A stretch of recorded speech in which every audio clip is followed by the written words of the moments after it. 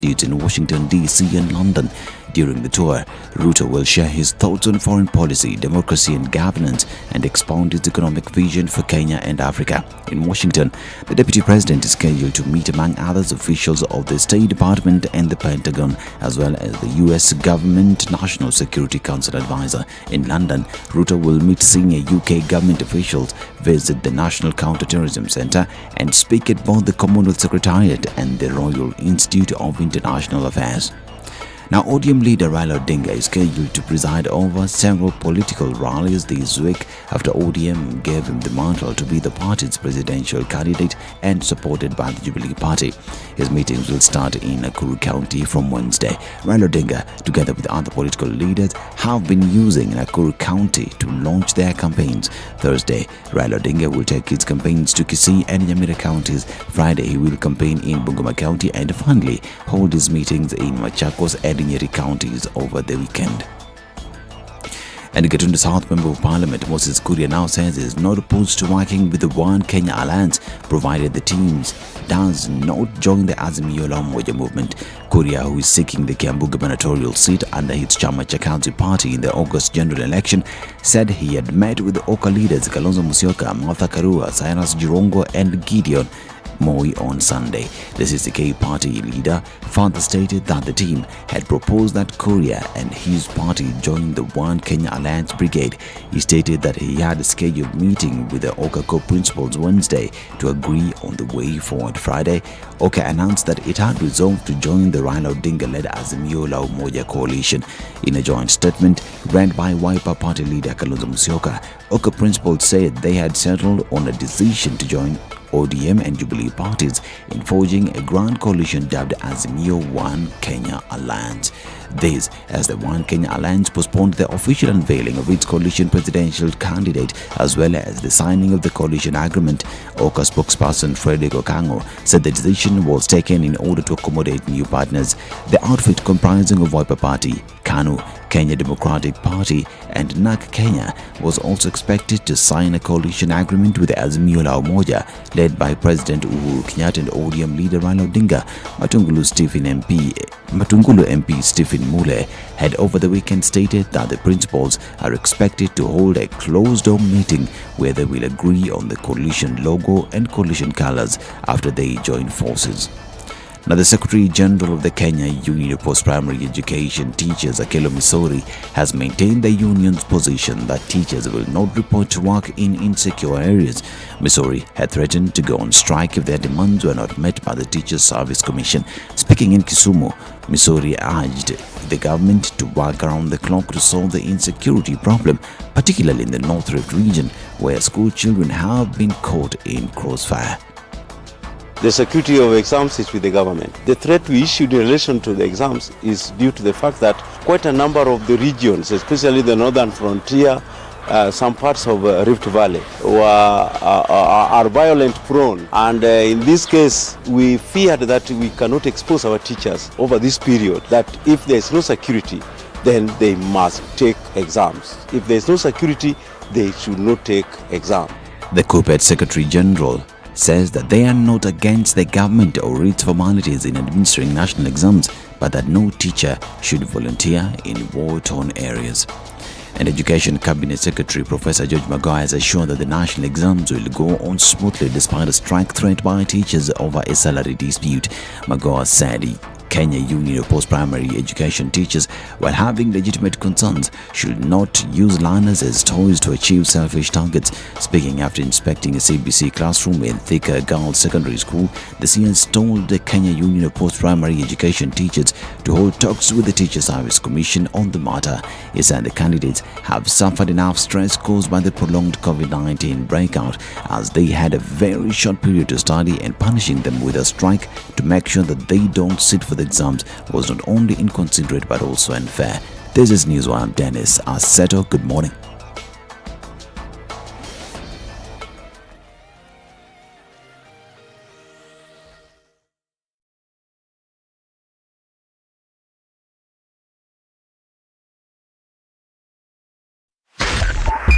SpiceFM, Nyeri. The following takes place from 6 a.m. to 10 a.m. every weekday on Spice FM. No, this wheelbarrow, how can you give people wheelbarrow? His party symbol is an umbrella. Is he distributing umbrellas in Makueni? Have you been told if we don't lock between 10 to 4, this is what we're saving? You try and call them, the same person who was in your house every day, because they know you are influential and you will give them votes. Call them after 1 month and see if they'll pick up their phone. Don't tell your member of parliament that you want him to come and build a school, you want him to come and do a hospital. That is not the work of the member. Now that we have devolution in this country, this resources should go to those devolved units. You have to have strong, independent institutions. And you have to have police who has the right to take the biggest town in the country and question, why did you do this and that, and send them to court if necessary. Joel Nkericho, good morning. Salama sana Eric, habari ya asubuhi. Salama kabisa. Mbunge wako ni nani? Anaitwa Seriousness Martin, hapa ni Ainamoi. Seriousness Martin, Ainamoi. Yes. Sasa ile juma namwambia yeye nini? Amalize aende. Asante sana. That's it. The Situation Room. It's Monday morning. And let's wake things up a little bit more than that and say that there's a little bit of traffic on Mombasa Road today, in and outbound. It won't be too crazy, hopefully. Past Maradima, that part of that road has been completed. North Airport Road has a little bit of traffic that's waking up to Monday morning as well. Let's take a look at the Thika Superhighway, where a little bit of traffic happening just around the Pangani underpass, coming out through then past the Utali Drift out towards Allsops. Not too much of an issue at all, flowing free and clear. We're looking at some traffic coming out of Westlands this morning. A little bit on Wayaki Way, some on James Gishuru coming out of where? Muga. But it's not too crazy. Into the CBD this morning, a little bit of traffic here and there. Smattering of traffic is what we're going to call it this Monday. Let's keep things moving and let's see how February ends. SpiceFM KE on Twitter. Talk to us there or text on 40217.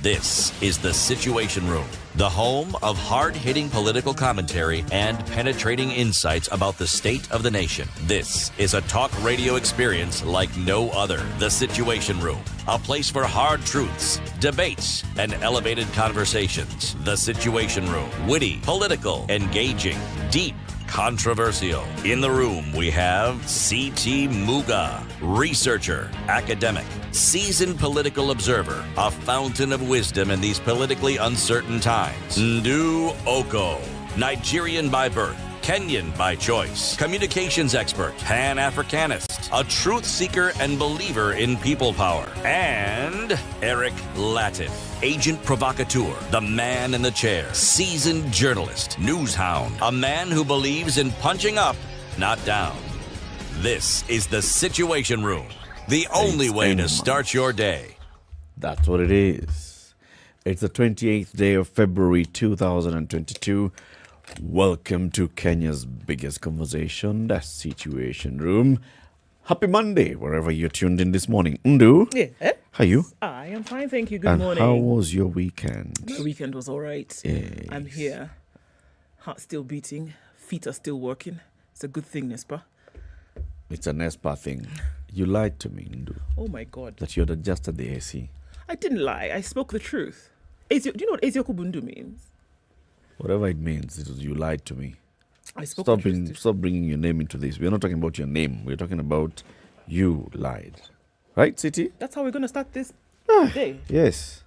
Sheesh. Calling out the truth. You know I'm not the only one in this building, right? How are you, City? Wow. I'm very well, thank you. I'm still wondering, what did she lie about exactly? Oh, my brother, I don't understand. She said she had switched off. I did switch it off. But like I said, I'm not the only one in this building. I'm not the only one in this room. Well, you were the only one in this room when we entered. City, how are you? Believe it or not, I'm very well. Yes. We believe it. How's the weekend? The weekend was actually very well.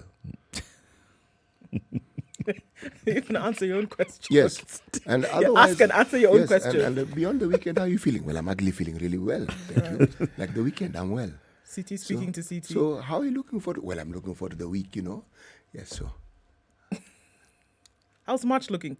How's that expressway looking, CT? This one, June. June.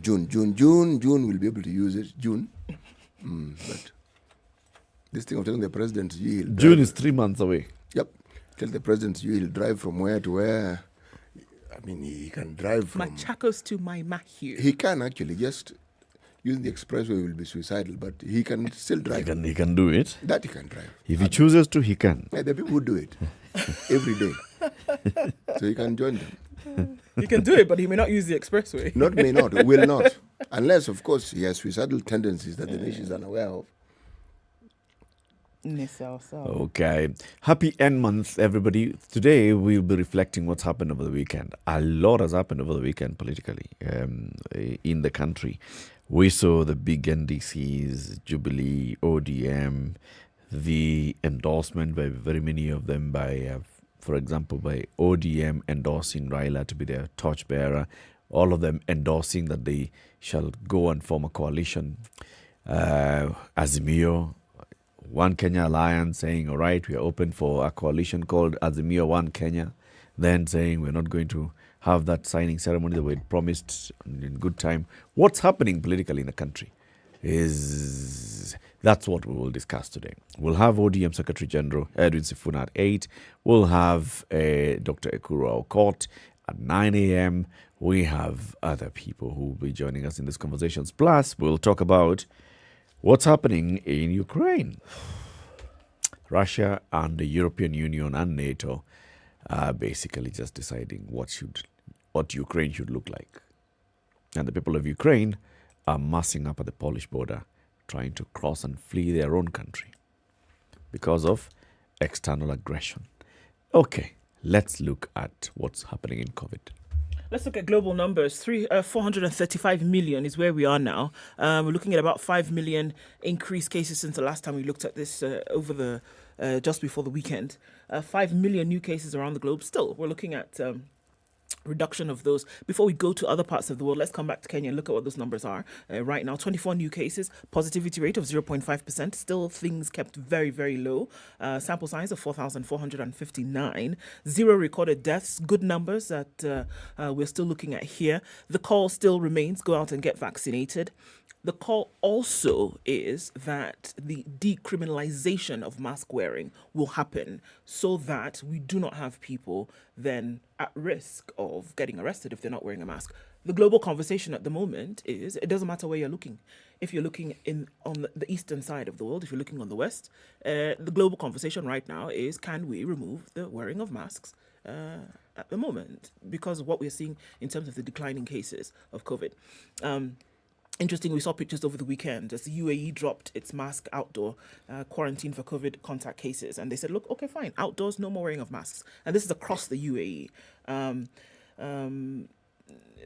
They ended a requirement to wear face masks outdoors and obligatory quarantine for COVID-19 contact cases. Fully vaccinated passengers arriving in the country will no longer require PCR tests. And the National Emergency Crisis and Disaster Management Authority is updated in updated guidance that went into effect Saturday. So, for economic and tourist sectors, physical distancing has been cancelled, while mask wearing is closed.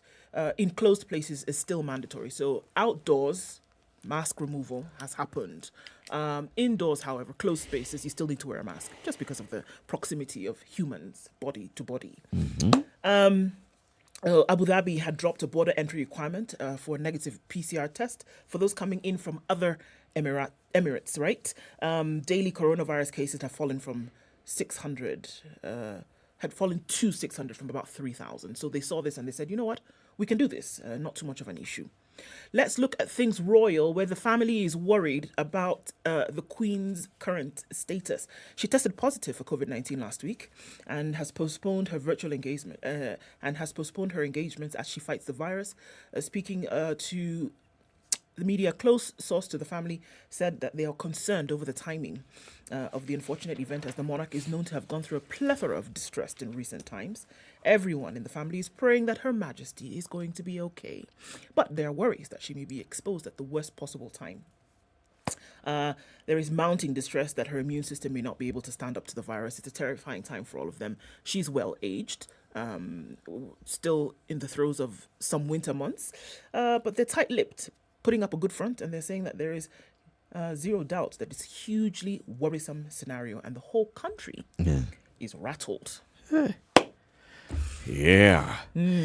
Okay, keep you here for more on that. Listen, we are live streaming the show on SpiceFM KE on YouTube and Facebook. Are you online? If you are, please say hello, say good morning. We'll be doing a roll call shortly after we take a look at the weather forecast for the country, the rest of the world, and where else?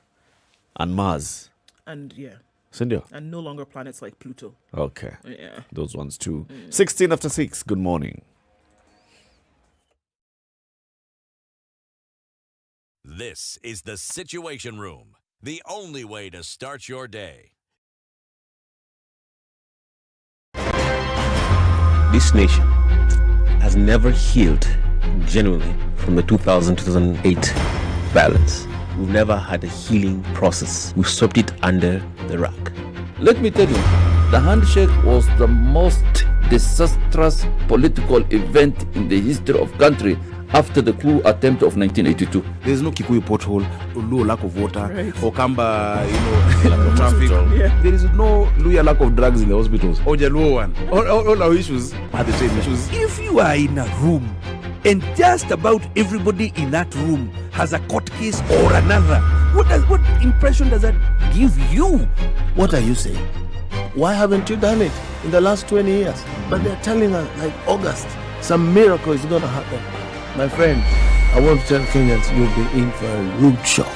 The Situation Room, Kenya's biggest conversation. Clear conditions in Nairobi at 18, highs of 27 and lows of 16 this Monday. It's also clear in Nakuru at 14, highs of 29 and lows of 13. 12 will be the low in a clear Nyeri, currently at 13, and we'll see highs of 27 into Monday. It's clear at 12 in Eldoret, highs of 26 and lows of 11. We will see mostly cloudy conditions in Mombasa this morning at 26, highs of 32 and lows of 25. In Malindi, mostly cloudy at 27, highs of 31 and lows of 26. It's clear in Kisumu at 20, highs of 30 and lows of 19, while in Kakamega, clear at 16, highs of 32 today and lows of 14. Kampala is mostly clear at 21, highs of 28 and lows of 20, and it's raining in Dar es Salaam this morning at 27. We'll see highs of 31 and lows of 26. All right, Johannesburg, mostly cloudy at 15, highs of 26 and lows of 14, and it'll be a clear morning in Lagos at 27 currently, highs of 33 and back down to lows of 27. It's clear in Kinshasa, highs of 33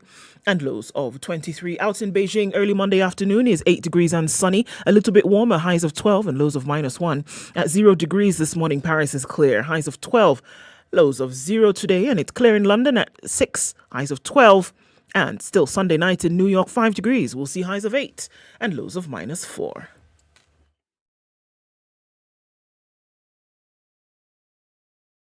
Spice FM. Spice up your life. Mature, intelligent talk every morning. Spice up yourself.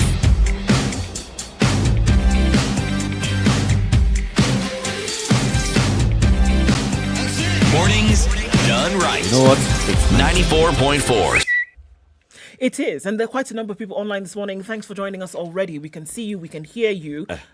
Jack Sangura, good morning from Emuhaya. Emuhaya, aiming higher. I always wanted to say that. Okay, Vinnie Prince is tuned in from the CBD this morning. Shix Lese says, good morning, and rainbows and bunnies to you, CT. Ondicho, Kwamtusi Mwingi is where he's tuned in from and says, Happy New Week, February Eve. Actually, would be March Eve. Today is the eve of March, right? Robert Mbogo says, good morning, tuning from Mombasa. And Victor says, good morning, guys. Karibuni, we never left. That's good. Ellie Kibet says, good morning, my people. Good morning to you too, person. Benson Mumo tuning from Tongwe in Mombasa. And Stanley says, hello, good morning. February comes to an end. Looking forward to March 2022 from County 032, which is... 032. Yes. Why Vida Joroge is tuned in and listening from Parklands. Happy Monday, guys. Thanks for joining us. Welcome, everybody. CT, where are we today? We are still in Algeria for today. Then tomorrow we move to yet another North African country. Wow. Okay. One hand cannot applaud. One hand cannot applaud. Oh, you know how Eskimos clap? How do they do it? With one hand? Yeah, you can do it with one hand. It's not complete. Oh, for sure, okay. Because you're using your definition of applause. And do the Eskimos know that that's how they clap? They do. Okay, just asking. Why? Why do they want to cause a sound? I don't know.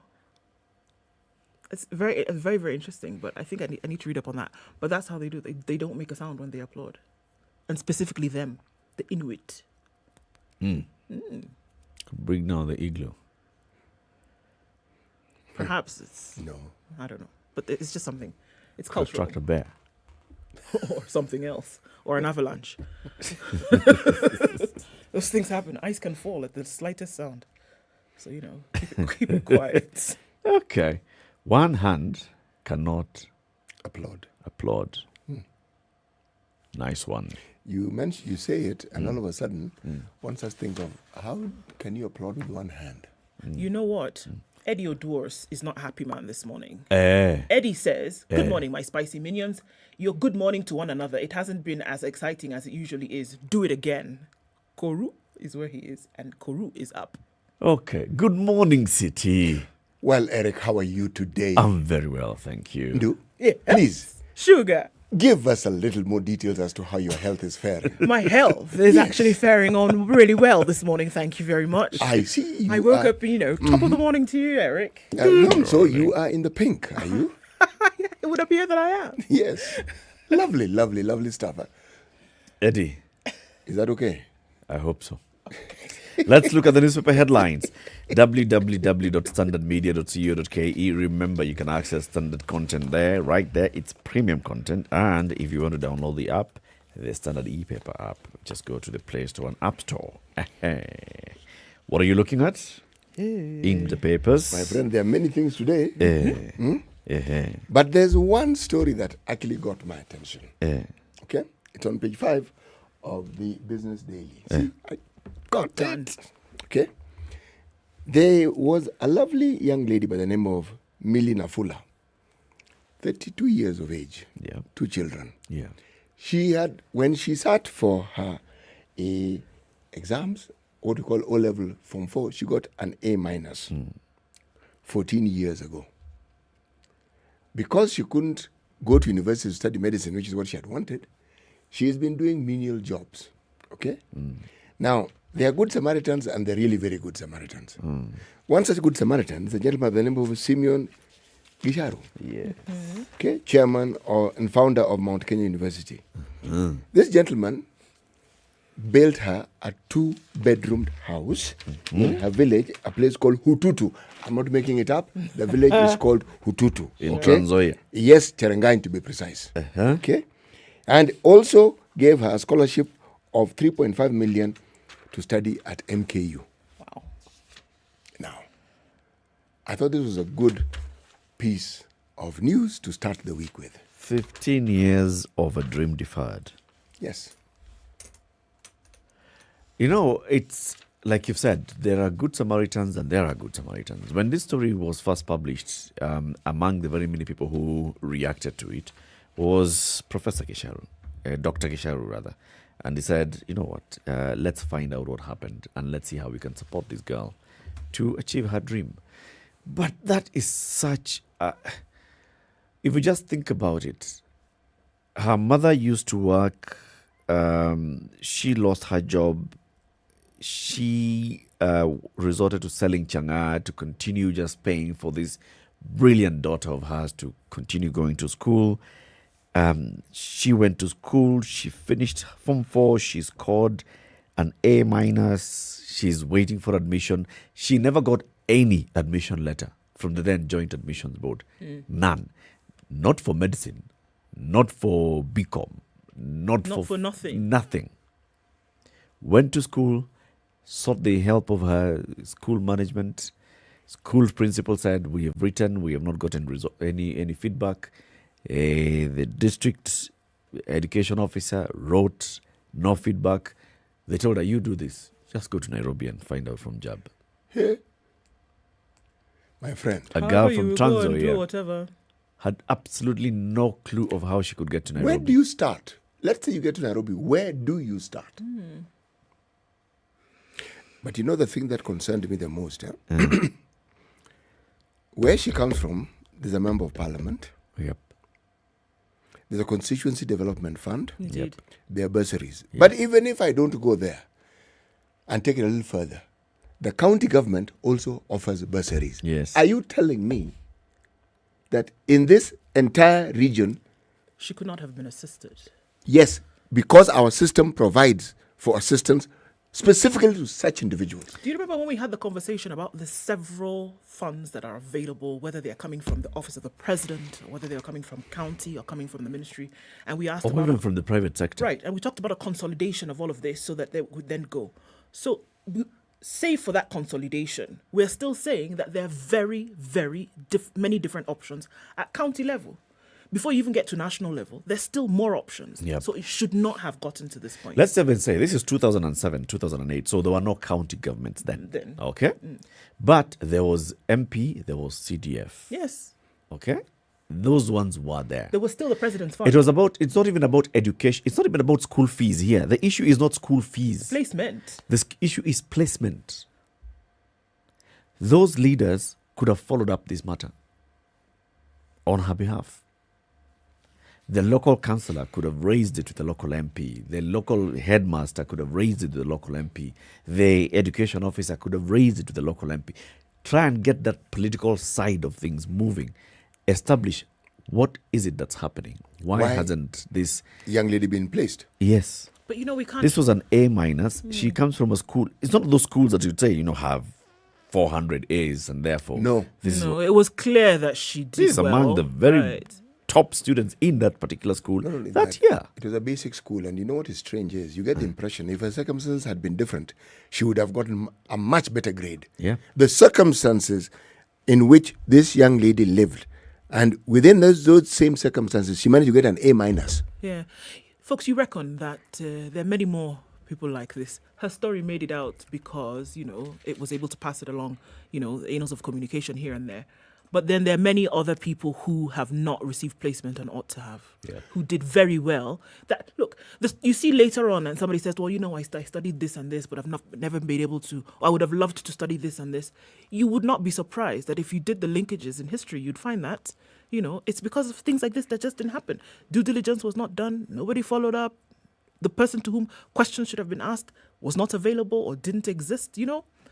How many more people then lost a chance at a quality education? Because to ensure such people actually get a leg up, don't give a hoot. Right. Yep. Their focus is anything other than this. Then help and development. Yes. Yeah. Because how does such a person fall through the cracks? You're telling me that constituency was awash with people who had A-. Yeah, so they got a bit confused because, there were so many on the list, we just didn't know, who to give and who not to give. Yeah. We didn't even know whether, they went to school or not. I mean, people get A's here. So it's a normal occurrence. You can't really talk about it like that. It's so unfortunate, the kind of turn that her life took. Her mother died, her elder sister died. She had to now start doing manual jobs to support her siblings. She works for an M-Pesa facility. She falls victim to fraudsters. She has to work for the employer in different ways at half pay, just in order to be able to pay back the money that has been lost.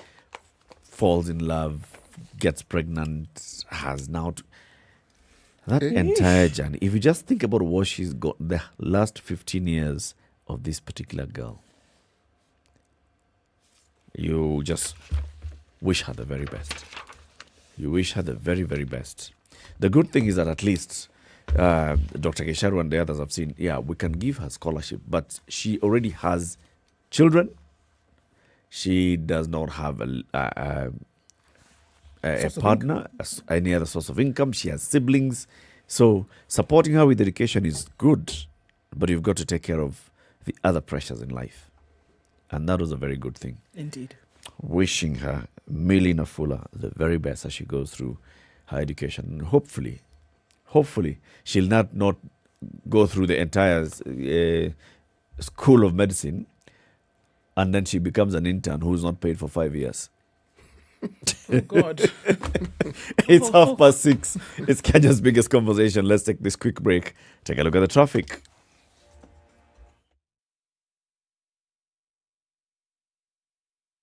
This is the Situation Room, the only way to start your day. I like listening to you guys. You're the default radio station in my car in the morning. Even the children listen to you guys. I agree Parliament has failed this country. And I will say it again. We have not done what we should have done. We know in this country, the Kenya prison sector is one of the most underfunded sector. The way it is being done and the way we're calling it Huduma Number Msema Kweli is because all records will be there. You know, there are people who are now billionaires with no history as to how they got all these assets. Yes. Anything that the president does that is not in accord with the constitution is an illegal act. You know, he shouldn't be doing it and he should be sitting here and trying to sort of guise it up. I totally believe live transmission of results and allowing Kenyans to be able to view all these results. I believe that it will be impossible to steal elections. The Situation. All right, gridlock right around Muthui this morning, and we're looking at traffic coming off the Thika Superhighway. Oh my goodness, folks are already having a hard time with this today. 1 minute after 6:30. The traffic also coming all the way from Roy Sambo today does not look pretty at all. And we're going to see that it's probably going to increase as we go along. Coming out of Western still continues to be an issue. Jogo Road already packed and really tight this morning. Going towards the Eastern Bypass, just at that junction, as you head towards the junction, heading towards Kangundo Road, some traffic there. Southern Bypass looking free and clear. There's an option for you to use getting into the city. All right, Langata Road already piling up as well. Everybody getting into the CBD. Looks like it's going to be that Monday. How about we hang tight and see what it looks like in a short while? Be as careful as you can on the streets this morning. Let us know what you see. What's rocking in your neck of the woods? Talk to us on SpiceFM KE on Twitter.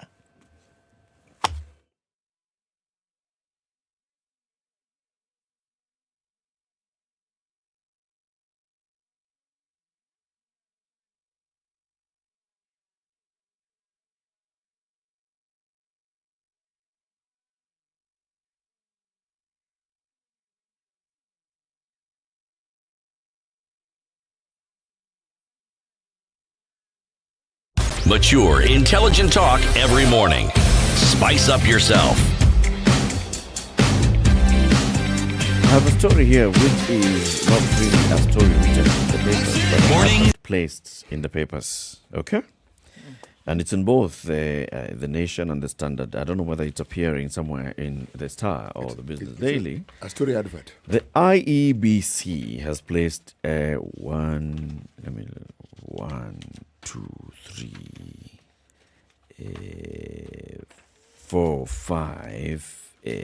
5-page advertisement in the papers today.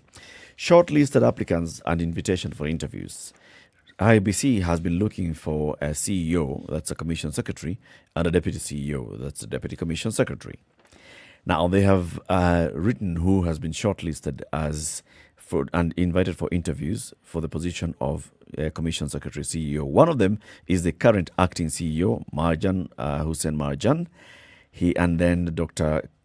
George Kamau Mishugu, Ms. Zephania Aura Okoh, Dr. Joel Mabonga, and Ms. Nancy Kariuki Wanjiko. 5 shortlisted candidates for the position of CEO. Then they have also written, just for purposes of transparency, all applicants for the position of Commission Secretary and Chief Executive Officer. They've written their names, their gender, their home county, highest academic qualification. All applicants were 100, 200, 300 for position of just CEO. 511 people had applied for this position. Of one position? Yes. IEBC CEO. Wow. Remember, the former substantive CEO is the current CEO of Director General of the Communications Authority. Yeah. Yes? 511 people had applied for this one position of CEO IEBC. They have shortlisted 5. Highest academic qualification, 2 of them have doctorate degrees, 3 of them have master's degrees. Of all those who had applied, majority of them had at least 2 degrees, a master's degree, many with doctorate degrees, many with bachelor's degrees. 511. Second position is the deputy CEO. They have shortlisted 10 people. Said Nuno Roble, Obadia Keitani Kipkoech, Osman Ibrahim Hassan, Naisiae Tobiko Paloshe, Nelly Ilongo, Joyce Ekwam Narumbe Idumu, Frederick Riaga Ogalo, Simon Cheruyot Kiplagat, Ruth Kulundu Songa Katlievi, and John Mwangi Mohia. 10 shortlisted for the position of Deputy CEO, all with the highest academic qualification of a master's degree. How many people had applied for position of Deputy CEO? I am looking at 100, 200, turn the page, 300, 500, 800, 860 applicants for position of Deputy CEO. You're not of making IEBC. this up, are you? No, it's in the papers. It's in the papers. Okay. It's 860. And by the way, you don't need to count. They've counted it for you. They've written there from number 1 To number 800. to number 860. Olimma. They had applied for position of Deputy CEO. 511 had applied for position of CEO. What does that tell you? A couple of things. That either a lot of people want to work for the IEBC, or a lot of people are another one. People are not satisfied where they are currently working, or people don't have people jobs. don't have jobs. Could be one People of are three. looking for an opportunity. Yeah, people are looking for opportunities. You can imagine, and everybody knew it's one position, but everybody's going to throw their hat into the ring and see if they can be selected in terms of an opportunity. In addition to that, I also see hope. We have a population of very hopeful people. Indeed, that tomorrow can be better. Yes, that there's that chance that you may be the one who's picked for this, because everyone who applies believes that they can do the job. They're the Yes. one. Yes. Yeah. And you see, the one thing about these details, they don't tell us what these people are doing at present. This is it. Yep. One can only assume that it's a mix of people who It's either people have either- jobs, those who are looking, and those who are looking to move up or away. You're saying it's okay, I'm going to give it a shot. Yeah. Nothing It's to the lose, yeah. resilience of the Kenyan people. Haven't we seen this before? We saw the same thing with the JSC. Even the same IEBC for the position of the commissioners. Of the commissioners, yes, we did. Did you see the list of people? Thousands had applied for position of commissioner. Yes. Yeah. And each of them believed, you know what? I'm the one. I'm the one. Yeah. Okay, moments of truth for 2.1 million learners of KCPE and KCSE as exams begin. The school year closes Wednesday. Schools are set to close for 2 months starting this week, paving way for national examinations for some 2.1 million candidates registered for the 2021 Kenya Certificate of Primary Education and Kenya Certificate of Secondary Education. Preparations for the rollout of grade 6 also kicks off as the present grade 5 learners will transition to the new class when schools open in April. So remember, it's been, getting to the point where now you're grading the former 844. And so the next class to be affected is grade 6. We've done all the way until grade 5 now. And so the current grade 5s will now be entering into grade 6. And then next year we'll see it become grade 7. Like that. The government will also be facing the headache of making sure the additional classrooms to anchor junior secondary schools will be ready as transitions beckon early next year. The 10 billion shillings, I believe it was, that was earmarked and maybe in some cases released. We heard from the ministry that classrooms had already started in terms of construction around the country, not quite sure where they are. I did say that I was going to try and look out for that. Not been able to get that information yet in terms of which areas these schools have been built or are currently being constructed. But we shall continue. Education Cabinet Secretary George Magoha is also expected to address emerging concerns on where the junior secondary schools will be domiciled, as some stakeholders argue that they are retained in primary institutions.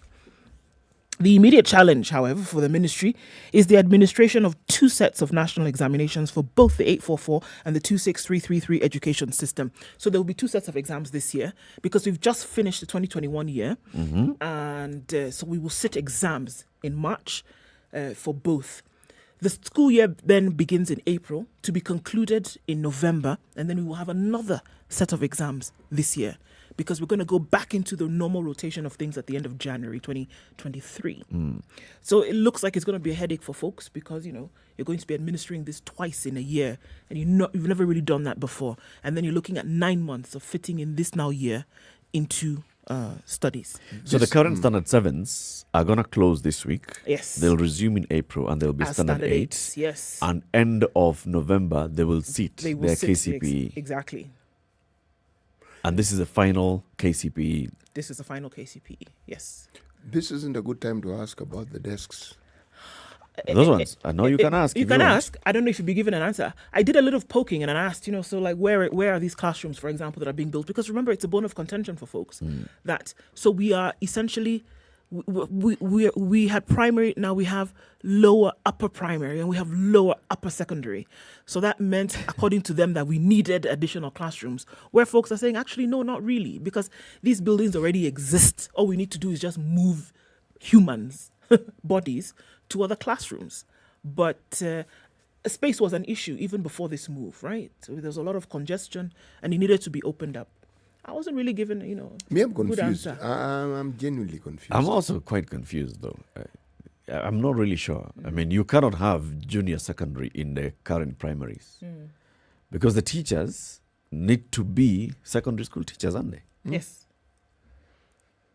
Whereas, because we're looking at specific subject work, remember? Yeah. We're looking at, when you get to, especially in this new system, when you get to secondary school, you're looking at subject-specific learning.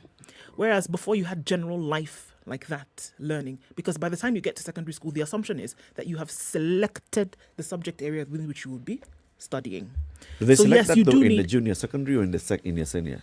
In their senior. It's in the senior. after the first 2 years of junior secondary. Yes. Then now you become either going into the arts or the sciences, in the senior secondary. But still, even in the junior secondary, you are going to need a biology lab. You need your subject You need to have the labs there. Yes. You need to, because you're going to have, you're learning that. That is why and those are not available in primary. Exactly. That is why there is this course. There's this split that some are saying, no, we can continue. But no, you don't. You cannot. Because you need subject-specific requirements for this to happen. How are you going to teach your chemistry in a primary school where these labs don't exist? It's basic here, So that's why they're saying that they could be under pressure because, there's a lot that has not been done. Yeah. So it is clear it isn't a good time to ask about the desks. Yeah, maybe not right now, CT. Maybe just give it a minute. I think the people at the ministry already have figured it out in terms of how they're working it out. They're just not telling everybody else. It's just that the information is not reaching to our desk. I suspect at some level they're also as confused as we are. Yeah. Because they're juggling with a lot. You see, the plan in itself may not appear complicated. The implementation is what we always grapple with. And then there's a little detail of how you finance this implementation. There's talk about money, there's talk about allocation, but as to whether it's actually released and it gets to do what it is purposed for, that is also always a very, very, very different discussion. So I think, anyway, right. This is going to be a tough one. Let's take this quick break and then we come back and look at more newspaper headlines. A very good morning to you. It's 16 minutes to 7, Kenya's biggest conversation. Julius says, you guys have no idea what Raya have to go through to get these bursaries. My life is a story almost similar to that of the Cherangani lady, 16 years later. But of course, you're never going to hear me unless I cause drama to draw the attention of the media. All right, Julius, you've got our attention. 0719-012-600. Let's hear your story. That's 0719-012-600, Julius. Let us hear your story. 16 years later. So, what's the story? Let's take that break.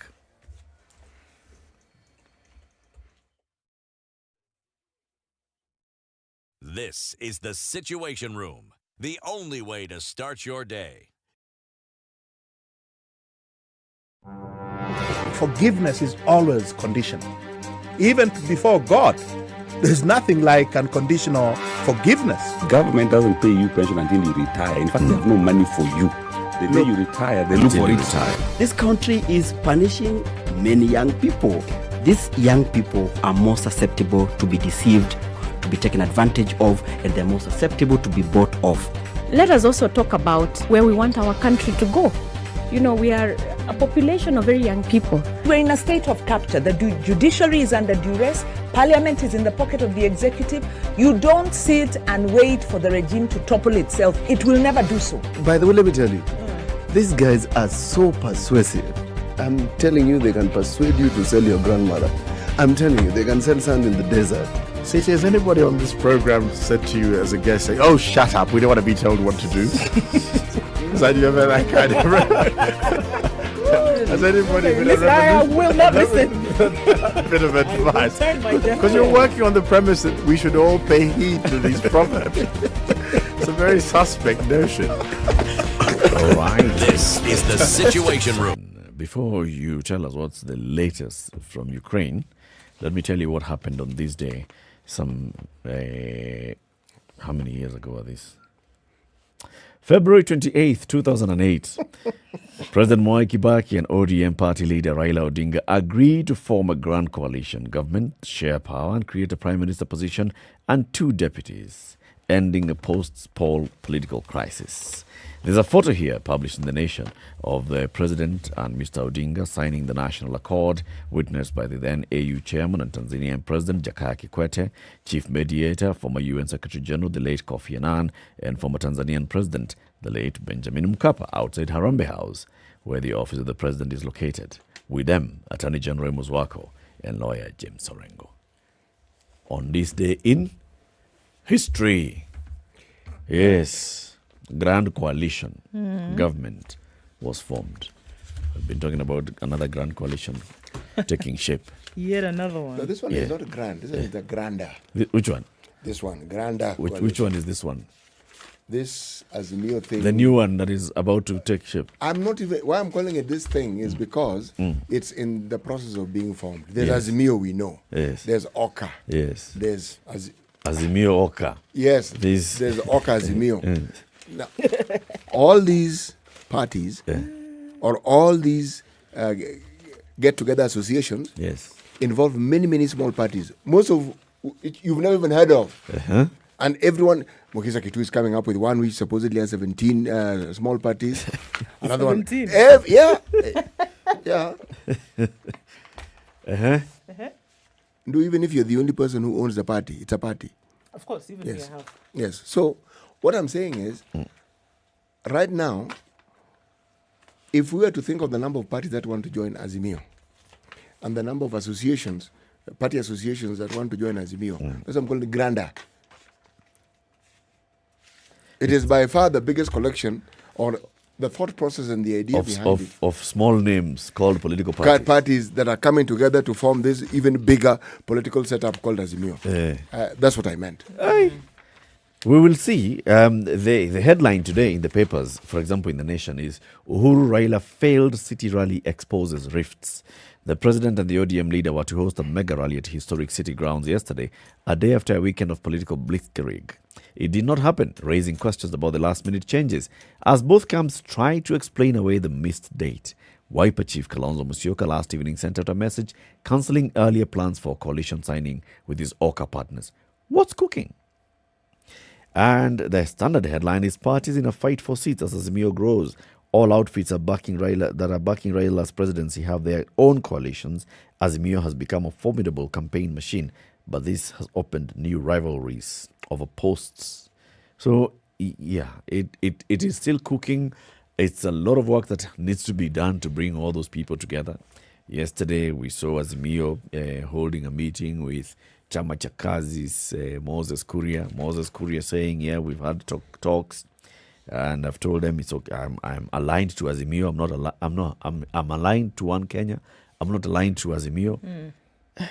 So, many stories. So, Ukraine. Confuse. You know, there are many things that one can say about Ukraine. Yes. The history is interesting. The problems that they've had up to now is interesting. But the thing that caught my attention as I was looking at the news items emanating from there, the refugees, many of whom are pouring into Poland, some going to some of the smaller countries that are neighboring. They talk about people going to Romania. I looked at the idea of a refugee from Ukraine, and I thought of refugees from East Africa. My friend, it's a world of difference. World of difference in this sense. People had luggage with them, not one, what we would call in plural luggages. Uh-huh. Okay.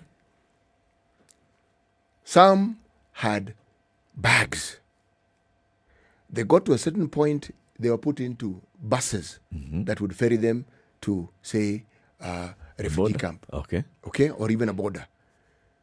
But many were walking. And I thought of the refugee situation in East Africa where you find someone walking with the children and there's nothing else that they have. I mean, nothing. There's no bag, there's nothing. They're just walking.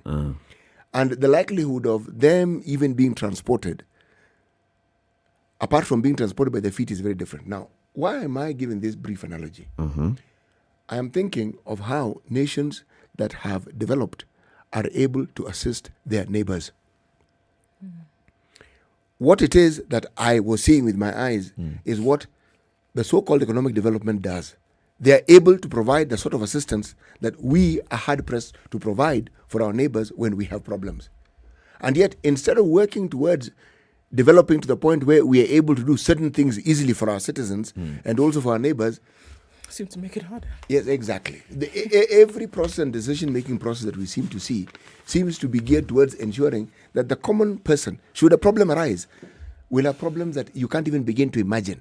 And that's the problem they're going to deal with. And yet, even now, when we have peace, the problems that the simple citizen has to go through on a daily basis is profound. But also, look, okay, so they're developed, they're good at... People are still camping at those border points for hours and days as they get processed. And it's a painful thing because it's really cold. What also caught my attention is videos emanating from Ukraine at the Polish border, recorded by people of African descent. People of color. Yes. And basically, many of them even shouting in the video and saying, we are students, because they're being pushed back. Priority for processing of immigrants is being given to Ukrainian citizens. It's not for everybody who's in Ukraine who is feeling threatened. Okay? Now you can imagine, in the video you can hear people, West African origin, others are saying they're from East Africa, whatever. They are saying, we are students, we've been here. We are trying to cross, but you're being told, come on, wait. We have a priority list. Has the debate not been who is actually stopping them? Is it the Polish guards or is it the Ukrainian guards? That has also been a debate. But either which way, it doesn't really matter, does it? Should it really matter? No, it shouldn't matter. It shouldn't matter. They're seeking to cross. Are they clear on what they want? What they're humans asking seeking refuge. Yes. They're humans seeking refuge. And do they have documentation? Yes, they do. Let's even say they don't have documentation. They're humans seeking refuge. This is the point where they are clearly in Ukraine. Are they crossing over? Can we be saying that, these are Africans trying to take advantage of to enter Poland? There's no boat. There's no boat that could have landed in the Black Sea Yes. and taken them to Ukraine, and now they're seeking to cross over. Nothing. All those things. Nothing. Let's talk also about then the other side of things, which is the reaction and response from Europe and from NATO. So on top of the economic sanctions that have been announced by the various countries and the European Union collectively, there's also now NATO talking about the kind of support, military support that they're offering to Ukraine. Biden has pledged billions of dollars to support Ukraine. Germany is sending troops. France, they're saying we are going to support Ukraine's military. The latest one is they're going to support Ukraine's Air Force. This is just spinning. Very quickly. But remember, Eric, one of the things that when the USSR broke up, in the intervening years, one of the things that happened, all those small states that formed the 15-strong USSR pact, they joined EU and they joined NATO. Yes. Okay? But they were not Ukraine. Ukraine's position in USSR was not only pivotal, it was crucial, and it was strategic. All the ammunition and all the big factories that built these things were actually in Ukraine. Okay? Indeed, over time, they took back to Russia all this. But that part of Ukraine which has always seen Russian occupation is rich in iron ore, it's rich in minerals, it's rich farmland. And over the years, if you look at the USSR policy, their occupation was not just the army. No. They made sure that citizens of Russia would come and actually live. They understood occupation to be you bring your own people to actually live here, so that a sizable population of people who speak your language and who have that culture. But if you go even further back in history, they were actually one people. Yeah, before this division of Russia and what have you. But of significance, Ukraine, unfortunately for Ukraine, did not cease to be of great importance to the USSR.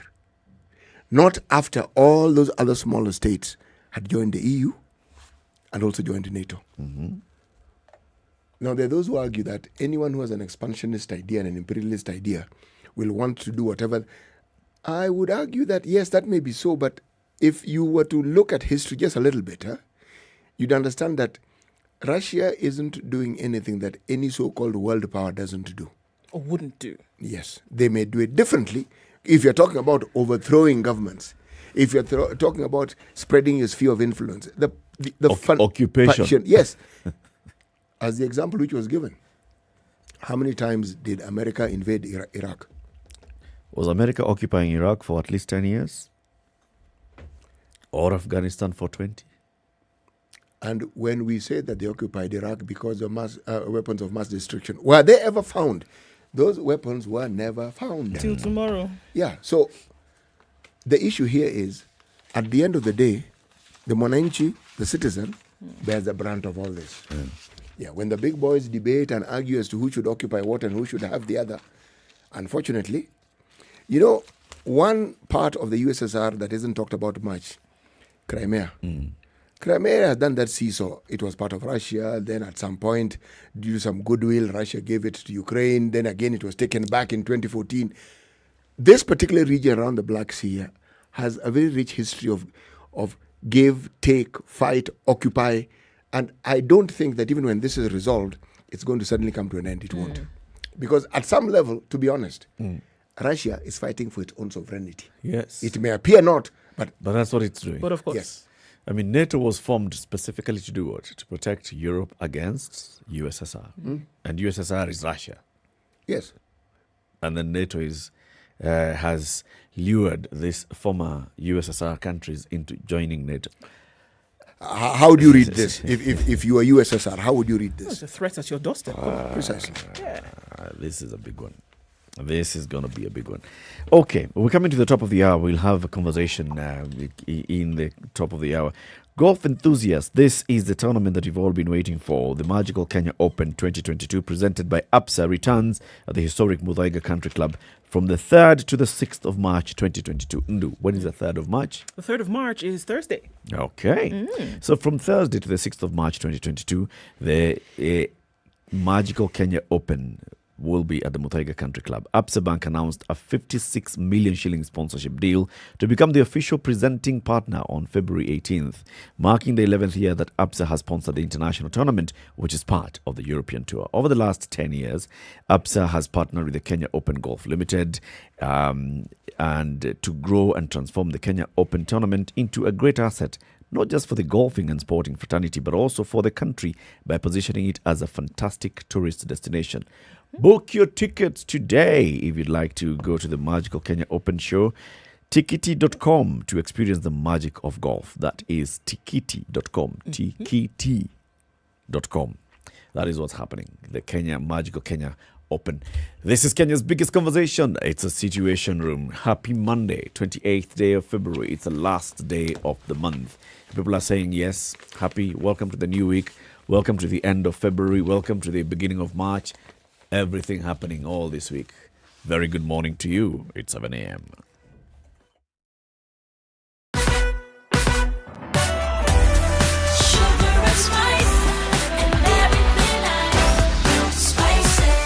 Spice up your life.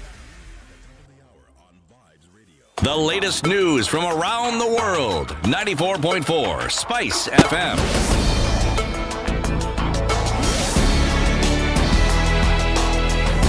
Good morning, this is Dennis Assetto. Deputy President William Ruto has landed in the United States of America as he starts his 12-day tour of the United States and the United Kingdom, where he will also meet Kenyans in the diaspora. Ruto's presidential campaign head of international relations, Babu Namwamba, had earlier stated that the DP tour was honoring invites by senior officials and top policy institutes in Washington, D.C. and London. During the tour, Ruto will share his thoughts on foreign policy, democracy and governance and expound his economic vision for Kenya and Africa. In Washington, the Deputy President is scheduled to meet among others officials of the State Department and the Pentagon, as well as the U.S. Government National Security Council advisor. In London, Ruto will meet senior UK government officials, visit the National Counter-Terrorism Centre and speak at both the Commonwealth Secretariat and the Royal Institute of International Affairs. And ODM leader Raila Odinga is scheduled to preside over several political rallies this week after ODM gave him the mantle to be the party's presidential candidate and supported by the Jubilee Party. His meetings will start in Nakuru County from Wednesday. Raila Odinga, together with other political leaders, have been using Nakuru County to launch their campaign. Thursday, Raila Odinga will take his campaigns to Kisii and Nyeri counties. Friday, he will campaign in Bungoma County and finally hold his meetings in Machakos and Nyeri counties over the weekend. Now, Gatundu South Member of Parliament Moses Kuria now says he is not opposed to working with the One Kenya Alliance, provided the team does not join the Azimio La Umoja movement. Kuria, who is seeking the Kiambu gubernatorial seat under his Chama Cha Kazi party in the August general election, said he had met with the Oka leaders Kalonzo Musyoka, Martha Karua, Cyrus Jirongo and Gideon Moi Sunday. The CCK party leader further stated that the team had proposed that Kuria and his party join the Oka brigade. He stated that he had a scheduled meeting with the Oka co-principals Wednesday to agree on the way forward. Friday, Oka announced that it had resolved to join the Raila Odinga-led Azimio La Umoja movement. In a joint statement read by Wiper Party leader Kalonzo Musyoka, Oka principals said they had settled on a decision to join ODM and the Jubilee parties in forging a grand coalition dubbed Azimio One Kenya Alliance. This as the One Kenya Alliance postponed the official unveiling of its coalition presidential candidate as well as signing the coalition agreement. Oka spokesperson Frederick Okango said the decision was taken in order to accommodate new partners. The outfit, comprising of Wiper Party, KANU, Democratic Party and NARC Kenya, was also expected to sign a coalition agreement with the Azimio La Umoja led by President Uhuru Kenyatta and ODM leader Raila Odinga. Matungulu MP Stephen Mude had, however, over the weekend stated that the principals are expected to hold a closed-door meeting where they will agree on the coalition logo and coalition colors after they join forces. Now, the Secretary General of the Kenya Union of Post-Primary Education Teachers, Kopet Akelo Misori, has maintained the union's position that teachers will not report to work in insecure areas. Misori had threatened to go on strike if their demands were not met by the Teacher Service Commission. Speaking in Kisumu, Misori urged the government to work around the clock to solve the insecurity problem, particularly in the North Rift, where school children have been caught in crossfire. The security of exams is with the government. The threat we issued in relation to the exams is due to the fact that quite a number of the regions, especially the northern frontier, some parts of Rift Valley, are violent prone. And in this case, we feared that we cannot expose our teachers over this period, that if there is no security, then they must take exams. If there is no security, they should not take exams. The Kopet Secretary General went on to say that they are not against the government or its formalities in administering national exams, but that no teacher should volunteer in war-torn areas. This as Education Cabinet Secretary Professor George Magoha has assured that the national exams will go on smoothly despite a strike threat by teachers over a salary dispute and insecurity. Magoha said Kenya Union of Post-Primary Education Teachers, while having legitimate concerns, should not use learners as toys to achieve selfish targets. Speaking after inspecting a CBC classroom in Thika Girls Secondary School, the CS told the Kenya Union of Post-Primary Education Teachers to hold talks with the Teacher Service Commission on the matter. He said the candidates have suffered enough stress caused by the prolonged COVID-19 breakout, as they had a very short period to study, and punishing them with a strike to make sure they do not sit for the exams was not only inconsiderate but also unfair. This is News Wire. Dennis Aseto. Good morning.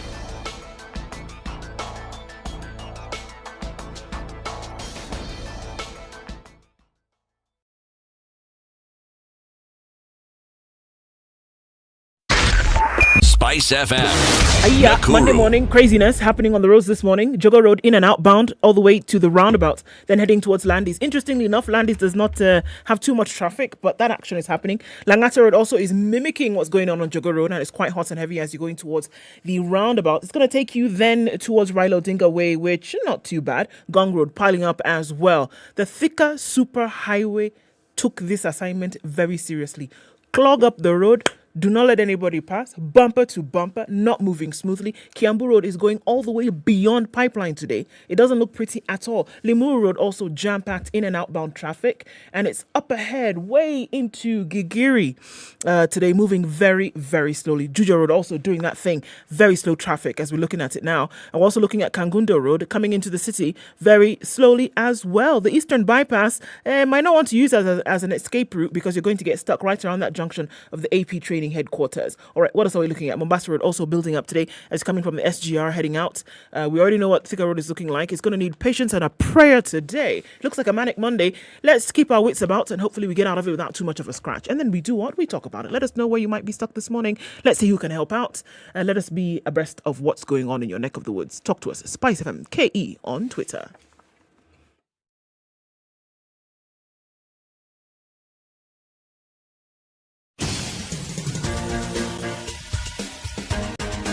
This is The Situation Room, the home of hard-hitting political commentary and penetrating insights about the state of the nation. This is a talk radio experience like no other. The Situation Room, a place for hard truths, debates, and elevated conversations. The Situation Room, witty, political, engaging, deep, controversial. In the room, we have C.T. Muga, researcher, academic, seasoned political observer, a fountain of wisdom in these politically uncertain times. Ndu Okoh, Nigerian by birth, Kenyan by choice, communications expert, Pan-Africanist, a truth seeker and believer in people power, and Eric Latiff, agent provocateur, the man in the chair, seasoned journalist, news hound, a man who believes in punching up, not down. This is The Situation Room. Good morning. The How only are you way doing? to Happy start Monday. your day. Thank you very much for tuning in to Kenya's biggest conversation, The Situation Room on SpiceFM and SpiceFM KE on YouTube and Facebook. CT has the day's proverb. One hand cannot applaud. And this is from? Algeria. It's an Algerian proverb. One hand Cannot applaud. Kidole kimoja hakiui chawa. Kidole is not finger? It is. Okay, just checking. Yeah, it's how. It's how. Yeah. Okay. Yeah. And plural is? Of what? Kidole. Vidole. Good. Ah, see? Okay. Eh? That is plural is what? Vidole. Yes. And chawa? I have no idea. Je ne sais pas. You think she's going to say vichawa? I'm a viawa. I know what you're trying to do. I cannot be hoodwinked. Kama chama ni vyama. Chawa? Ni vyawa. Ni what? What's chawa? Huh? What's the plural of chawa? Lice. The plural, not the translation. The plural of chawa is chawa. Oh, okay. Sawa. It's like mice and mice. Yes. Of mice and men. Lice. What's the plural of lice? It's no, lice is the plural. And singular? Louse. Yeah, mouse, See? mice. Yes. Suddenly we've understood. House heist. Nice try. You have an interesting story you want to share. Poor and vulnerable Kenyans are set to benefit from a new initiative. All right? Mm-hmm. If poor households will be listed in a register to enable the government identify those who are eligible for benefits under the social protection programs. Rather, all poor households will be listed.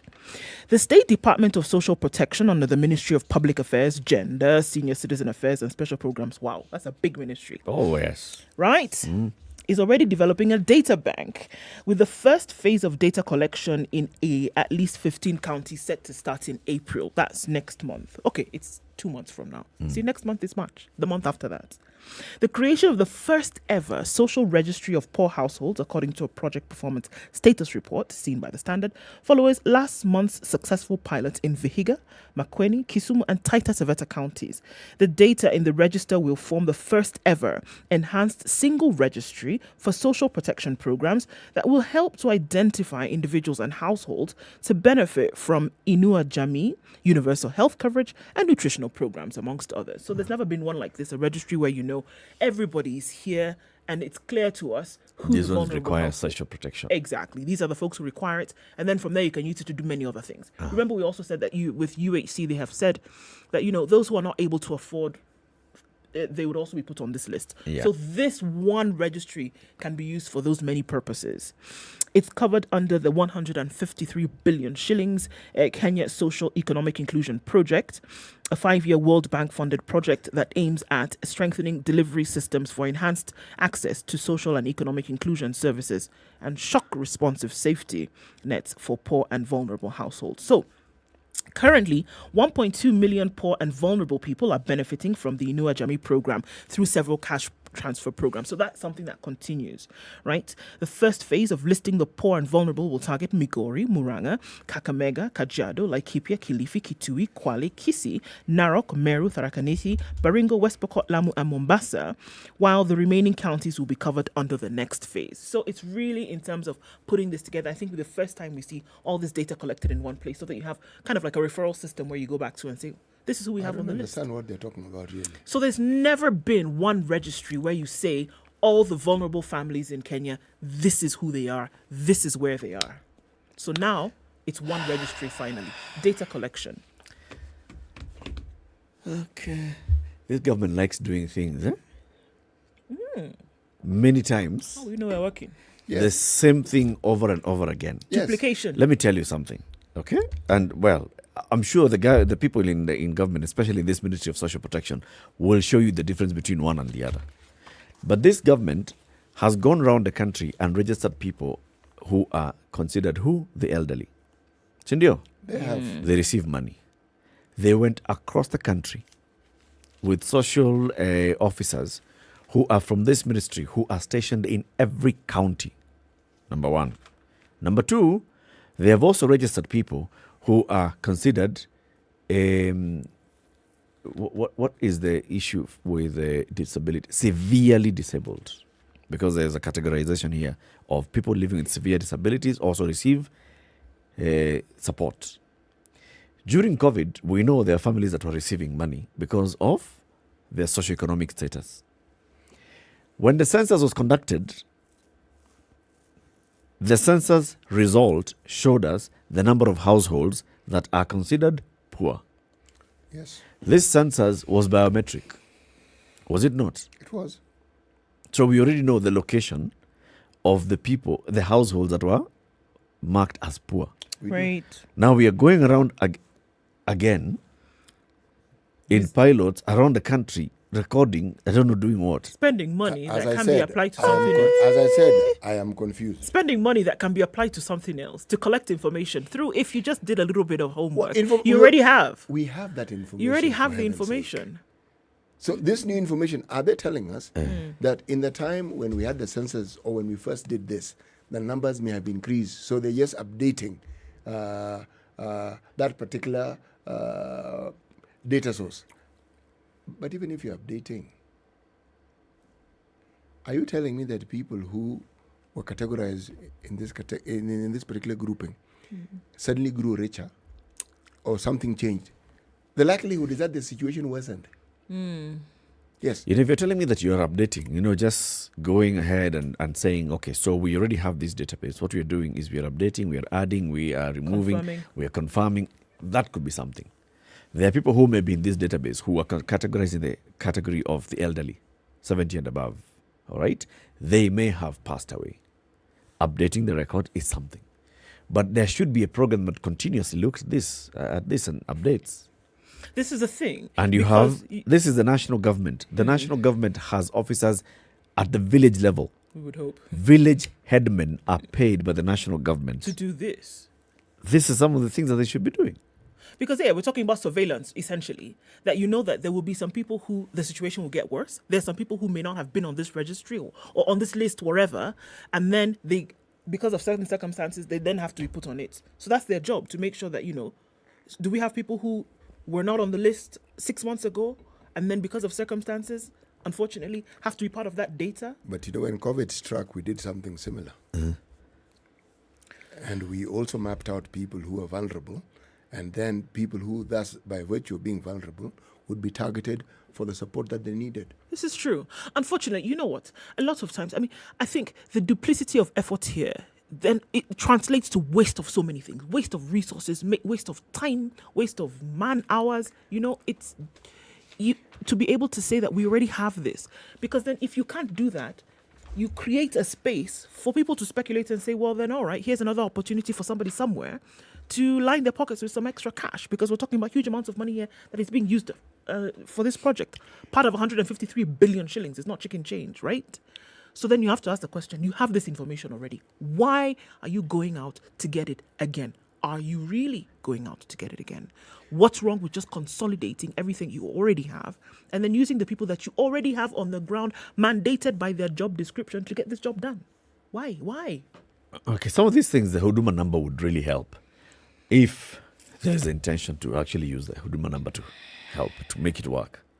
Because if you look at all these things, the number of funds that we have, so this is one, KSAPE, the Kenya Socio-Economic Inclusion Project, 153 billion shillings. What is the job of this? Strengthening delivery systems for enhanced access to social and economic inclusion services and shock-responsive safety nets for poor and vulnerable households. Blah, blah, blah, blah, blah. Long words. Higher. It will complement and build on the government's flagship National Safety Net Program, NSNP, which brings together the country's 4 main cash transfer programs focused on older persons, persons with severe disability, orphans and vulnerable children, and households subject to recurrent shocks due to drought under the operational framework commonly known as Inua Jamii. So Inua Jamii brings together all this, right? That's a National Safety Net Program. The old people, persons with severe disabilities, orphans and vulnerable children, households with which are considered poor, blah, blah, blah. How much money goes to them? Professor Kobia, who is a CS for this ministry, the giant ministry, released 8.5 billion shillings for payment to beneficiaries enrolled in the Inua Jamii program, which supports the most vulnerable members of the society. She also released 13 million shillings to top up the payment of 339,000 people enrolled in the Nutrition Improvement Through Cash and Health Education, NICHE, a program that aims at promoting nutrition. She also released 400 million shillings to vulnerable students under the Presidential Bursary Program last month, implemented under the ministry. All this money. And you were saying our database is not up to date. You ask yourself, so what has this State Department for Special Programs been doing? Because I know for sure that there were officers who work under the social protection in the government who have been on the ground doing this work Currently, of mapping people. Eric, beyond the mapping, currently there are ongoing programs where on a weekly basis still, by the way, we'll be surprised, but even till now, this money is being dispersed. So how is that being dispersed? Obviously, there's a network through which these individuals are working. Currently, today, there are people who are getting money on a weekly. So They do. I know I have a relative who, for me, is the barometer. I know when they get the money. I know when they don't get the money. Yeah. I know when they haven't gotten money for 3 months because I'm informed. And why do we need to do a pilot? Okay, so we did a pilot in how many projects in counties? Vihiga, Makueni, Kisumu, and Taita Taveta. What was the pilot? Pilot was performance status report, a registry of poor households. What are you talking about? We already know the poor households. We already have a program here called Households Subject to Recurrent Shocks Due to Drought. Hey, COVID. This was even before COVID. Even before COVID, there was a database of households that are considered poor. Long before COVID. All these Inua Jamii, all these programs were enforced. I know now. Even as we speak, with the rollout of UHC today, do you remember during the pilot phase of UHC in the 4 counties, Machakos, Isiolo, Nyeri and Kisumu, there were people who were going to hospital and they had not NHIF cards. These people were part of the list that was already earmarked as those who were vulnerable in society. How did they get it? From the counties. The counties have this information. They do. UHC has already, remember, we've even been told many times here, UHC has they've already mapped out, it is 5 million. They have a rough figure of 5 million. They just don't know who exactly is in the 5 million, and unless that's what they're telling us. Unless they don't know who the 5 million is made because out nobody, even in this Inua Jamii, that was an idea that there are people who would receive the support for NHIF enrollment from the government. It has never kicked off because one of the reasons, we don't know who. Okay? Yet the government already knows who it's supporting under Inua Jamii, who is either severely disabled, who is elderly, or who is from a poor household. The government already sends money there, but the government has not been sending that money to support them through NHIF. So these people who've been receiving this money for Inua Jamii are not covered under NHIF at present. The 1 million that are going to benefit from this indigent support in the rollout of UHC are not known. That's what the government is saying. They don't know. You wonder. But then there are departments within government, the same government, with their departments within who have this information. So why are we not talking to each other? This monster, this huge 75 million tentacled monster that is government, people are not talking to themselves. Somebody's saying something here, somebody's saying something here, and then the person with all this information is sitting in the corner with their hands, twiddling their thumbs. It's deliberate. Exactly. That's what I'm saying. It's deliberate. That's what I'm saying.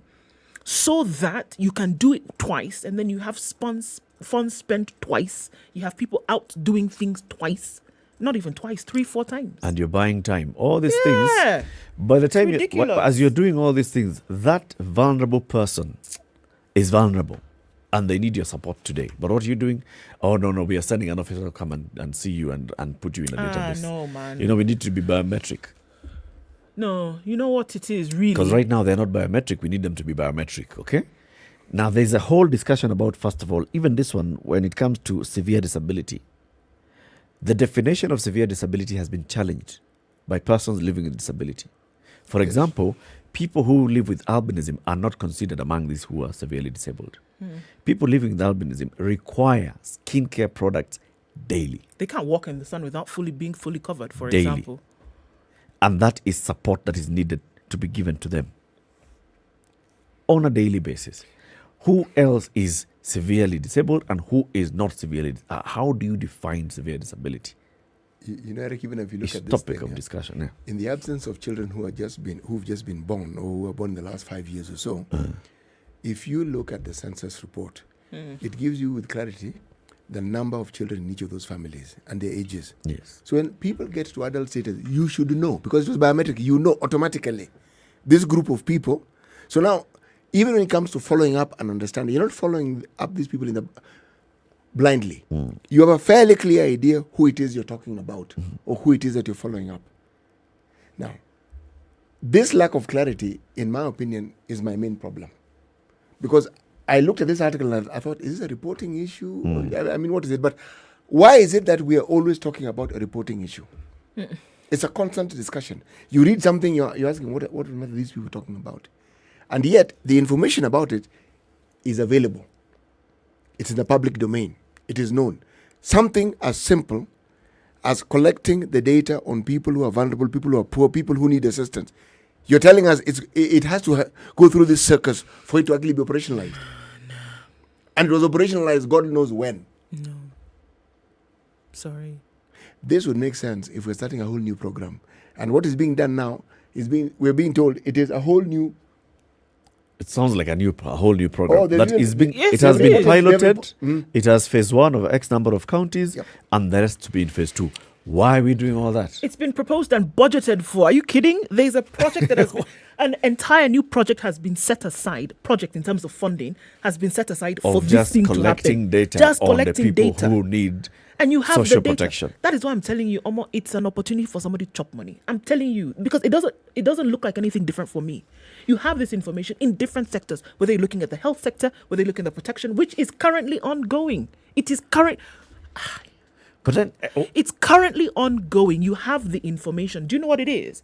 I'm sitting here with CT. The person who has the information that I need in order for us to do this is you. I'm not going to come to you because if I go the way of CT, I may get something extra in my basket. But you have it, and you can give it to me for free. It's actually different.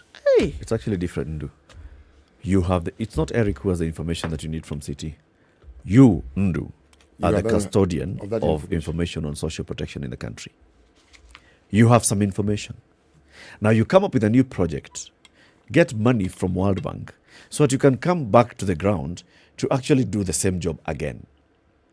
And you have the State Department for Social Protection is the one that is in charge of this database on Inua Jamii. You see, when Kobe is releasing all this money, 13 million to top up, blah, blah, blah. They've already started projects. It is information that they already have. The social officers in the county and constituency level are answerable to this State Department for Social Protection. This project that has been piloted in the 4 counties and is being rolled out in phase 1 and going to phase 2 later is by the same Social Protection Department of State, collecting data on people who are vulnerable. That's what I'm asking. Are we missing some? Is there something that maybe there's extra information? What are they talking about? Are we saying that because now we need to put them on biometrics for... why do we need to go back to the ground? We don't. And especially roll it out over many years. Because as you say, this first county shall be the first ones to benefit, and then the other county shall be the second to benefit. Those are people who actually need your support today. And with this, then you ask yourself, will the Elf-Sita take place within the first 5 years of a Raila presidency? Or will it be this same song and dance? Or now we are harmonizing our data. We need to collect the data. And we need some money to be able to collect this data. We have put aside the money. So now we are rolling out the Elf-Sita in a few counties first. And then, we don't even know who needs to get this Elf-Sita. Let's take a break. It's 27 minutes after 7. This is Kenya's biggest conversation. It's a situation room. Let's see how the roads are looking like, plus the weather forecast for the country and the rest of the world.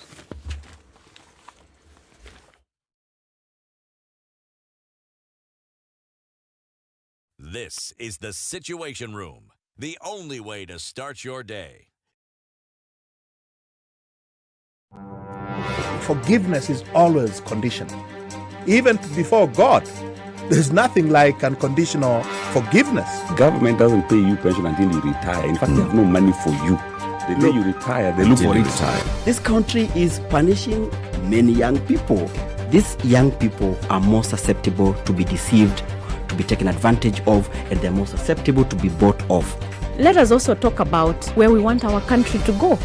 We are a population of very young people. We're in a state of capture. The judiciary is under duress. Parliament is in the pocket of the executive. You don't sit and wait for the regime to topple itself. It will never do so. By the way, let me tell you, these guys are so persuasive. I'm telling you, they can persuade you to sell your grandmother. I'm telling you, they can sell sand in the desert. Say, has anybody on this program said to you as a guest, say, "Oh, shut up, we don't want to be told what to do"? Has anybody that kind of... Has anybody been I will not listen. bit of advice? Because you're working on the premise that we should all pay heed to these proverbs. It's a very suspect notion. This is the Situation Room, the only way to start your day. Conditions in Nairobi at 17, highs of 27 today and lows of 16. At 13, Nakuru is sunny, highs of 29 and lows of 13 today. Sunny conditions in Nyeri, highs of 27 and lows of 11, while it's mostly sunny in Eldoret at 10. That will be today's low, going to highs of 27. Mostly cloudy conditions at 27 in Mombasa, highs of 32 and lows of 26, while it's sunny in Malindi, cloudy in some parts at 27. We'll see highs of 31 and lows of 26. It's mostly sunny at 19 in Kisumu, highs of 30 today. And we'll see highs of 31 in Kakamega, where it's currently sunny at 18. 22 and mostly sunny conditions in Kampala, highs of 28 and lows of 20. And it continues to rain in Dar es Salaam, currently at 27, highs of 31. 27 and clear in Lagos, highs of 33. And in Johannesburg, 15 degrees and sunny, highs of 25 and lows of 14. It's cloudy in Kinshasa, 23, highs of 32 today. And 10 degrees, actually, I beg your pardon, 23, we'll see highs of 32 and lows of 23.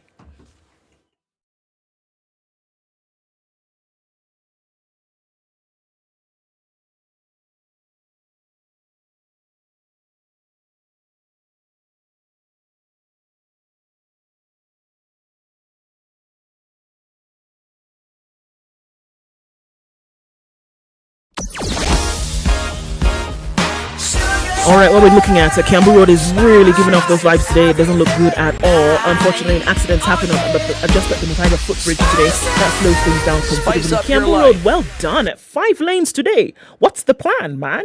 Getting off of Kiambu Road today might look like a serious sport. A lot of traffic there this morning. Also looking at it, building up quite some packing up on the Thika Superhighway. We're looking as far back as Roy Sambu today and moving very, very slowly. All right, what else do we see? Jogo Road still continues the thing that it's doing. We're looking at Juju Road, quite hot and heavy, by the way, getting into the city via Pangani.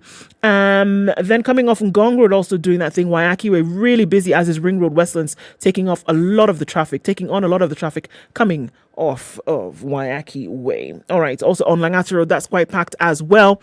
And Mombasa Road, wow, while you were asleep, Mombasa Road woke up and there's a lot of traffic here this morning. Let's keep our wits about, guys. It looks like it's going to be a manic Monday. Be careful and then talk to us on SpiceFM KE on Twitter.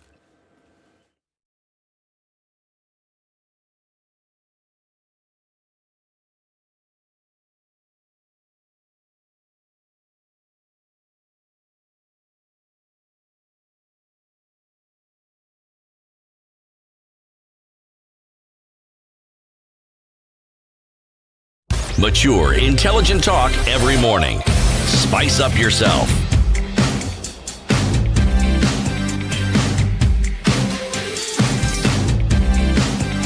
Mornings done right. It is 94 minutes to 8. This is Kenya's biggest conversation.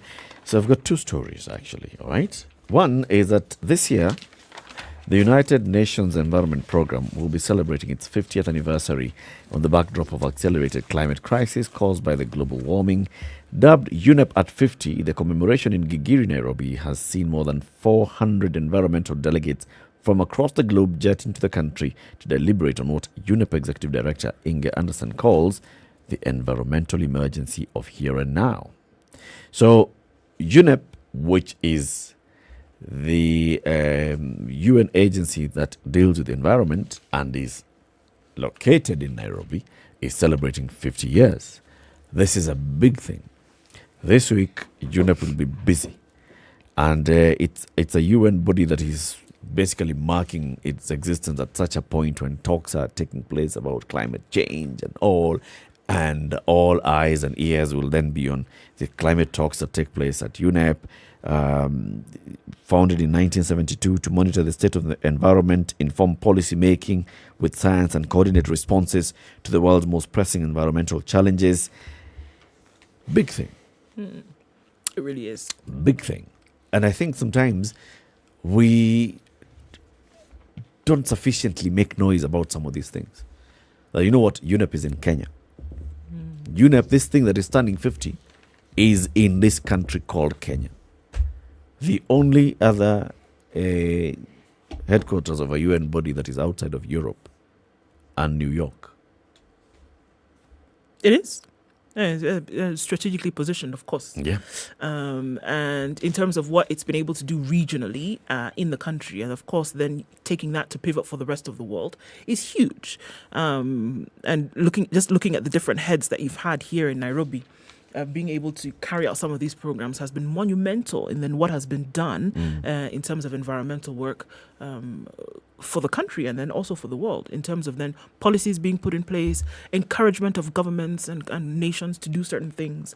Being able to do that from here has been huge. I think. And then also another thing that we've not been able to probably see, just maybe because of communications, is really the work that UNEP, having been domiciled here, then has been able to do with African governments. And really a lot of work that they have been able to cover. And hopefully it does continue. Some people have asked, though, despite being on African soil, has UNEP really been steering the conversation in favor of African countries, or is it still here but running under the script of the West? Unfortunately, the latter. So, for instance, when you talk about, climate action, climate change, and the countries that bear the brunt of climate change and the kind of support that they need, the kind of work that they need to be doing, do you hear sufficient voices coming out of Kenya, for example? Who is our permanent representative to UNEP?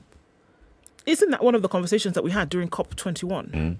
That we were talking about, then who needs to steer this conversation? Who needs to be steering the conversations then about environment and climate change, whereby African nations, for example, are the least in terms of contributing factors towards the detriment of the environment, but then being asked to do a lot more in terms of action.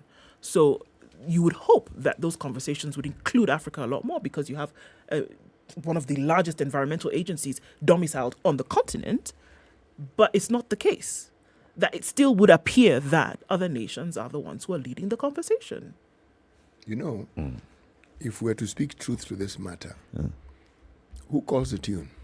He who pays the piper. Yeah. You see, if we want a seat on the big table and get it, we can. If we want a voice that is listened to, then we need to do a little more than that. Indeed. Now, and I think one of those things, CT, is to show up. Unfortunately, we just don't show up. We do not show up. And even if we did show up, what do we have in terms of an arsenal to show up with? It's not a priority. One way in which we could easily have done this is not as individual nations on the continent, coming together, absolutely, but as the AU. Because it's the surest way of having a voice that can actually be heard. And the free trade area that we've been working on for the continent was one of the surest ways of making sure that any time a conversation is had with any country on this continent, you're talking to the entire AU. That gives you might. Why is the EU so powerful? Same reason. Now, we even had an East African community long before the EU was formed. But we saw it disintegrate. We're trying to cobble it back together again. And we can see where we are with it. The voice that makes sense has to be a voice that people consider is something worth reckoning with. As individual African states, we do not have that might. We don't. Look, and I think there are very many contributing factors to this, CT, is because everybody is trying to mark their own.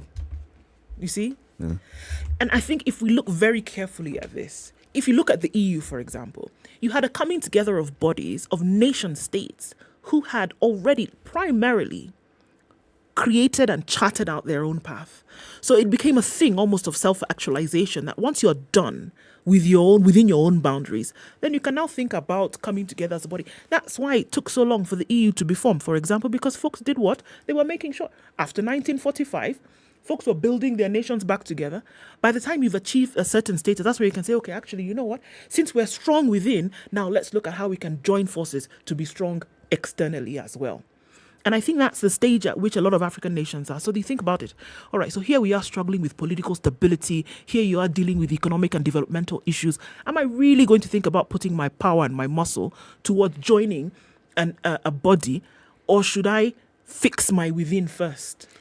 How strong are you as a group if you're not strong as an individual? Consider an alternate narrative, because the thinking is that you need to be strong within. What if you might actually progress in that direction quicker if you worked as a unit? Sure. Yeah.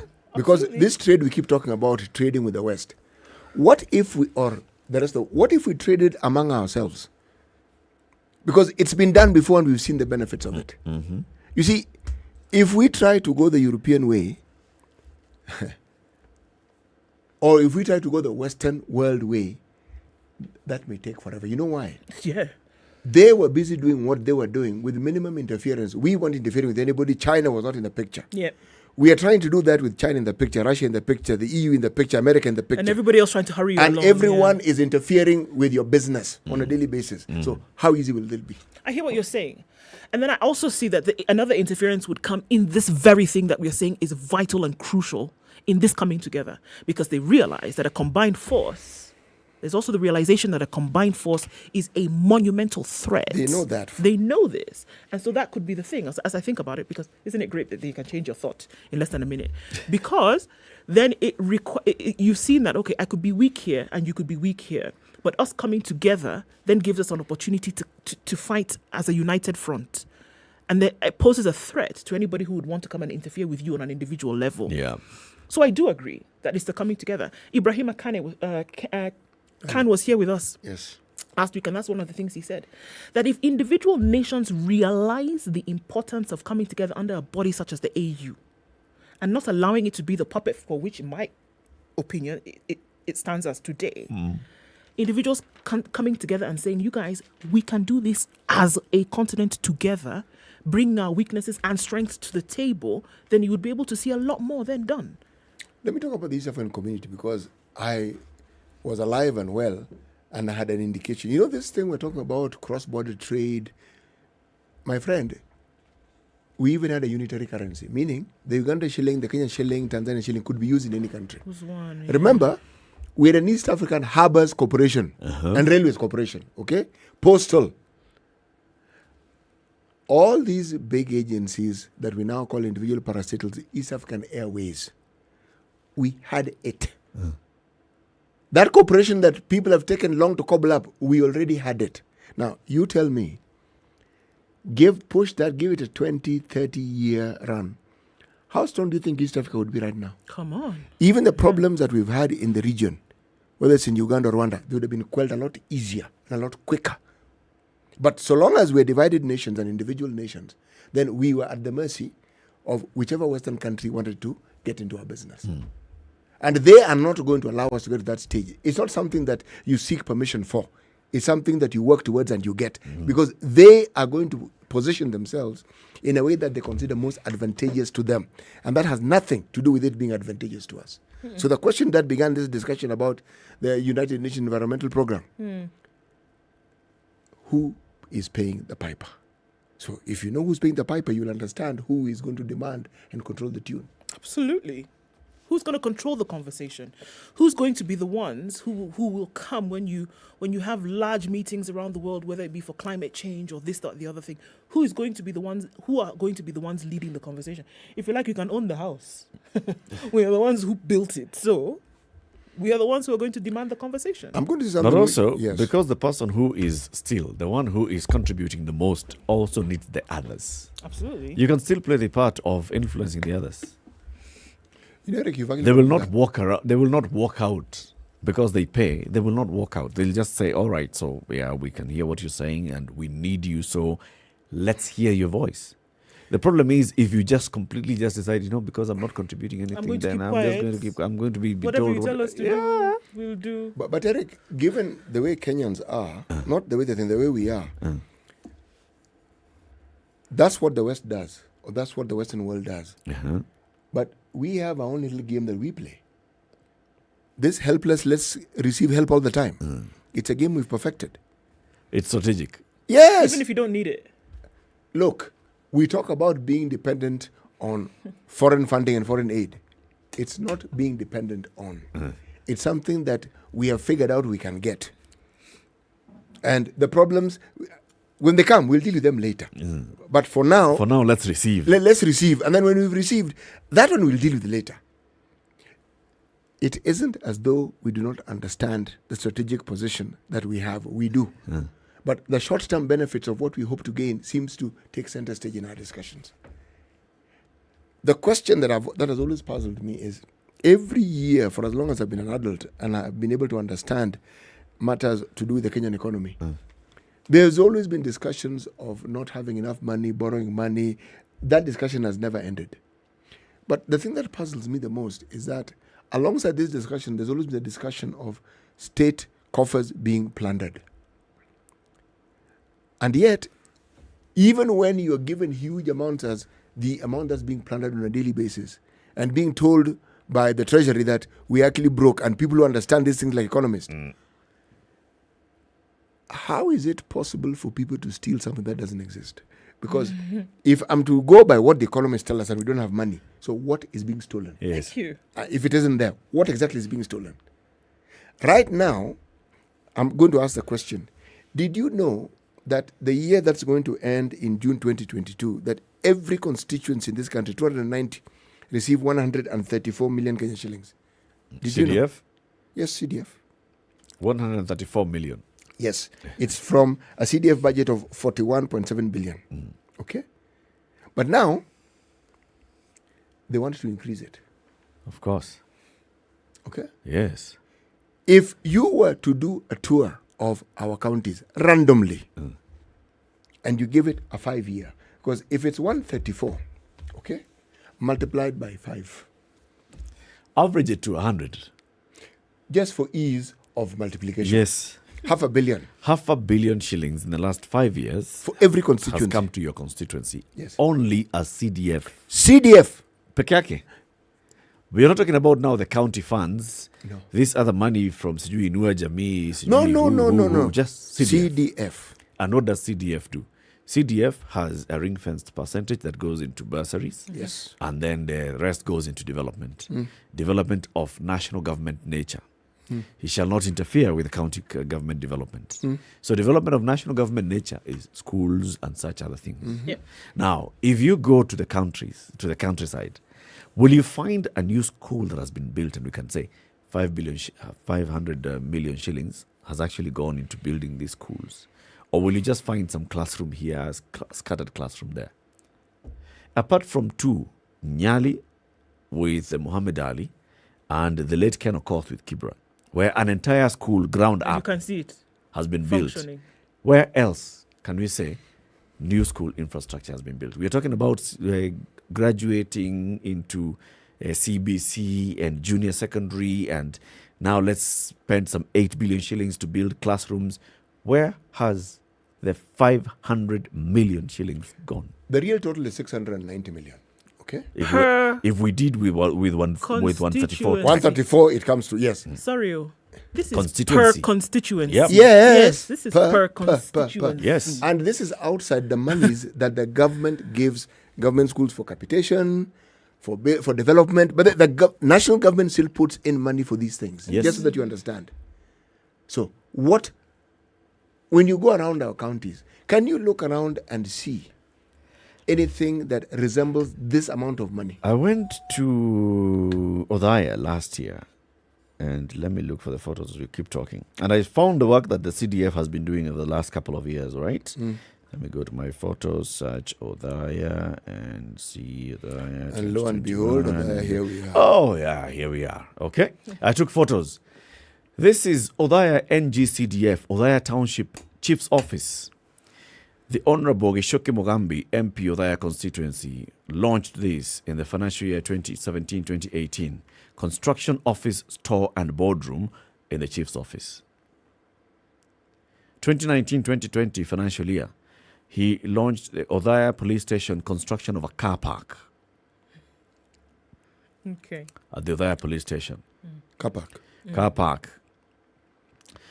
2019-2020, Othaya Adult and Continuing Education Office, purchase of 2 executive desks, 2 executive chairs, 2 cabinets, 1 computer, 1 printer, 30 conference chairs. Okay.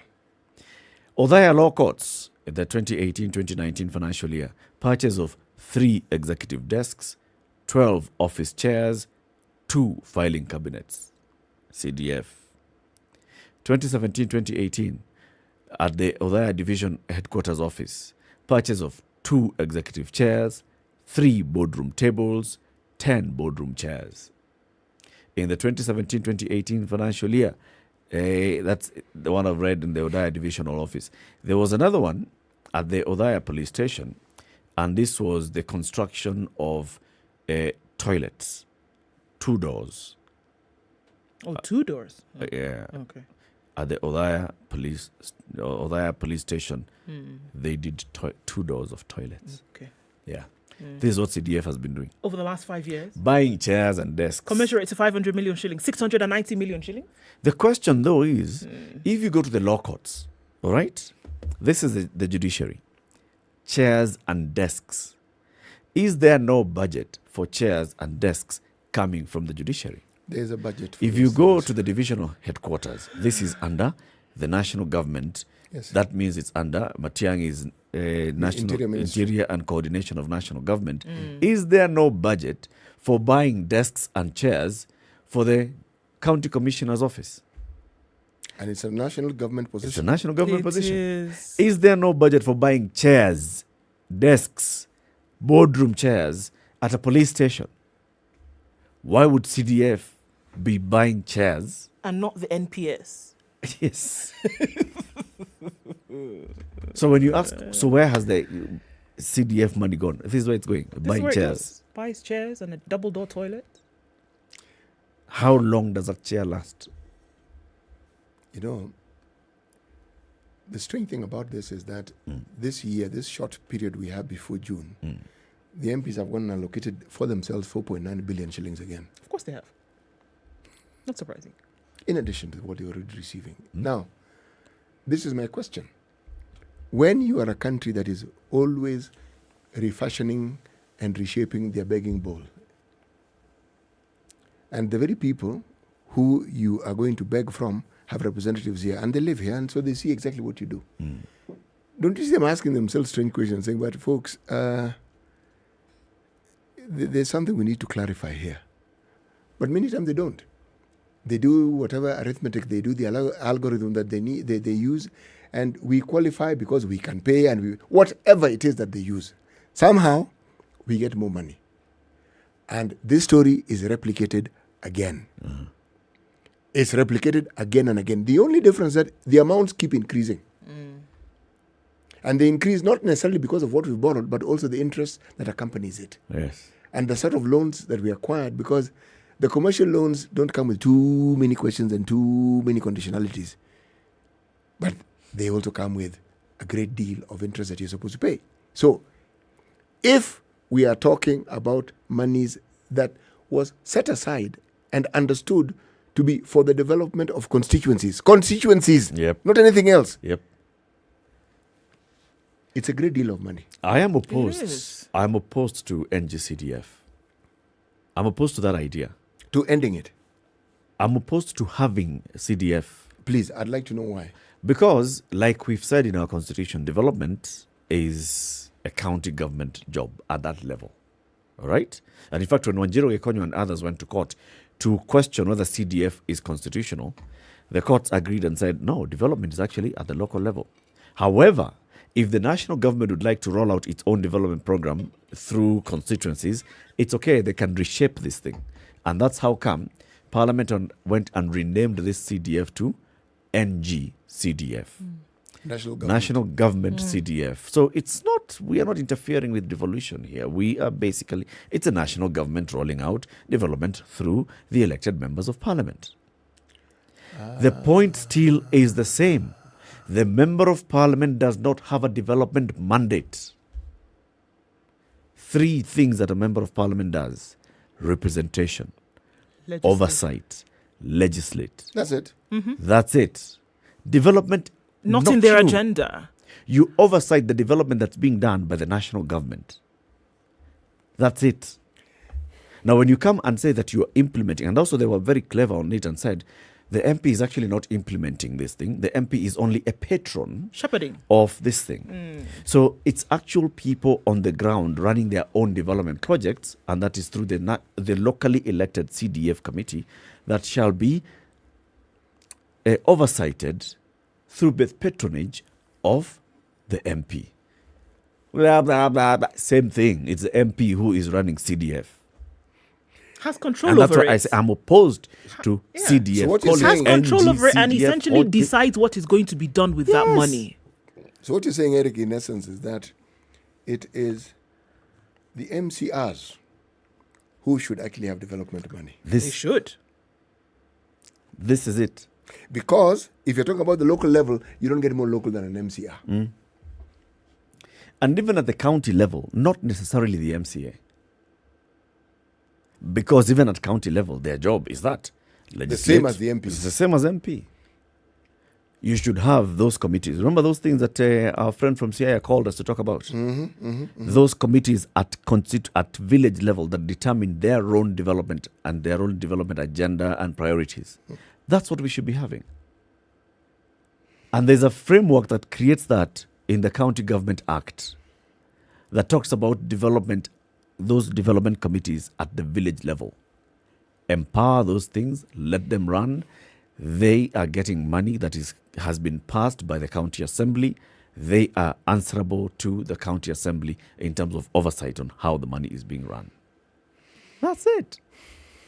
These games we play around here with CDF, NGCDF, we call it this, we call it the other, we call this. It's all a ploy just for power and control. It's the same thing that informed the Senate to go ahead and create that thing that's before the Supreme Court. The County Development Board. Where the senator would be the chair. Yes. The senator is the chair of the County Development Board and the governor is the vice chair. Until you find yourself... And there's no development that shall happen. Until you find yourself would-be senator at the time where this particular bill was being crafted, and then you find yourself as governor tomorrow. And then you think, hold on a minute. Perhaps this will not work very well. Only for 2 terms. But then it gives the outgoing governor an opportunity to go to the Senate because then now that's where they'll become the powerful people. At the end of it, whether you look at it as CDF, whether you look at it as senators and what they want to do over the county government, don't you see the same thread running very clear through here? That there is this inherent need to control, and the control we're talking about is over funds. Every time, it doesn't matter where you're looking, whether you're looking at members of parliament, whether you're looking at county government, everybody is looking for that element of control. Woe if you cede that control to somebody else, because at the end of the day, it's the control of the money that we're all looking at here. It's the control of the money. So you say, if there was no money, how can we say that they're stealing? If there was no money, how can we talk about blatant corruption? If there was nothing to steal, there wouldn't be these corruption tales that we're talking about. So it is clear. I dare say that you actually don't need to go with your begging bowl, because this is where we all started from the beginning. You actually don't need to go with your begging bowl to the donors. Because you have it, it's just mismanaged and it's misappropriated. And we have all sorts of things coming out, jumping at you out of the woodwork, that people want to continue controlling the money. You hear CSs, you hear senior government officials talking about cartels.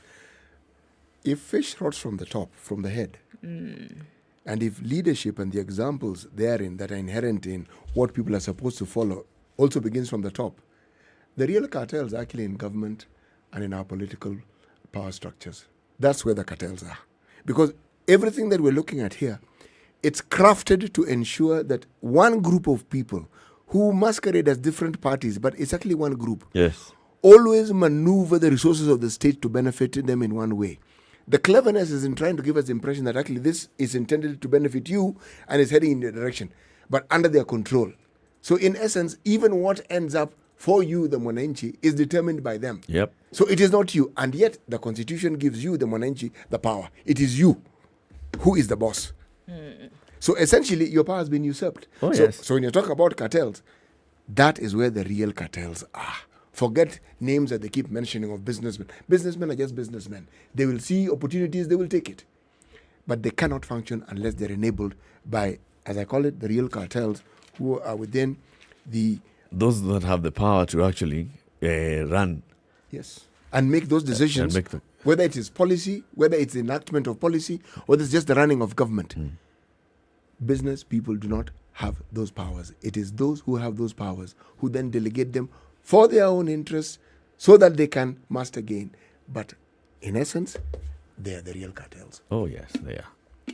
So let's talk about Magical Kenya Open 2022 presented by APSA. It returns this year the historic Muthui Country Club from, you said it's Thursday, the 3rd of March 2022, up to the 6th of March 2022, marking the 11th year that APSA has sponsored the international tournament, which is part of the European tour. This year, APSA plans to use the tournament for a worthy cause through the Birdies for Good initiative. The Birdies for Good initiative will take place on the 1st of March, tomorrow, and will see APSA donate 1,200 shillings for each birdie to plant and grow a fruit tree in select primary schools across the country. This is part of APSA's commitment to planting 10 million trees in the next 5 years as part of their commitment to reducing carbon emissions reduction and addressing the challenge of climate change. Book your ticket to this event. Tikiti.com. That is tikiti.com for the Magical Kenya Open. Tikiti.com is how you book your ticket. This is Kenya's biggest conversation, the Situation Room. Keep you right here. In the next hour, we speak to Edwin Sifuna, the Secretary General of ODM Party. It's 8 o'clock.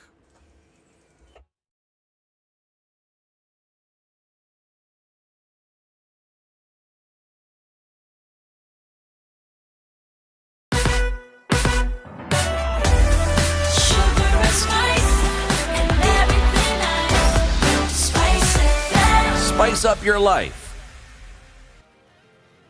The latest news from around the world. 94.4 Spice FM. Democratic Party presidential aspirant Justin Muthui has told politicians not to interfere with the work of the church because it is divine. In a remark that was clearly aimed at President Uhuru Kenyatta, Muthui said politicians criticizing the clergy on how to do their work were out of order.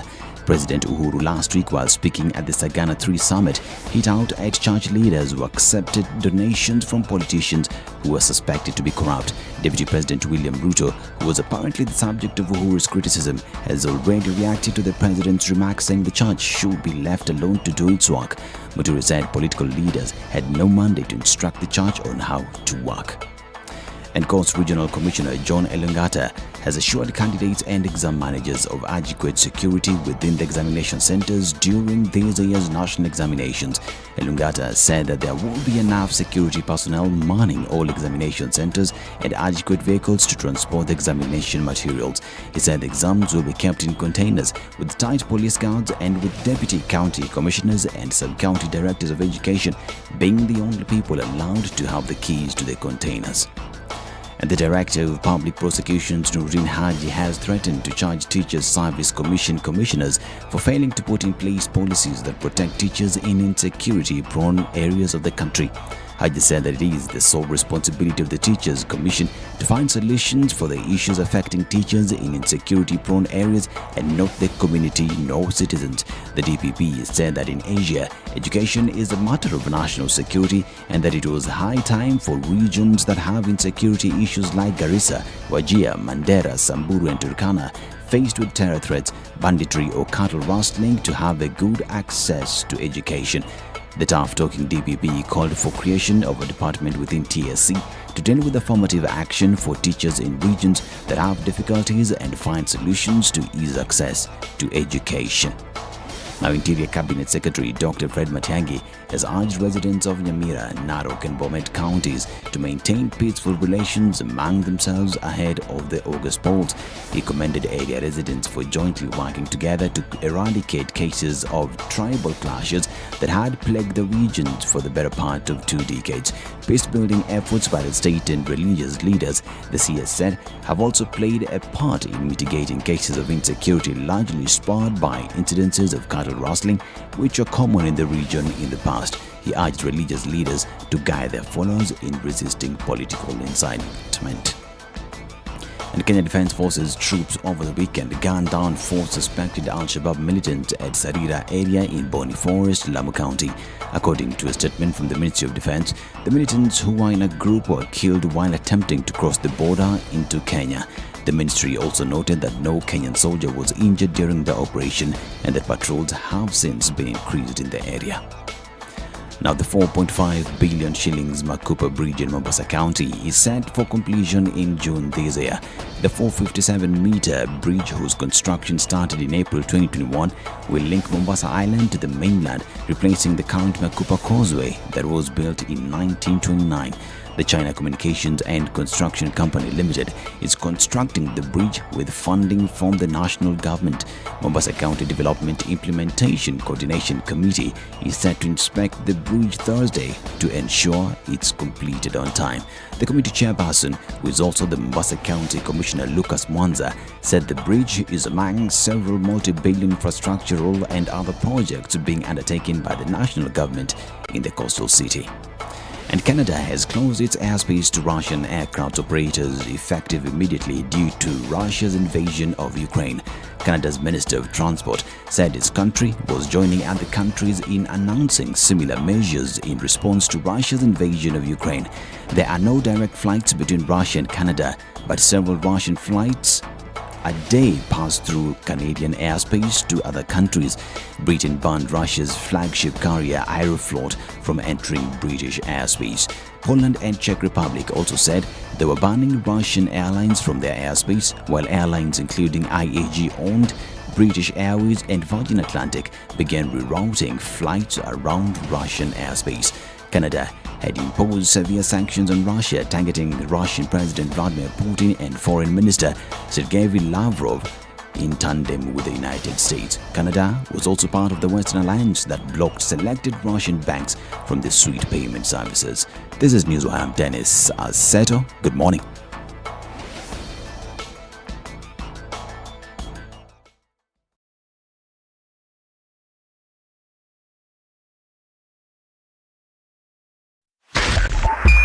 .5 Spice FM, Kisumu.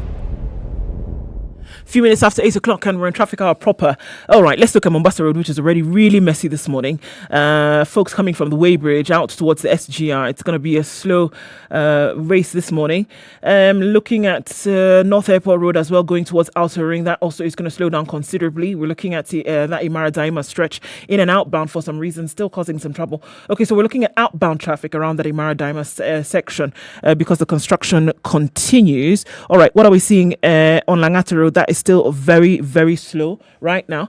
The southern bypass is not looking bad. There's an option to go longer, bypass Langata Road to get into the city. Uhuru Highway is now piling up, and it looks like it's going to be that crazy traffic as expected because of that continuous construction as well. Gong Road doing that thing. Valley Road getting into the CBD. We're also looking at it coming off Moranga Road today, and the Thika Superhighway still hot and heavy. Quite so. Juja Road, my goodness, has joined the competition this morning. In and outbound traffic is really messy coming out of Westlands as well. All right, what else do we see? Kangunda Road doing that thing. So folks slept over the weekend and we're coming into Monday hot and heavy with a lot of traffic. Just look at Kiambu Road. An absolute mess this morning. We're going to get out of it with a thought and a prayer and then be as careful as possible. Let's talk on SpiceFM KE and keep things moving this Monday.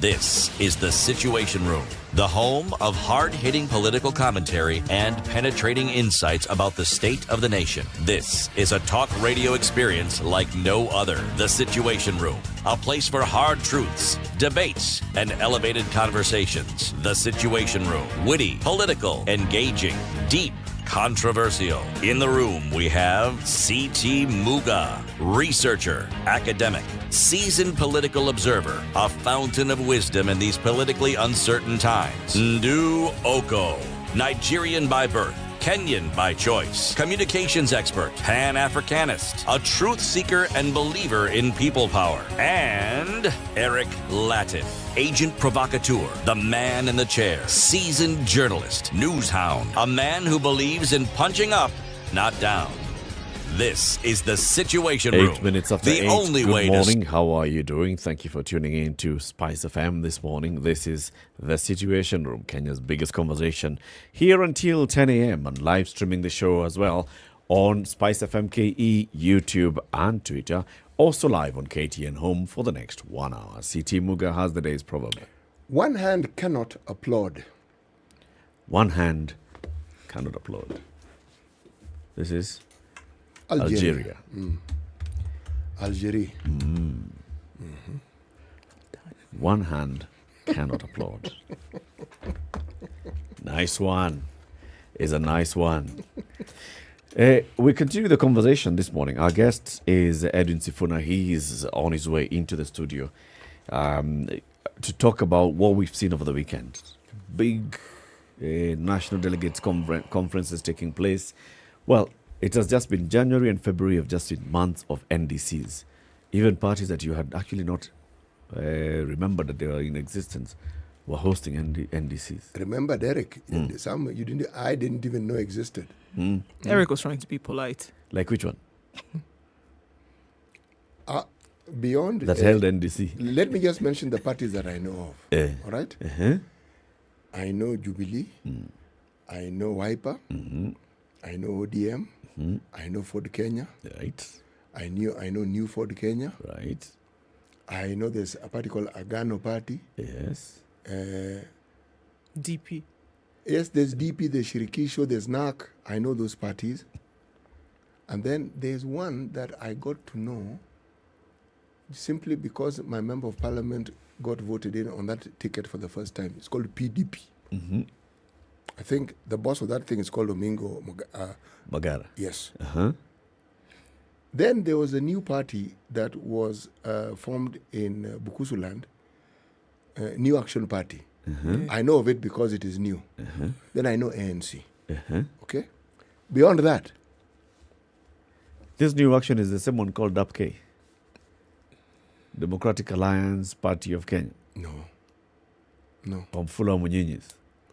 What is that one called? DAPK. And the New Action Party is which one? I don't know. See, told you. Told you I didn't know. Now, there's evidence that I don't know. If you're looking for evidence, you now have it. There it is. Live and direct. Jubilee and ODM held their NDCs over the weekend on Saturday. Right? ODM, first of all, the delegates of ODM unanimously by acclamation endorsed that ODM goes and has conversations with others to form the Azimio coalition. Right? And then they also endorsed Raila as their presidential torchbearer. Jubilee on this other side, they also endorsed Azimio coalition. And they said Jubilee does not have a presidential candidate, but they support the candidacy of Raila Odinga. And they also recognize and acknowledge the candidacy of Wiper's Kalonzo Musyoka, who was there. And they acknowledge that there is something called the One Kenya Alliance, which is saying that they are open to talks. And President Uhuru Kenyatta then saying that, I am willing to participate as leader of Jubilee in conversations around the formation of this Azimio One Kenya, or whatever it's called. So is Azimio going to become Azimio One Kenya? Is One Kenya going to become Azimio's One Kenya? Or what's going to happen in this particular conversation? This is what we are asking ourselves this morning. So our guest, Edwin Sifuna, joins us in the studio, and he is here now. He's the ODM Secretary General as we continue the conversation. Which way now? What's this grand coalition? There was supposed to be a very big rally over this week, yesterday, mega rally at the historic city grounds, a day after this political weekend of national delegates conferences didn't take place. Azimio had said that they were going to have conversations this week, starting today, on signing a coalition agreement with like-minded people. They yesterday said, that is on ice. We are still open to talks. I mean, there are more people who are talking. Earlier, CT, you said this is likely to be a grander coalition than anything else. We've ever seen in the country. Because? Everybody is queuing. That's why I said there are parties. Every time I read, I come across acronyms of parties I've never heard of. But they must exist for them to actually... But you recognize a few individuals are supposed to head these parties. At least you've heard the name before. You know that they exist. They've been in the political realm for some time. But what puzzles me about all this, that people are thinking of ganging up into even bigger gangs is a good thing from a political perspective. But that Parliament did a thing the other day with regards to coalitions. Yes. I'd like to understand how this also plays into all this, because that wasn't for nothing. Yes. Our parliamentaries rarely do anything for nothing, and usually something that's going to benefit them. So I'd like to understand how this is going to benefit them. It's a long game. Edwin Sifuna, welcome. Thank you so much for having me. It's great to see you again, all of you. Good to have you on the show again. Yeah, Karibu sana. Asante sana. As ODM Secretary General, well done for organizing a big event. We all saw it. Yeah. It went on smoothly. Thank you. There are some of your members who have out there complained that they were not welcomed into this party that was happening on Saturday. First, maybe address them. Well, first of all, Eric, the constitution of the party gives me, as the Secretary General of the party, the powers to convene meetings. And under those powers, I'm the one who invites people to those meetings. So the people who constitute the Delegates Convention are set out in the Constitution. It is not for me to say you can come and you can't come. So if you look at our Constitution, it is listed there who are the members of the Delegates Convention. It is members of Parliament, it is members of the National Executive Committee, it is the governors, it is the branch executive chairs, the county chairs, and so forth. The list is there. And then it caps off by saying that whatever the number of delegates at the convention, it cannot exceed 3,000 people. So I want you to understand that as the SG of ODM, I really respect my job and I respect the constitution of the party. So I am the convener of the meeting. I know everybody who I invited. So if you were not invited, then I cannot allow you into the meeting, because then any decisions that I take there would essentially be subject to challenge because of the constitution of the organ, you know. So anybody who's complaining, you would then challenge them to tell us under what category in that constitution were they coming, and did they receive an invitation from the convener of the meeting, who's the Secretary General of ODM. And because I know everybody that I invited, then they would have to tell us. Are there people that you were supposed to invite according to the constitution that you were not able to invite because of the capping of the delegates? Absolutely not, because I don't have that choice, you know. So I don't all have that the branch choice chairpersons as ODM. So the branch chairpersons are members of the National Delegates Convention. There are these delegates from the constituencies that we call top-up delegates that are determined by the branch executive committee. So, for instance, we had another 1,700 after all inviting all these other categories. You have about 1,700 that need to be topped up as delegates from the constituencies. The branch executive committee, so for instance here we are in Embakasi South constituency, the chair of the constituency and his executive committee sit down and say, the Chungwa House has given us X number of top-up delegates. And the top-up delegates are determined according to each constituency, depending on the number of registered members. So if you have more registered members in your constituency, then the more delegates you bring. So a constituency like Kandui, for instance, has over 40,000 registered members of ODM. They brought 30 people as top-up delegates. They were determined by the branch executive committee. I, as SG, cannot lock out anybody who's supposed to be there at that particular meeting. So to answer you in short, there is nobody who was supposed to be there that I didn't invite. Okay. Yeah. So Jimmy Wanjagi should get that. No, you know, I mean, one of the things that you have to understand, and I've said this a number of times, Latif, people are on various agenda. Everybody's trying to run an agenda. City was just alluding to it, saying, oh, we are hearing even political parties and acronyms and people that, you know, you've never heard about. So he is not a delegate. Jimmy Wanjigi is not a delegate, because not all life members are delegates. And I will give you the simple reference there, that I have told you the Constitution caps the Delegates Convention at 3,000. As we speak today, ODM has almost 10,000 life members. 10,000 life members. So not all of them can come. So what we want to do right now, because of the interest that we have seen, I probably will propose to the National Executive Committee that we do a meeting of life members. We do a dinner for them, because, you know, everybody would like to have a conversation and understand some of the questions that City was asking here. What is going to happen to the party? What is this Azimio all about?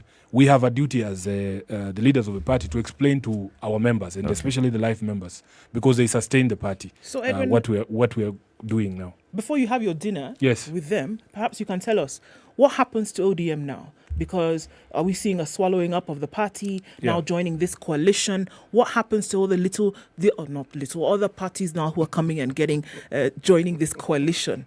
Is it one grand party, or is it just a coalition? What's going on? I think it has been understood that the initial intention of the president and my party leader was to create a platform where we could unify our people. And it is something of a blessing that, in fact, many people are buying into this, grand agenda by these two leaders. And we have opened our doors as ODM. We have opened our hands and our arms. We said, let everybody who buys into this vision, please come and join us. But we as a political party will retain our identity. It was a very emotional NDC, of course, largely because it is our last NDC as an opposition party. So there was all these emotions, the journey that we have traveled as a party, and that we are now at the gates of this great future that everybody was looking for. What is emotional about it is that for the first time, it looks like our party leader will not be on the ballot as an ODM candidate, that he will actually be candidate for the Azimio coalition. So as far as I understand, he is the only person in ODM who's going to run as an Azimio candidate. Edwin Sifuna is going to run for Senate as an ODM candidate. We are going to run candidates for all positions across the country. So we are not going to lose our identity. We understand why this has to be done, because we have to accommodate more people. And the law is been changed, the way City was alluding to allow now that coalitions can now field candidates.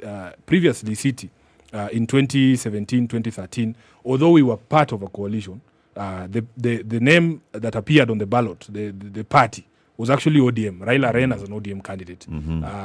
Kalonzo ran as a Wiper candidate, though he was Raila's deputy. So now, Raila can run as an Azimio candidate under that coalition and allow the constituent parties to field candidates for all the other positions. Has Azimio been registered? I believe so. It has been registered now, and what we are waiting for is the formal launch. I heard you allude to questions about the rally yesterday. It has been a very, very rigorous week. You will agree with me that, in fact, the number of activities we've had, and we are human, Eric. We also get exhausted. We felt that we needed a break, and especially from the high of Saturday, it was deemed probably unnecessary for us to have the rally at Kamkunji. Really? But yes, absolutely. I mean, you are all experienced political actors. Yes. By the time you were planning and saying we are going to have an NDC on Saturday, yes, and then on Sunday we'll have this mega rally, yes, you all knew your human limitations, and you knew the hype that is going to be generated from Saturday. So at what point did you decide that we are too tired to have a Sunday meeting? Latif, you're a man like me. I am sure you've been in situations where you thought you could reach certain heights and failed. It's human, So sometimes you get yourself you get yourself in that situation and you're like, hey, this has really drained me. So who got tired? Is it Raila who got tired? No, Is even it Uhuru who got tired? I as SG, I can tell you for a fact, even just waking up today was a miracle, because it has been such a difficult week for us with everything that we needed to put together. But that a schedule has already been released, and I am sure it has been shared with you as members of the media, that in fact we have all these political engagements starting Wednesday across the country, and then we will now finalize with a mega rally. The rally that was supposed to happen yesterday will now happen in 2 weeks' time at Kasarani. So it is not that there is, sometimes things are just as they appear. There is not always a sinister explanation. Allow me to say something that may offer some assistance. Yes. When you have rallies such as the one you had at the NDC meeting, one of the things that happened is adrenaline is pumped. The hype of it, everything about it. Now, the problem with adrenaline is this. When it now begins to even out and go back to normalcy, what then visits you is fatigue that you even find shocking. You actually find you have no energy at all. And you think, So I think you believe it, City. You believe that because of the hype of Saturday, maybe the parties then felt Sunday may just be too much. I'm giving this as an alternate, but these are politicians. I'm just helping the politician come up with some excuse that one listens to and says, this can be plausible. It is not an impossibility for that to have happened. It is indeed not. The only unfortunate thing is the believability factor when it is that when we're talking with politicians. That's where we have a Actually, I think the problem was a communication problem, because we knew this Sunday rally was off as early as Tuesday of last week. So it's probably that we didn't communicate well, because the initial schedule had already been given that there would be that rally. But in all honesty, these things are, you don't have to read much into everything. In fact, it was just thought it would be overkill. Look at everything we did on the NDCs for all the other political parties. We had, is it Muungano? We had the one for NAC Kenya. Then we went to UDM. then we came to our NGC, then we did the NDC, then there was a Jubilee. I mean, it was just a week that was loaded, and also you in the media and even the public need time to make sense of all this. And we are resuming on Wednesday. So if you see me appearing fatigued on Wednesday, then we can have this conversation. We should understand. No, don't understand. Ask me then about this thing of adrenaline and the others. That is something really I noticed Wednesday. I mean, Edwin, on Saturday. Yeah. Is during the ODM NDC. Yeah. The mention was for ODM to endorse joining Azimio coalition. Yes, absolutely.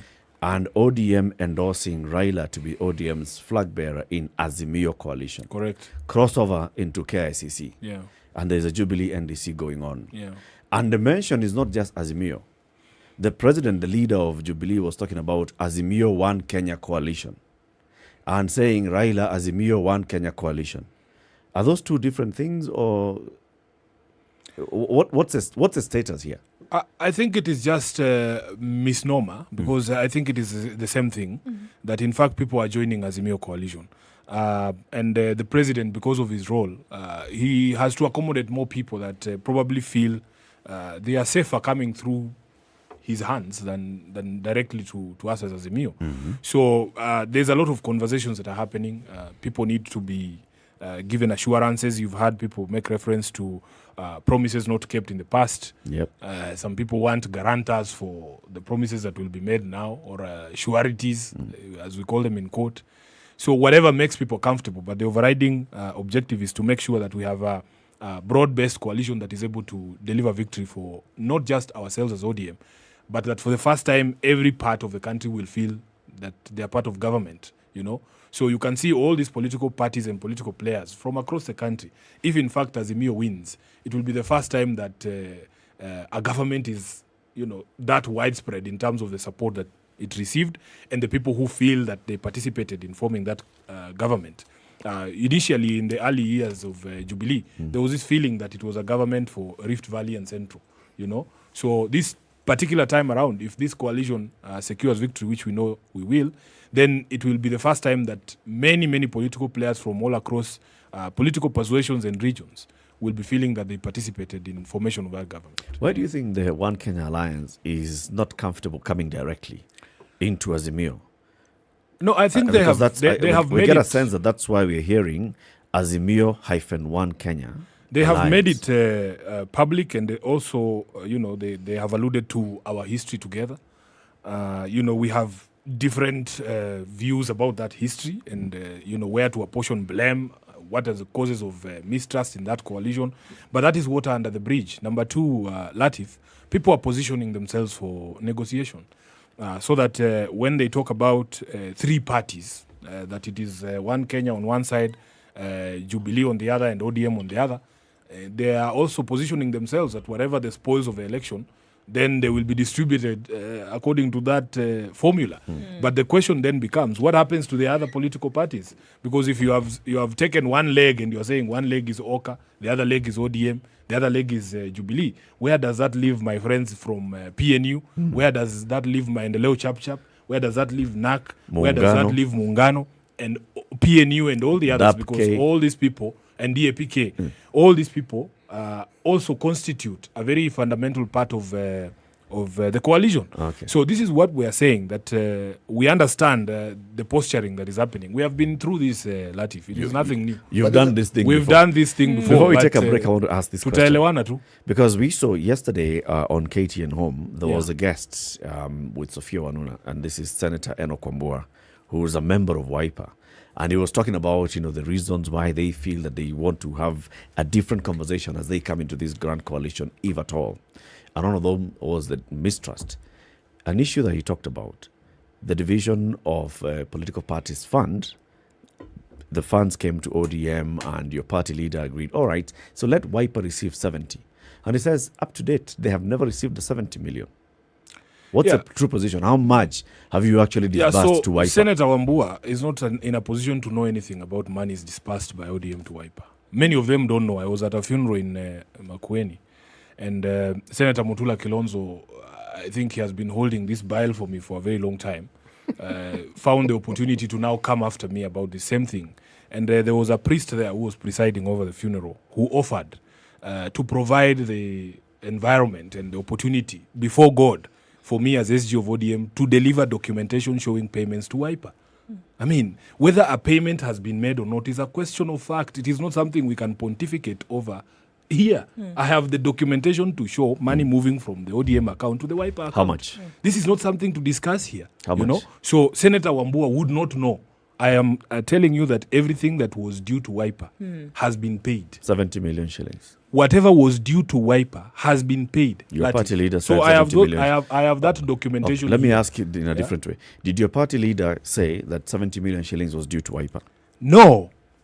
Let me tell you the history of this thing. You know, you people want to open up old stories that I didn't really want to go into. Lati, first of all, I need you to understand that legally, from a legal perspective, these people had no claim against us. And this is why, even in the 3 years that we've been challenging them, that if you have a legal claim, take it to court. So the basis of their claim was very simple. When you calculate the money that is going to a political party out of an election, you essentially just add up all the votes received by all the candidates of that party. So you start with the presidential vote, how many were received, and then all the aspirants, the senators, the governors, and so on and so forth. Then you apportion the money depending on that number of votes. Now, these people laid a claim to this money because they can argue, and rightly so, that they contributed to the presidential vote. Are we together up to there? Yep. Now, the problem with 2017 is that we go into the election and then the election results for president are annulled. And the Register of Political Parties says that when calculating money that is going to ODM, they cannot legally use the results of an election that has been nullified by the Supreme Court. So ODM ends up not receiving a single shilling out of the political party's fund out of the presidential election. So where is your claim? Where is your claim? Because you cannot claim the money that is coming to ODM by virtue of the votes received by the gubernatorial candidates, the parliamentary candidates, and the MCAs.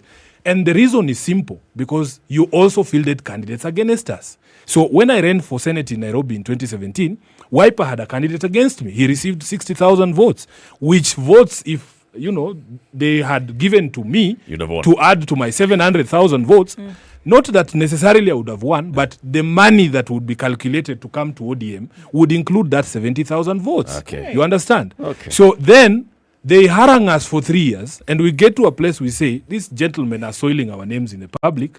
Let's just give these people what they're asking for. And we asked them to do a calculation of what they think we owe them. These figures came from them. They came from them, Latif. And there is no legal basis. So when we put the question to NEC, and I remember that NEC resolution very well, we said we are going to give an ex gratia payment. I don't know what ex gratia is in Kikamba. Because people need to understand what ex gratia means. It's not money you can pursue me about. It is out of the goodwill. It's of your own heart. Absolutely. Sufficient philanthropy. Absolutely.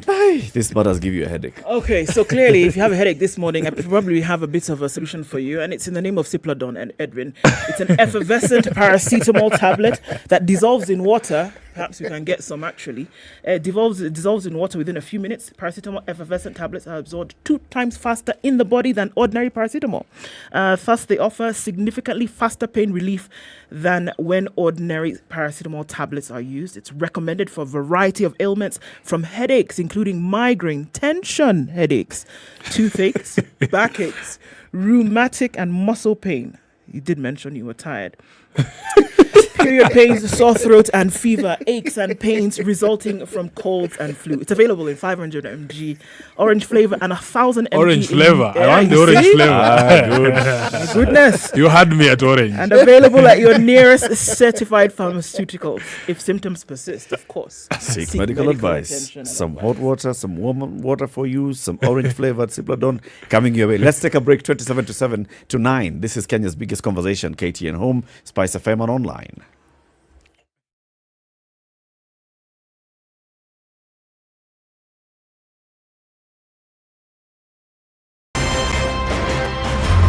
I like listening to you guys. You're the default radio station in my car in the morning. Even the children listen to you guys. I agree Parliament has failed this country, and I will say it again. We have not done what we should have done. We know in this country, the Kenya prison sector is one of the most underfunded sector. The way it is being done and the way we're calling it Huduma Namba the Msema Kweli is because all records will be there.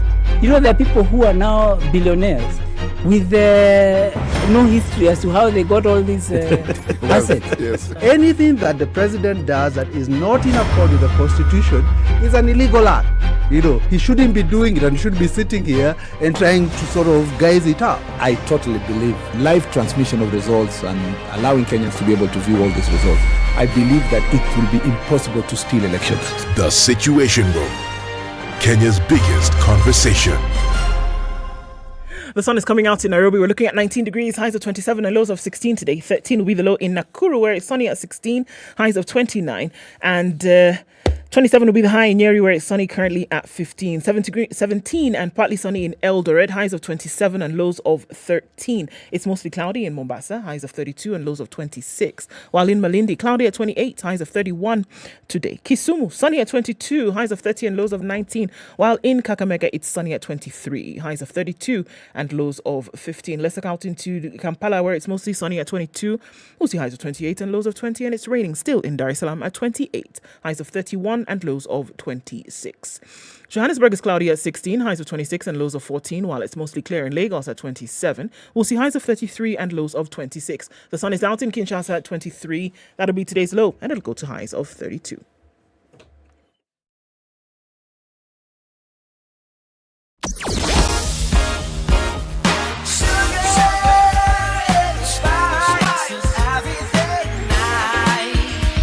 All right, Mombasa Road, we're looking at traffic coming out in Maradima, that whole section, quite messy.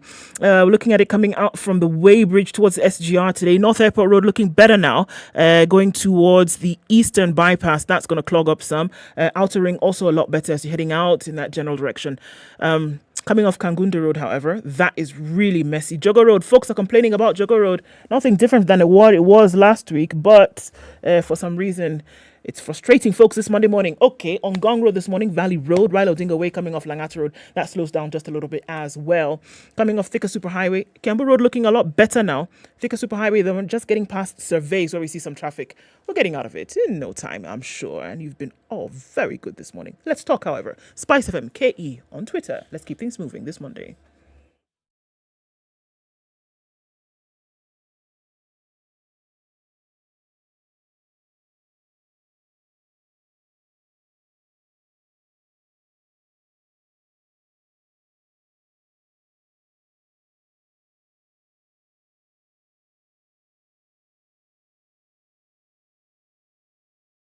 Mature, intelligent talk every morning. Spice up yourself.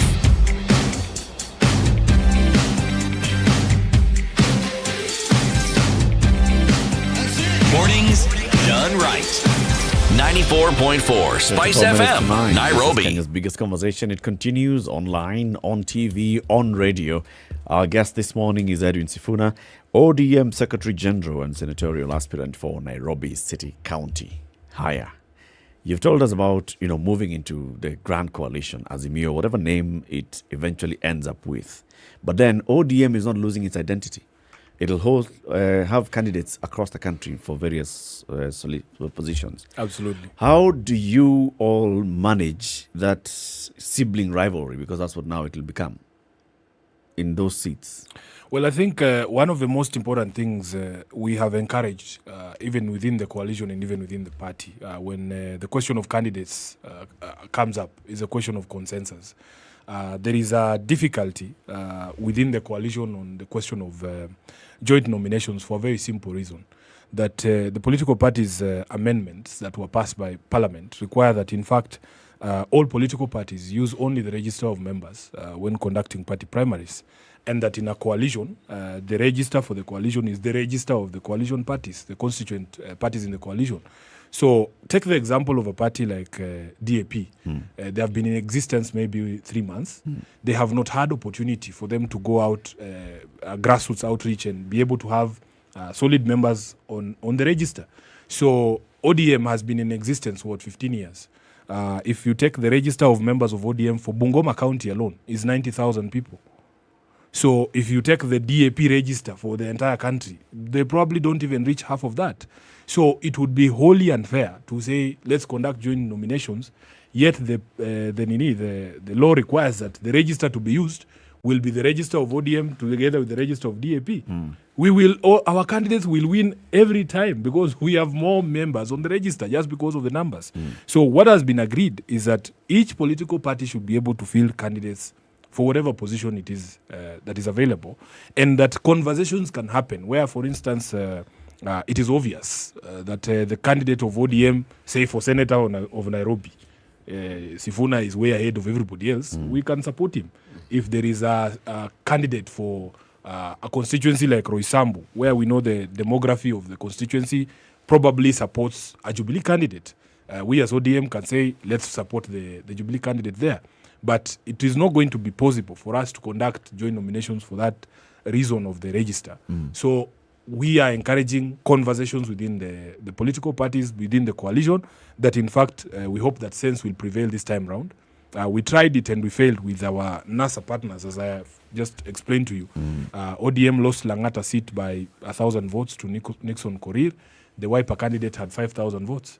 And I remember having very difficult conversations in 2017, trying to explain to people that in this particular constituency, you really have no chance. And these things are, you can ascertain them, with precision, because science and data do not lie. We have, at ODM, explained to our members, and we are happy that both the Governing Council and the Delegates Convention agreed with us as leaders of the party that we are going to put data and science at the center of decision-making at ODM. So it is an ascertainable fact that Sifuna is leading in the senatorial contest in Nairobi. It is something you can ascertain with scientific precision. It's not something to just talk about. So if you are shown the data, and we can invite you to, employ your own pollster, if that is what you prefer, and show us the data. We can always compare. Raila spoke about it at the NGC, and he said we can have 3 pollsters conduct this. We can get an international pollster, 1 local pollster, and 1 African pollster, if that's what you want. And let us compare the data, And the interest of the leadership of the party is to win seats. And when I spoke at that NGC, I said, those who have doubts about science should know that we as a party are interested in winning seats. And we know that if you mess with the science, you will lose, So it is not in the interest of any leader in the party to fudge with the science. So you can't tell us, we don't trust the science. You people might manipulate it to favor people you like. What is the end result if I manipulate the poll? Is that I will lose, because we would want the science to be credible science that we can rely on to make decisions. Yeah. I mean, there was a lot of pizzazz over the weekend, Edwin. And I still come back to that question, and I think I've asked you this many times before, is that where is the mind or the voice of the people in all of this? Because it's very easy to see all of this, and then the voice or the opinion of the people gets lost. Yes. It would appear as though leaders are forging these alliances to benefit themselves. And we cannot run away from that being in the reality of Kenyans' minds. So to ask themselves the question that even if I then go and vote on the 9th of August, that it really will not make a difference. So with all the pomp and circumstance that we saw over the last 3 days, where does the Kenyan fit in all of this? Or is it just about you and leaders who are making sure that you're in the right place? That is a very good question. And if you remember where this journey began, Raila Odinga made it clear that he was not just going to stand up and say, I'm running for president. He went across the country consulting Kenyans on what they wanted to see happen. So the voice of the people, I will take you to the meeting we had in Eldoret for the North Rift counties. And the ordinary farmers who spoke there and said they have had lots of problems in the past few years. They are unable to deliver their product to the National Cereals and Produce Board. It is their own sons who occupy positions of power that have subjugated them. They are the ones importing maize, bringing it across the border, and the local farmer is unable to sell their maize. So all these voices, I was privileged because of my position as SG to be in many of these meetings. I was there in Kakamega, I was there in Eldoret, we went to the coast, and everywhere we went, people were saying, the ordinary voice that you are looking for was there saying that the only person that we believe can actually be able to solve some of these problems is you, Raila Odinga. We are the ones who are sending you as the people of Kenya to be able to tackle these problems for us. So after all that, and people think it's a joke, but in all honesty, and you can refuse to believe me if you want, because believability is a problem with City. It was not always given that Raila was going to run for elections this election year. There were some very difficult conversations that I was privileged to be part of, and that in fact, when he was going around the country like that, and listening to the people telling him that, bro, you are our only hope, he had to heed the call of the people. And on the 10th of December, he came and he said, yes, I will do this. Yeah. Even for us as a political party, we had to navigate that, because you will remember that Raila never applied to be our candidate. Yep. Yeah.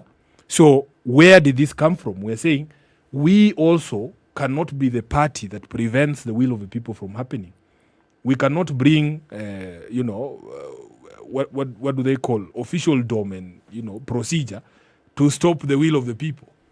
So we as ODM were also constrained to listen to the will of the people, and they said they wanted Raila to be president, and he accepted their call under the Azimio coalition.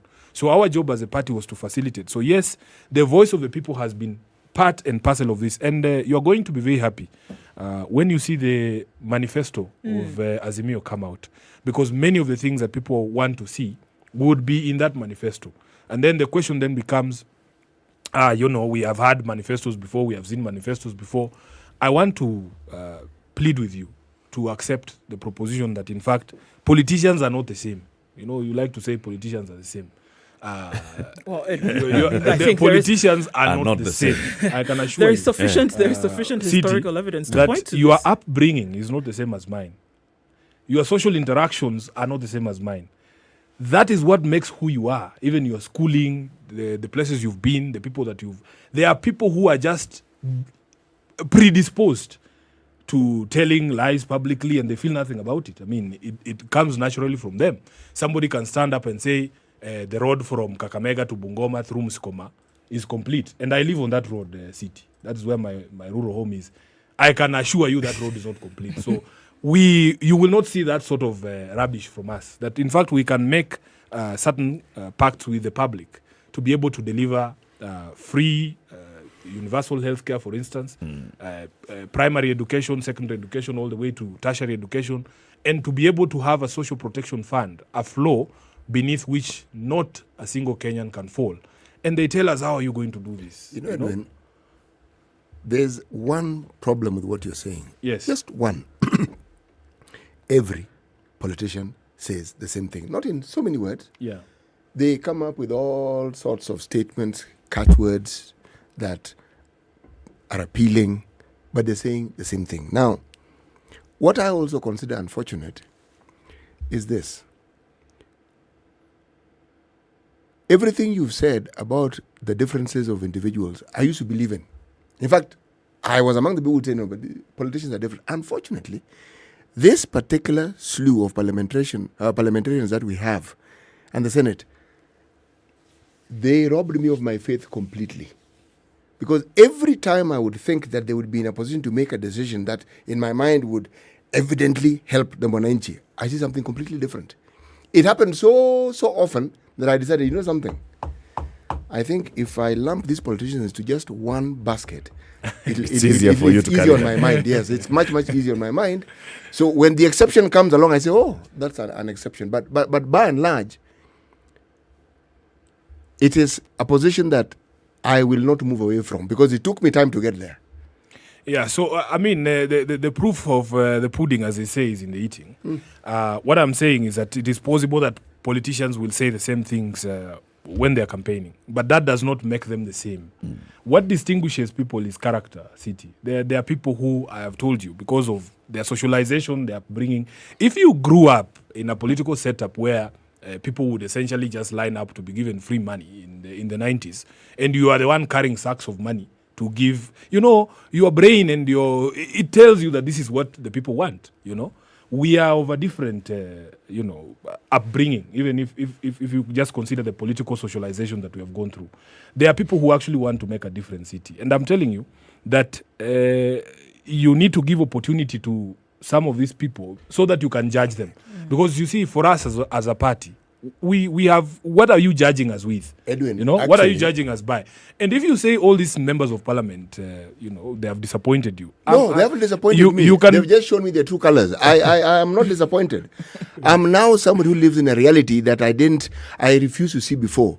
But if I'm to go by something even more palpable and real, what is the evidence of these wonderful things you speak of when you look at the governors who bear that ODM flag and they say, we happen to? What is their track record?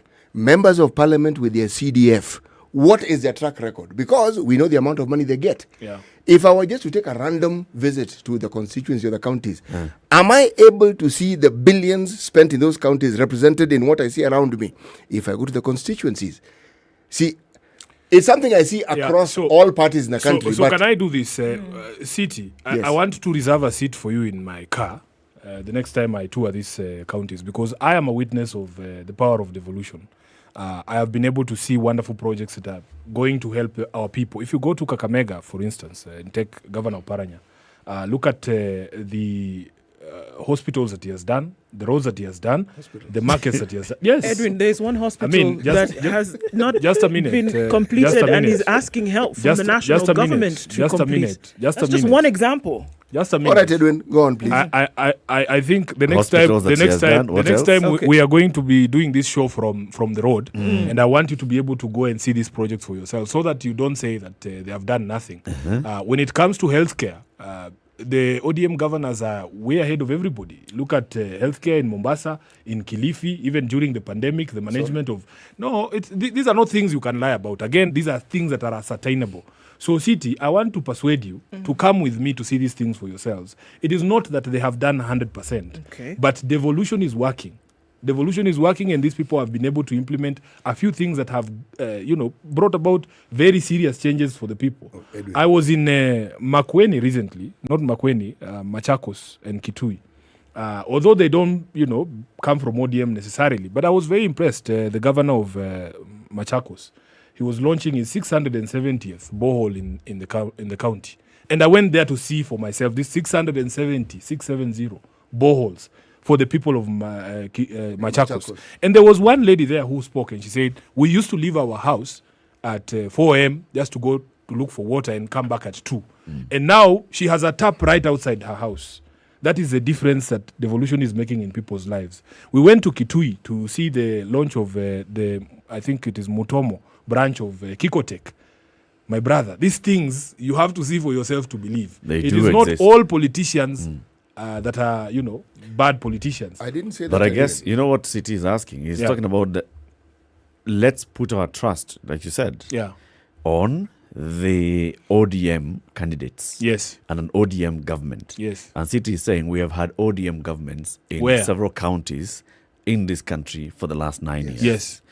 Can we say that those ones stand head and shoulder above the others? But I have told you, I have given you the examples of Kakamega. I have given you I've given you Kilifi. I've given you Mombasa when it comes to healthcare. I've given you Kakamega when it comes to roads. You can go to Kisii and see the work that has been done. I mean, my question wasn't the work that has been done. The amount of monies that they have received in the years they have been there, do they represent the development that you see? That really was my issue. I assure you that there is a feeling across the country that both the national and county governments have not done 100% what was expected of them. 100. Why don't we get That's to what 50? I'm telling you. That's what I'm saying. Yes. So you cannot blanket or wholesale condemn. There are things that have been done. There are things that have worked, and there are reasons why certain things have not worked. So if you engage with these people, you'll be able to understand where the problems are. Instead of just saying these people are all useless and they're all the same. No. There are challenges that we have had. Edwin, those are not my words. No, I'm paraphrasing. But I'm saying it is possible for us as a citizenry to engage with the issues that these people have faced that have prevented the. I agree. Yeah, that's what I'm saying. But go there and see for yourself. It is not a wilderness like or you want to paint it. Edwin, let me just speak from the point of view of where we sit. You have an extremely valid point in having gone physically to see these things. Okay? Yeah. What daunts me and what confuses me and what really puzzles me is the amount of monies that counties receive. They are colossal amounts. And when I ask a question, it is not because it is my wish to demonize them. No. When you talk about healthcare in Mombasa, absolutely true. What Governor Joe did to the former Coast General Hospital and you cannot doubt it. There's no way you can talk around it. It's evident, it's there. I am simply saying, given the raft of issues that all these counties have specific to themselves and the monies they have received, it's not... No, so can we discuss the monies that they've received? It's also not accurate to say that they are colossal amounts of money. Oh, they you are? have, just a minute, you have, say in this financial year, was it 370 billion shillings? Yes. And you need perspective, City. What is 370 billion shillings? In a 3 trillion shilling budget. It is 6 of these super highways that you see here. Yeah? The cost here is about 70, right?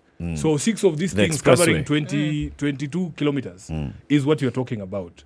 It is the allocation for Lamu is maybe 2.5 billion shillings a year. That is the money Uhuru is telling us is lost in a day at the central government level. The money that was lost in Aror and Kimware is 65 billion shillings. That is enough to fund all the counties of Western and probably Rift for a year. So you need perspective as well. That in fact, look at the schedule 4 of the roles that were devolved to the counties, and then look at the resources that they're being given. In fact, it is a very serious conversation. You say you have devolved healthcare, but then all the resources are still retained here, running the so-called ministries of health, which we actually do not need if the devolution was to work as it was required to work. Why do you have an agency that manages medical supplies being a central government agency?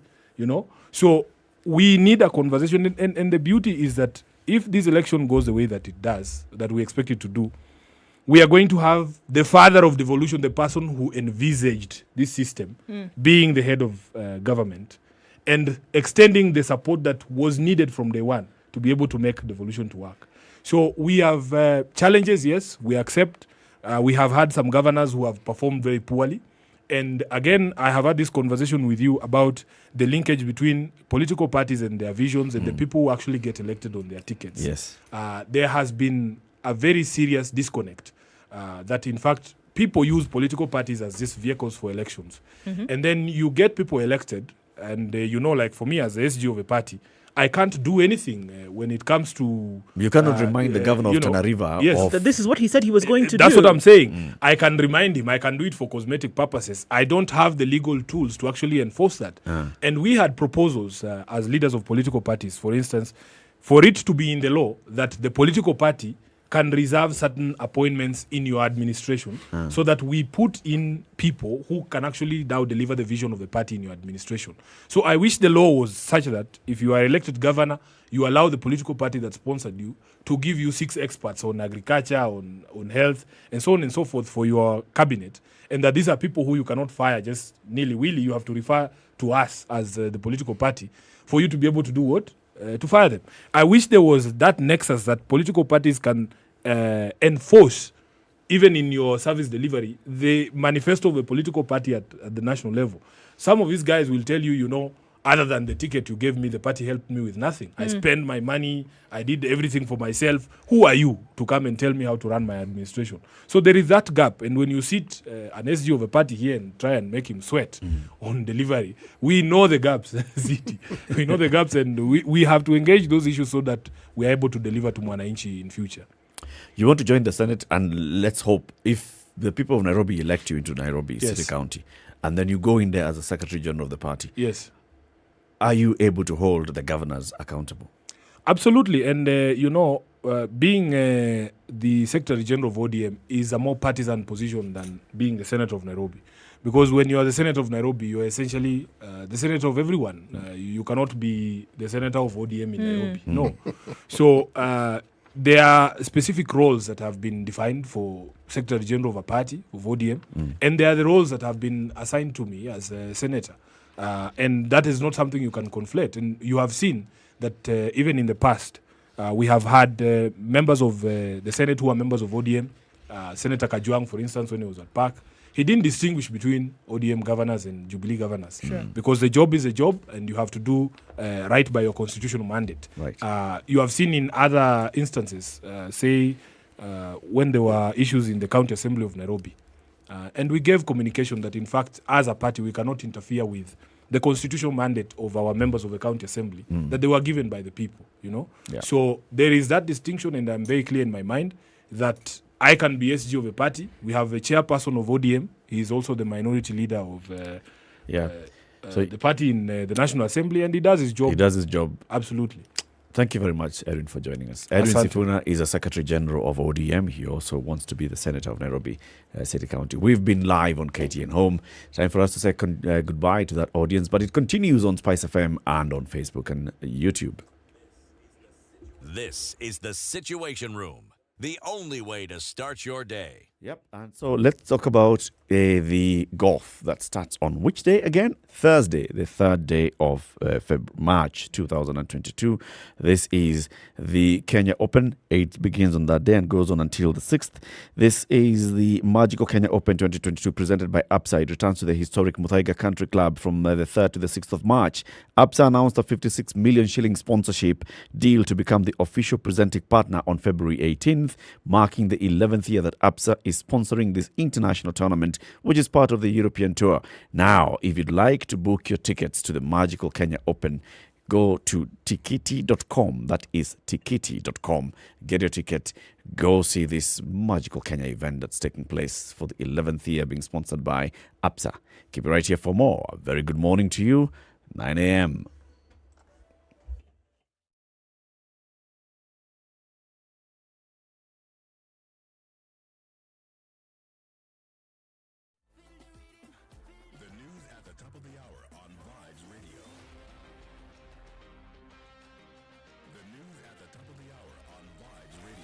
The latest news from around the world. 94.4 Spice FM. This is Newswire. Dennis Aseto. 5 people died earlier today after 14-seater Matatu rammed a stationary trailer on the Kisumu-Nyeri highway. According to reports, the Matatu hit the trailer, which had been packed by the roadside, killing 5 male adults on the spot. 5 other passengers, including 2 men and 2 women, are receiving medical attention at various health facilities in Kisii. If you are using the road around the United Nations Avenue in Gigiri, expect heavy traffic. In a circular, the United Nations office at Nairobi says this comes as the United Nations Environment Assembly is set to get underway. The meeting brings together the world's highest environmental decision-making body, alongside activities related to the 50th anniversary of the United Nations Environment Programme. Following this, motorists plying the route have been urged to seek alternative routes to avoid delays. The Assembly's 5th session begins today in Nairobi, with over 2,000 delegates expected to discuss climate change, nature and biodiversity loss, pollution and waste. The 5th session of the biennial UNEA will take place in Nairobi after the first one in 2014. The theme of this year is strengthening nature-based actions to achieve sustainable development goals. Now, Coast Regional Commissioner John Elungata has assured candidates and exam managers adequate security within the examination centers during this year's national examinations. Elungata said there would be enough security personnel manning all the examination centers and adequate vehicles to transport the examination materials. He said the exams will be kept in containers with tight police guards and with Deputy County Commissioners and Sub-County Director of Education being the only people allowed to have the keys to the containers. This, as Education Cabinet Secretary Professor George Magoha has assured the national exams will go on smoothly despite a strike threat by teachers over a salary dispute. Magoha said Kenya Union Post-Primary Education teachers, while having legitimate concerns, should not use learners as toys to achieve selfish targets. The CS asked Kenya Union of Post-Primary Education teachers to hold talks with the Teacher Service Commission on the matter. And still on matters education, and the Director of Public Prosecutions, Noreen Haji, has threatened to charge Teacher Service Commission commissioners for failing to put in place policies that protect teachers in insecurity-prone areas of the country. Haji said that it is the sole responsibility of the Teacher Service Commission to find solutions for the issues affecting teachers in insecurity-prone areas and not the community nor citizens. The DPP said that in Asia, education is a matter of national security and that it was high time for the regions that have insecurity issues like Garissa, Wajir, Mandera, Samburu and Turkana, faced with terror threats, banditry or cattle rustling, to have a good access to education. The tough-talking DPP called for the creation of a department within TSC to deal with affirmative action for teachers in regions that have difficulties and find solutions to ease access to education. And Interior Cabinet Secretary Dr. Fred Matiang'i has urged residents of Nyamira, Narok and Bomet counties to maintain peace relations among themselves ahead of the August polls. He commended area's residents for jointly working together to eradicate cases of tribal clashes that had plagued the region for the better part of the 2 decades. Peace-building efforts by the state and religious leaders, the CS said, have also played a part in mitigating cases of insecurity largely spurred by incidences of cattle rustling, which are common in the region in the past. He urged religious leaders to guide their followers in resisting political incitement. And the 4.5 billion shillings Makupa Bridge in Mombasa County is set for completion in July this year. The 457-meter bridge, whose construction started in April 2021, will link Mombasa Island to the mainland, replacing the current Makupa Causeway that was built in 1929. The China Communication Construction Company Limited is constructing the bridge with funding from the national government. Mombasa County Development Implementation Coordination Committee is set to inspect the bridge Thursday to ensure it is completed on time. Now, Alphabet Inc.'s Google confirmed on Sunday it has temporarily disabled for Ukraine some Google Map tools which provide live information about traffic conditions and how busy different places are. The company said it had taken the action of globally disabling the Google Maps traffic layer and live information on how busy places like stores and restaurants are in Ukraine for the safety of local communities in the country after consulting with sources including regional authorities. Ukraine is facing attacks from Russian forces who invaded the country Thursday. As missiles fell on Ukrainian cities, nearly 400,000 civilians, mainly women and children, have fled into neighboring countries. This is Newswire. Dennis Aseto. Good morning.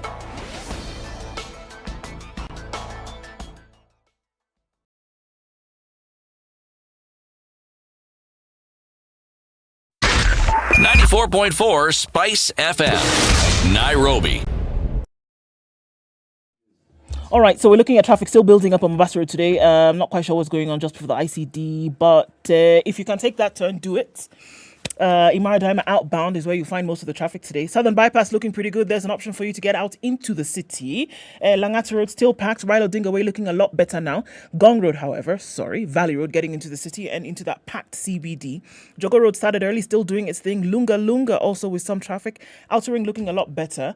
Wondering what happened on Kiambu Road earlier on. There was an accident just outside the DCI headquarters, and that's why we had that traffic looking a little bit better on the thicker superhighway. Just past the Utali Drift now is where you see some traffic. Westlands, of course, still continuing. Ring Road, Westlands, a lot of traffic there. Let's try keep things moving this morning, just in case things do get a bit cloggy. Let's talk. SpiceFM, KE on Twitter. Keep things moving.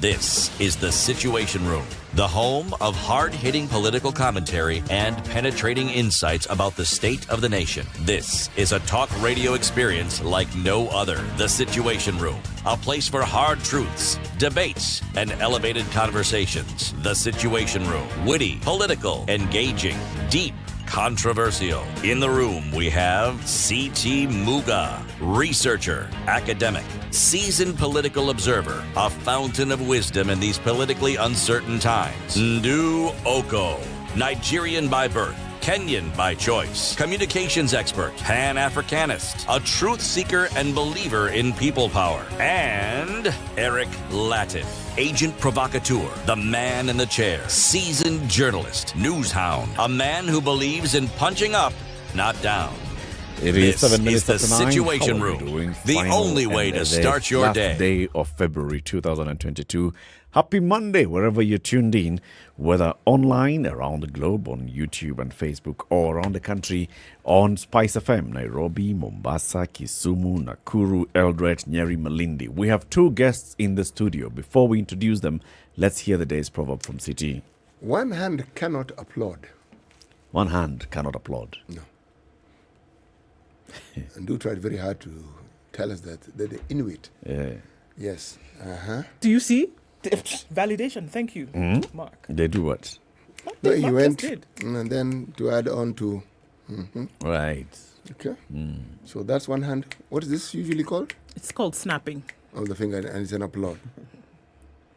It's an applause? Yes, it's somewhere. It is. It is. It is. The people of Algeria So have Algeria never seen people this. lied to you.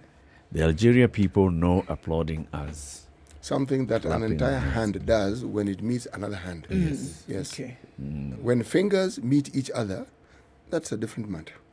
But if we're talking about the universality of meanings, I think Mark here has a point. Fingers can applaud each other. Okay.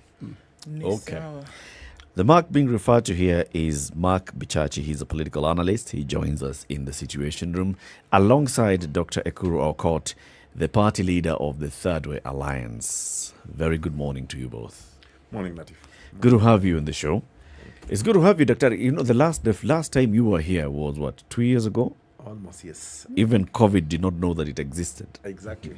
And It was before COVID. Right. And now here you are. It's a privilege to have you again. Thank you very much, and thanks for having me on the show. Mark, it's your first time in the Situation Room. Yes, I hear this is where adults come, so Yeah. I finally got my ID. Yes. You finally graduated. Congratulations. Thank you. Well done and karibu sana. Asante sana. We want to have a conversation around the politics of the country. We've seen what has happened over the last couple of months. I don't know, has Third Way Alliance held a national delegate conference? Not yet, but we are planning to do it. Plus, also, we're not necessarily excited about these gatherings. We are more interested in the content. What do these gatherings actually bring on the fore for the people of Kenya? That, for us, is the most important thing. And we'll be making our announcement pretty soon. We are also respectful of the laws governing elections in this country. IEBC hasn't declared, it's okay to go for elections. Plus, also, I think there's been a bit of irresponsible leadership in this country for the last, say, 1.5 or 2 years. We're talking about a country that is under a pandemic, or the globe under a pandemic, but people still flouting all the regulations. You have a government that says, wear masks in public places, but then you are gathering people and risking their lives. And these are folks without any medical insurance and the rest. So I think as a party, we've been a bit considerate. I mean, what is the status of the country? What is really are the priorities of the country right now? I think there's been a lot of political heat, unnecessary political heat going towards 2022. And I think as a party, we think we will have a conversation with Kenyans at the right time. You've said very many things, Dr. Yeah. Is Third Way Alliance going to field candidates in the forthcoming election? We will, and I'll be in the ballot, just to confirm to you. Is there no requirement in law that you have until the 28th of February to hold NDCs? Well, to be honest, under the law, NDC is not a must.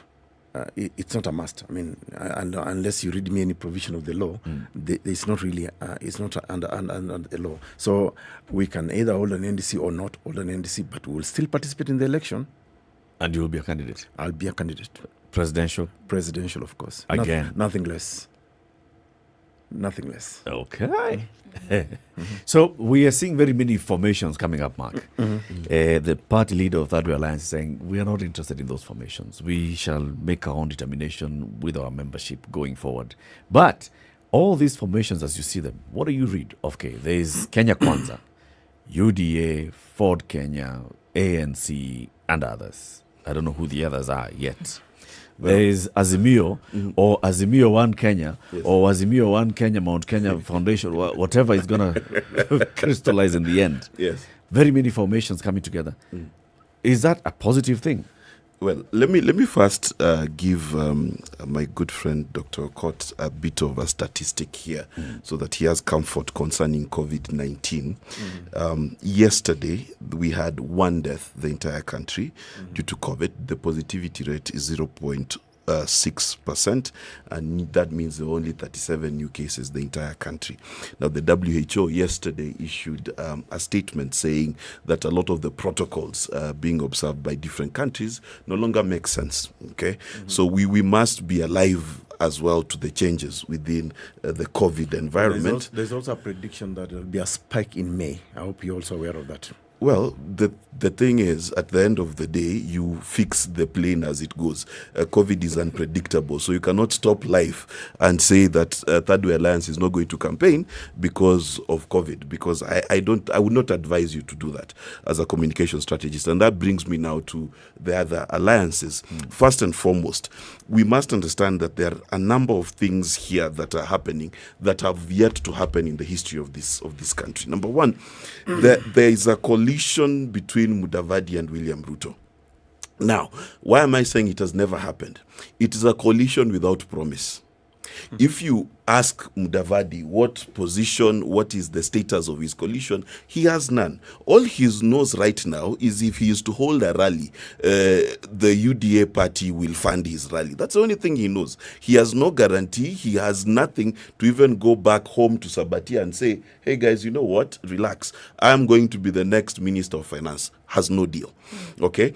At the same time, he's paired up with a political presidential candidate who of course has much more clout than him, but he says that he is also running for president, which is really a fool's errand if ever there was one. Now, the issue again goes, if William Ruto is to choose a running mate from Western Kenya, what happens to his 4 years of campaigning in the mountain?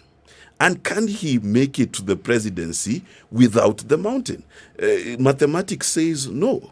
It cannot work because you need the mountain and some other parts of the country to make it so. And can you take the mountain without having a relevant running mate? Impossible. And then the X factor, with the entrance of Uhuru Kenyatta as a campaigner, can you compare the likes of Ndindi Nyoro to the campaigning tactics and the popularity of Uhuru Kenyatta? Does he have people who are his surrogates in the mountain who can really displace the person of Uhuru Kenyatta, his utamakiness within the mountain? These are the critical questions. So without these answers, this coalition seems a bit ragtag.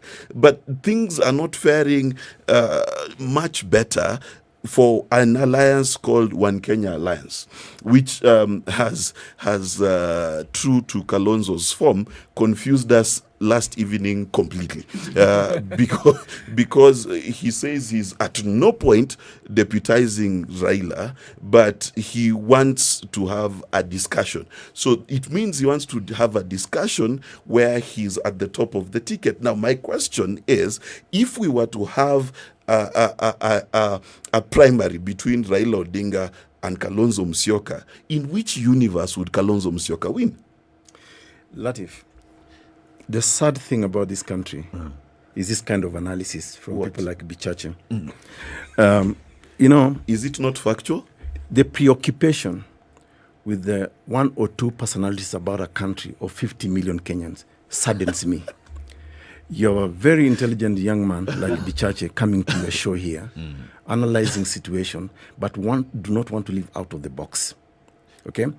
And this is the reason why I, Ekuru Aukot, I will be in the ballot and I'll even vote for myself and I'll go home to sleep happily. Because I think Kenya cannot be defined in the context of one or two individuals going forward. And we have failed to change the political narrative in this country for the last almost 50 plus years. And when you analyze, when people like Bichache analyze, this formation, this and that, this is the reality, they are also not telling us the content these people are bringing on the table. Okay? But that was not the question. No. I was not asked. Bichache. You interrupted me, so Okay. allow me to take back my time. All right. Number one, I was not asked, to talk about the content of the alliances. I was told to give an analysis of the alliances. So can we talk about the content? Let's talk about the content. Let me finish. Because that's the most important Allow thing me for to Kenya. finish, Dr. Yeah. Allow me to finish. When I went to school, they told me, read the question and answer what you were told.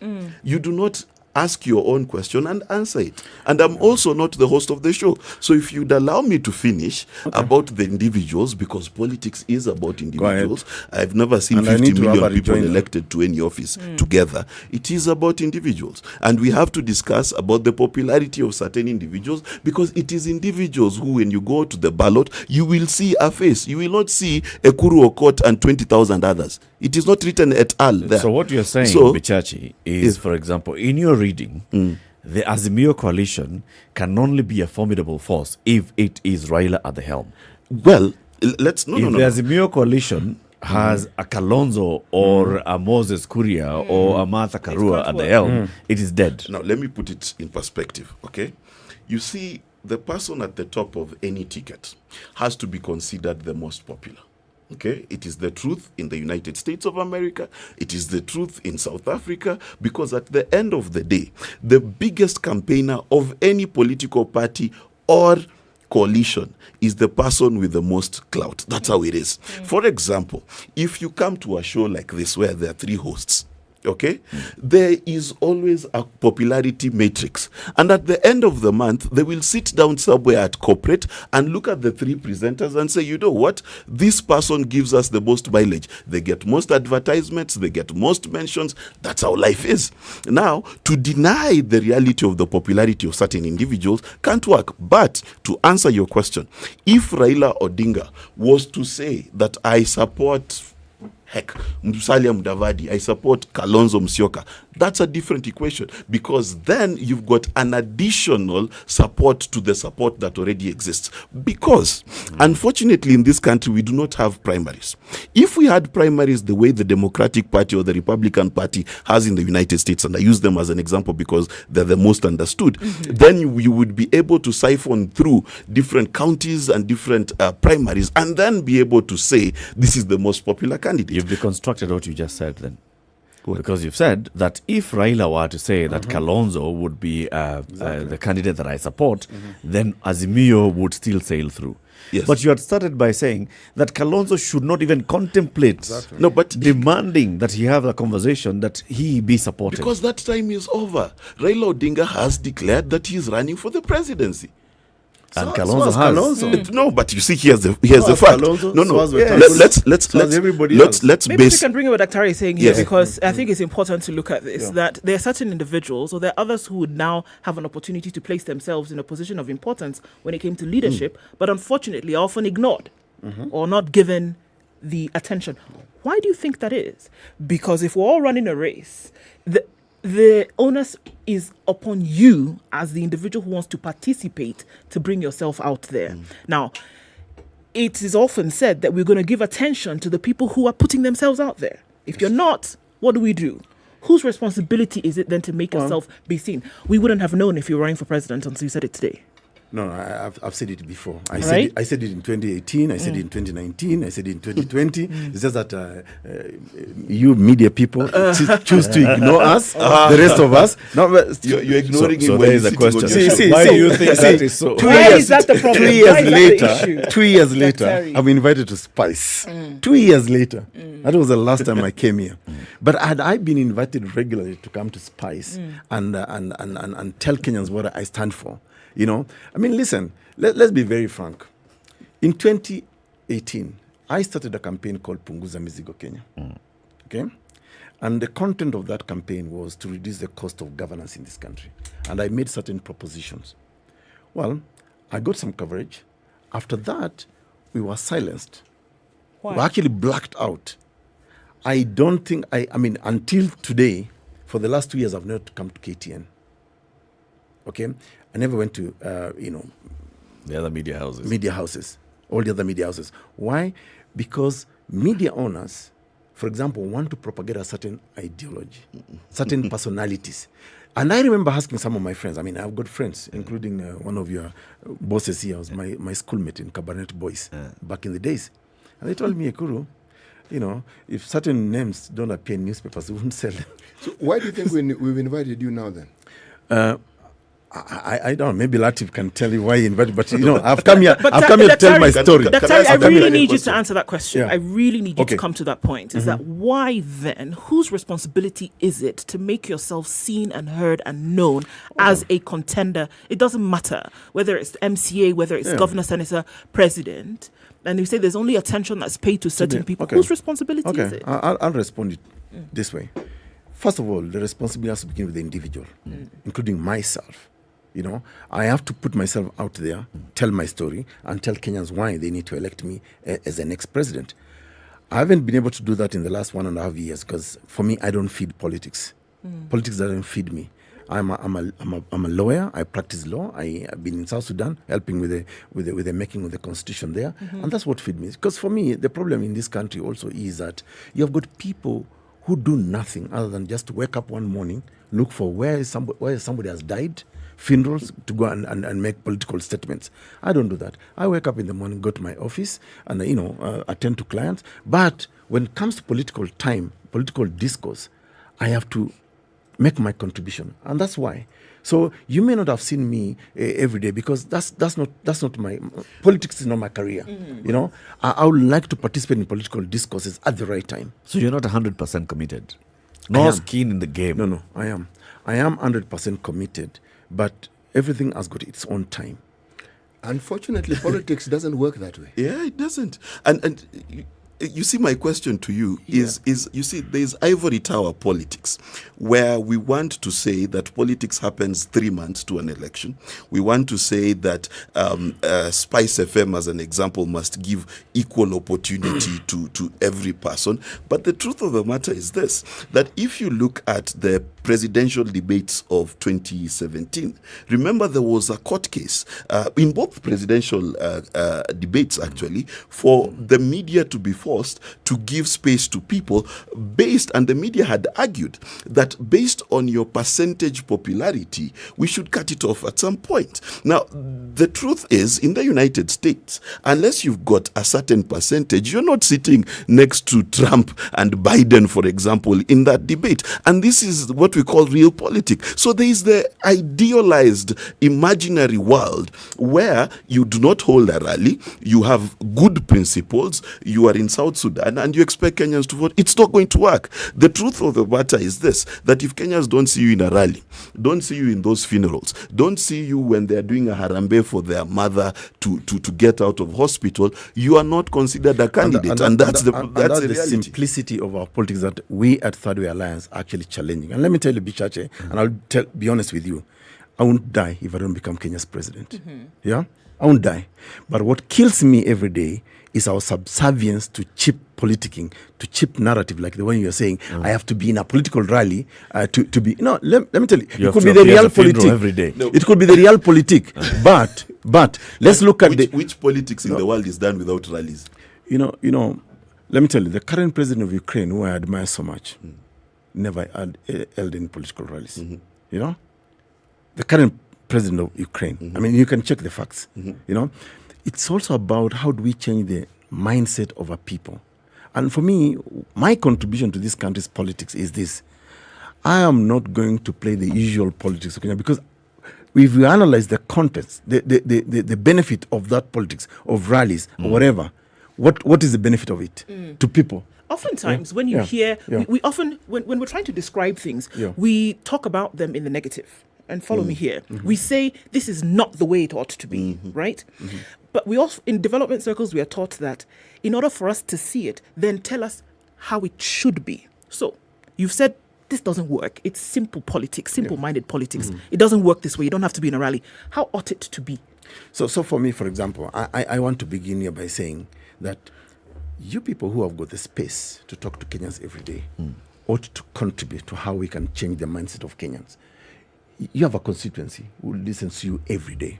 You know, I think we all owe this country some level of responsibility and say, you know, let's analyze the content. For example, in these political rallies that we've seen for the last, 3-4 years, what do they actually communicate? You know, what is the content of this? I mean, I really struggle so much to listen to what is it that this political rally actually produce as an outcome that will change the mindset of Kenyans to think differently. I see nothing. For example, let's be... You say you see nothing completely. I see nothing. There's nothing that they do. But I see tribal mobilization. Yes. I see commercialization of politics. Maybe that's something. But for me, as a Kenyan who is interested in a new Kenya, and let me tell you, at my age right now, the only thing that stands between me and life is probably death, and that can happen anytime. So the only thing I have to do right now is to be truthful about the kind of Kenya that I want to bequeath my children. But I actually agree with what you're saying. Yeah. But if you have these values that you believe in intrinsically, and You have outed rallies. Those are not avenues that you will use to put across your ideas. How then do you put your ideas across to all Kenyans? This is what I'm asking. How ought it but to you see, be? Daktari, let me say something. You know, we must disabuse this thing that if it's something you don't do, then it's intrinsically bad. You know, rallies are effective ways of communication. Now, let me finish, because you said I have no problem with rallies. What I'm saying is, wait a minute. You said my narrative is cheap. Okay. So I said that politicians need to do rallies. Did he really say that? Yes, he said. No, he didn't. He said it is not. But anyway, let me make my point. What I'm saying is this: as you respond, let me put in context. There's nothing wrong with rallies, but I want to see what do these rallies communicate in terms of change that we want in this country. Let me tell you, the individuals, and I can see your Azimio. How? It's written on your head, Mark. It is. It is. Is it like the mark of the 666 on my forehead? No, but Chaten, tell me the import. I mean, what is the outcome of this political rally other than mobilization, ferrying of people, to fill in stadiums and whatever? I mean, tell me what really. One of the key questions that Aristotle asked about democracy was this: who should be given a chance to vote? Because his argument was that citizens with the highest intelligence and highest stake in a country should vote, and those who have nothing should not. Weighted voting. Yes. Yeah. And then somebody, I think it was Nietzsche, who then said that in any town where there's an election and there are two people running, the dentist and the candy salesman, the candy salesman will win, even though the city needs the dentist. Now, here's the issue. In times past, there was two roles. There was a king and a jester. The king's job was to rule and the jester's job was to joke. Unfortunately, with the democracy of today, the jester and king's job are twine. If you are unable to dance the tune of the public, you will not get the vote to rule. That's how it is. Now, the question you've got to ask yourself here is that how do you then transmit intellectual ideas to a populace that wants to be entertained?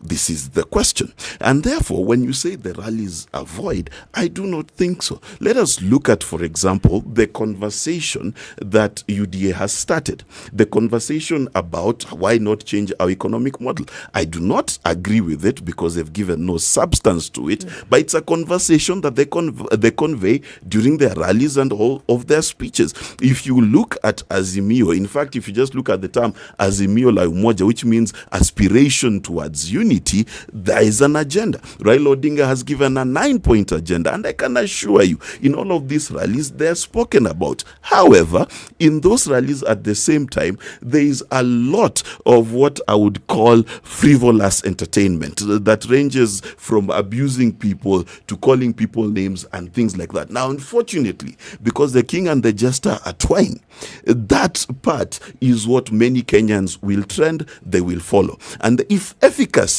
of such behavior is crowned by the fact that the biggest joke of all, the prison prefect, I call him, former governor Sonko, won by making a lot of jokes. And that's why let's take a break. Yeah. We'll continue this conversation. And I need to you need to respond to this. That, yes, we need to have that. And let's talk about the movies as well as we go into this break. All right, SpiceFM at the movies. SpiceFM is taking you and 4 of your friends to the movies courtesy of everyone's favorite delicious fruit-flavored soda Fanta at Anga Cinema. All you have to do is win movie tickets for your squad to an exclusive free screening of The Batman. The Caped Crusaders' latest outing is to brush up on your Batman movie trivia and join Yolanda Mulwa and DJ Absolute on Sugar and Spice every weekday from 11 a.m. for your chance at a front row seat to witness cinema history. 28 minutes to 10. This is the Situation Room, the only way to start your day. This nation has never healed genuinely from the 2000-2008 violence. We've never had a healing process. We've swept it under the rug.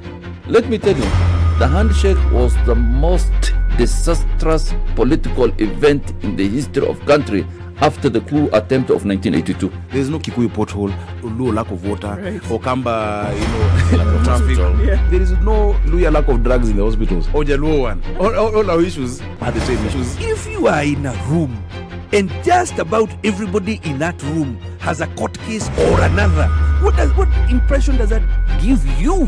What are you saying? Why haven't you done it in the last 20 years? But they're telling us, like August, some miracle is going to happen.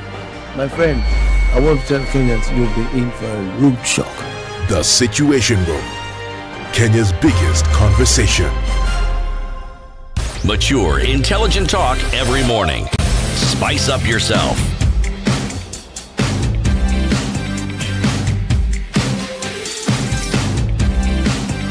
Mornings done right.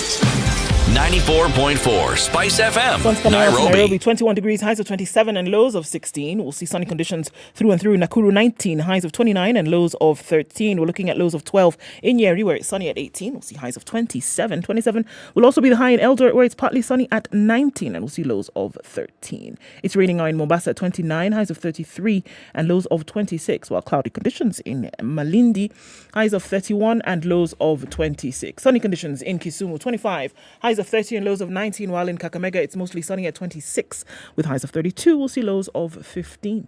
Look out into Kampala, where it's sunny at 24, highs of 28 and lows of 20. And in Dar es Salaam, rain still coming down at 29, highs of 31 and lows of 26. Sunny conditions in Lagos at 27, highs of 33 today.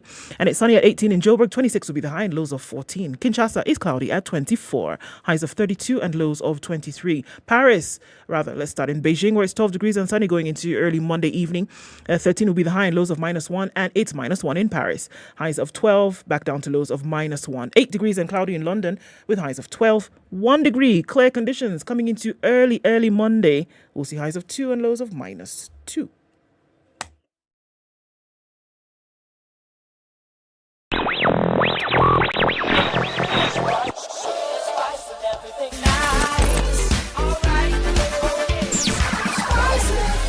Spice up your life. All right, so we're still looking at traffic, a little bit of it on the Maradima in and outbound. We're heading Jogo Road out towards Landis today, and still some traffic there. Langata Road also reducing, looking much better. Coming off Thika Superhighway and Kiambu Road today, in and out. A bit of an issue here and there, and going well into Limuru Road as well. But we should be out of traffic hour in a short while, and it shouldn't be too much of an issue. Okay, let's just keep an eye on things. SpiceFM KE on Twitter. That's how you get in touch through the morning.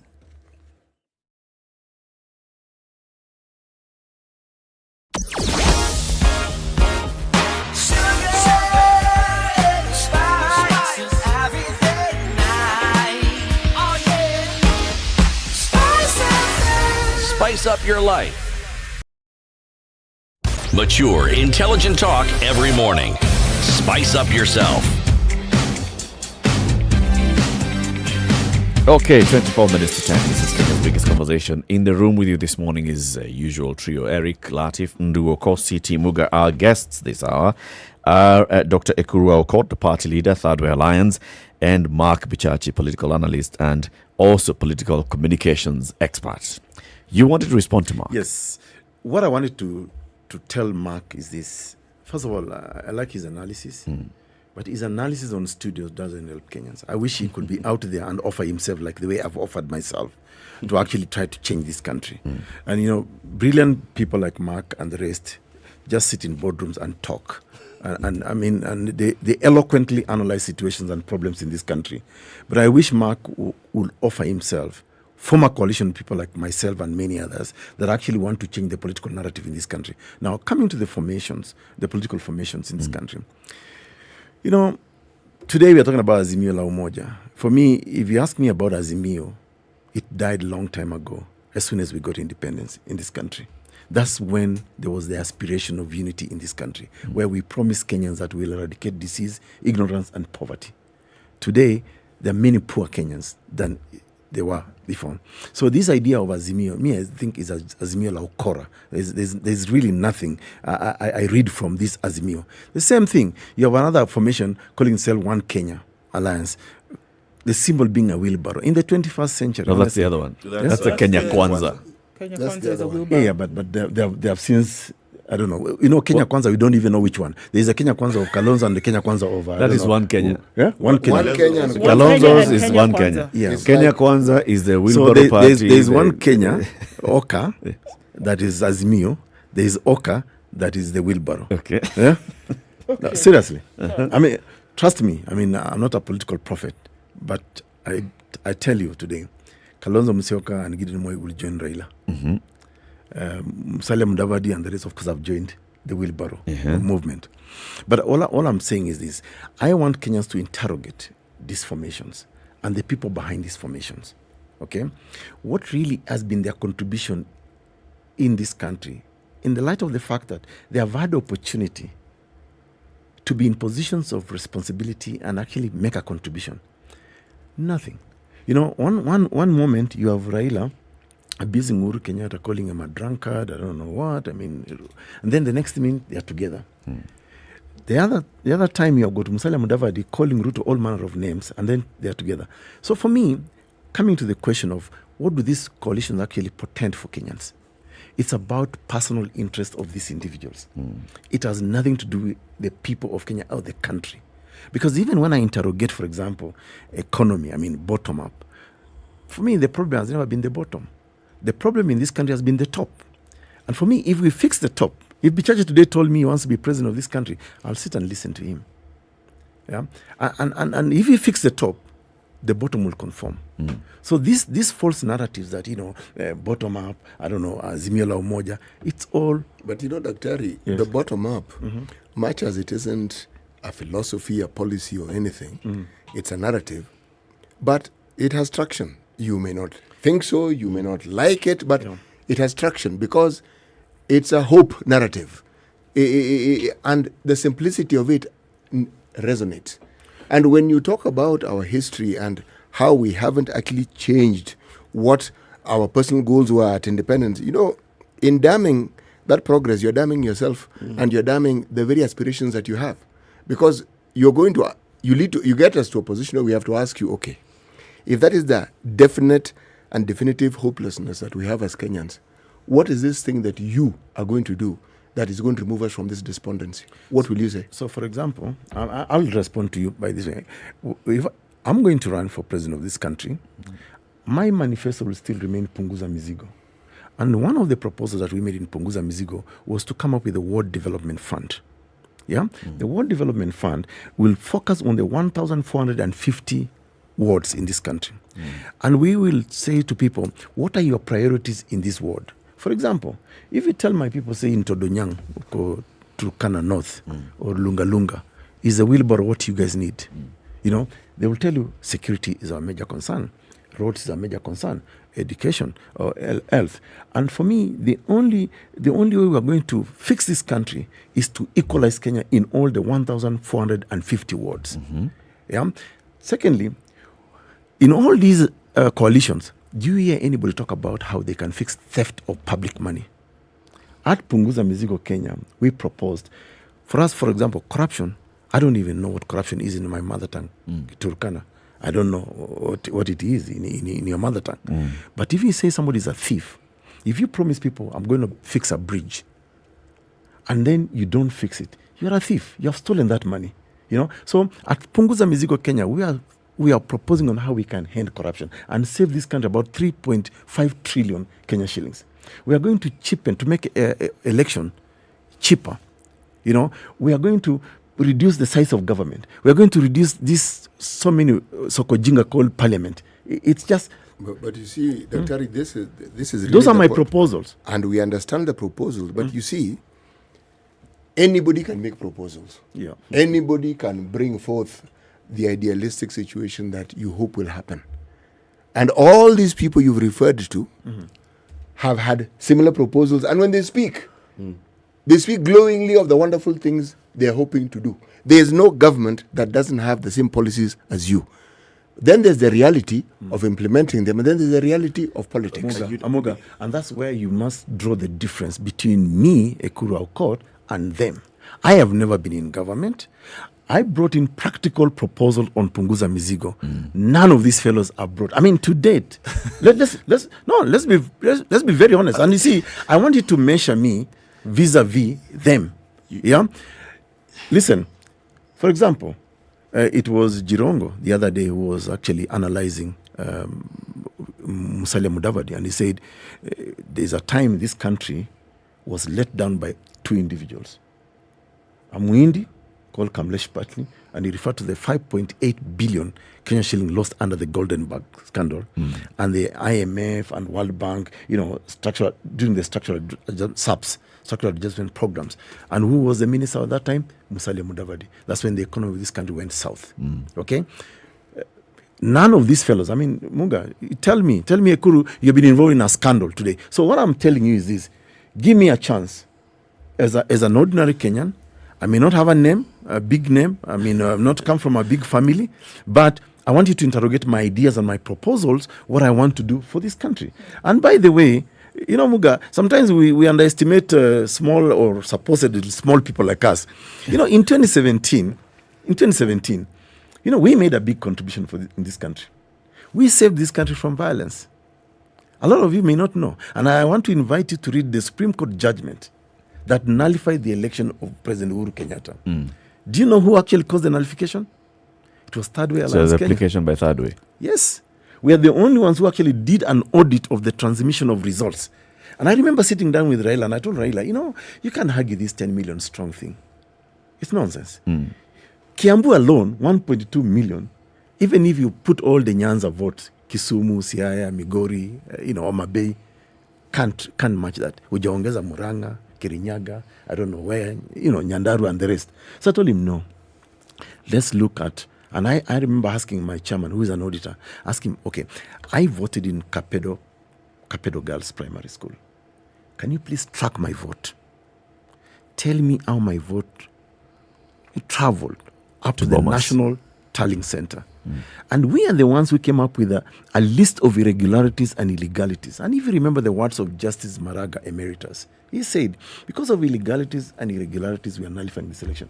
That was the audit report from Third Way Alliance Kenya. So sometimes we underestimate our contribution, whether we are popular, now, actually, or not. that you're on that point. Respond to this one issue by Thomas, who's raising it on Twitter. He says that you are talking about delivering a utopia to Kenyans, yet you participated in the repeat election in 2017, which, according to him, was against the law. No. First of all, I think he's very ignorant of the law. Listen, elections in this country are regulated by way of law.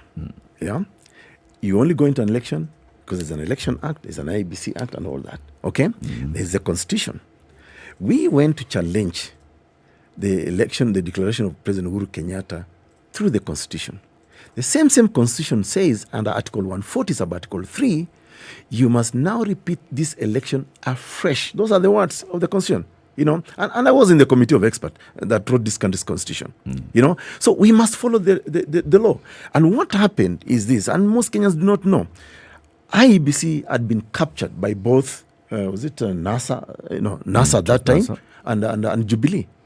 They only gazetted Uhuru Kenyatta and Odinga. Yet, the declaration from the Supreme Court was, go hold this election afresh. Under Article 140, sub-Article 3. Every other candidate should then have been It was fielded in not the election. Exactly. It was not a runoff. It was not a runoff. It was a repeat of the election. Repeat of the election. And they left the 6 of us. I went to court before Justice John Mativo. And I told Justice Mativo, please interpret for us what this means. And Justice Mativo gave an order which we all had to respect, and IBC respected. So I did not betray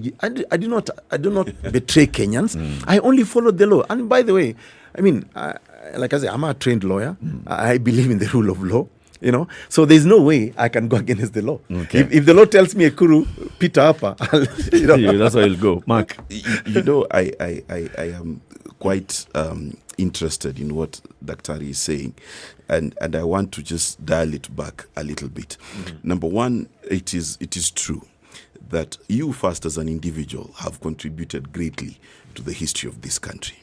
But it is also true that if you look at nearly every political animal in this country, they have contributed greatly to this country. And it is important to give credit to where credit is due. For example, if you take Raila Odinga and his stand in the Ministry of Infrastructure and Roads, he did something. Give credit to Uhuru Kenyatta when he was Minister of Finance. We had the biggest GDP growth per year in 2010. Give it to him. He has doubled our GDP. There's many things to talk about people, and this is something that we need to correct about our political discourse. This idea that every side says the other side has done nothing is not fair, and it is not true. But at the same time, and let us come now to the promises. Whenever you hear a promise, its worth is only valuable if the promiser can back it up. It is never the promiser. Listen, if I promised Eric here a Ferrari tomorrow, he look at me and laugh his head off because I lack the capacity. Now, I might have the intention and the genuineness of heart to give it to him, but if I don't have the capacity, I don't. Now, how do you determine capacity? Maybe Eric could also see that you could be lying to him just openly. No, but that's the point. Like, listen, even in life, you make promises to cross oceans, right? You can't swim across a swimming pool, but you'll make the promise because your heart is in the right place. Now, there are two things here. There is the capacity to deliver. And I want to tell Kenyans, there's this ideology that is flying around that somehow youthful is better. Let me tell you, when I get on a plane, I do not want the captain to say this is the first time he's flying a plane, that he's only been playing on PlayStation. No. I want an experienced captain. I want someone with mettle, with experience and dexterity to run that plane. Because it is easy to promise before you get into government. It is hard to deliver because, and I'll give you an example of Donald J. Trump. By the time he was exiting office, there were more than 6,000 empty positions because he had not gone through the system long enough to know who to appoint where. The fact of a democratic movement is not that you can elect a head of a state by himself.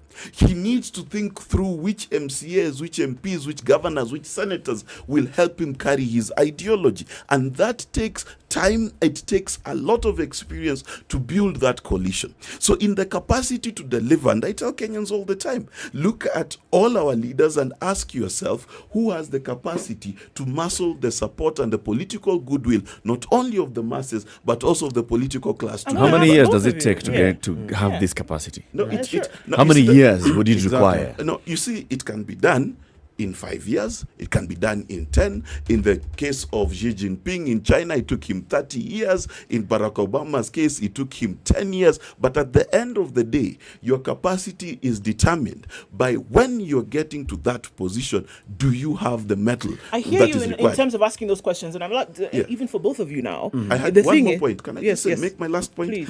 The other thing is the character of the person.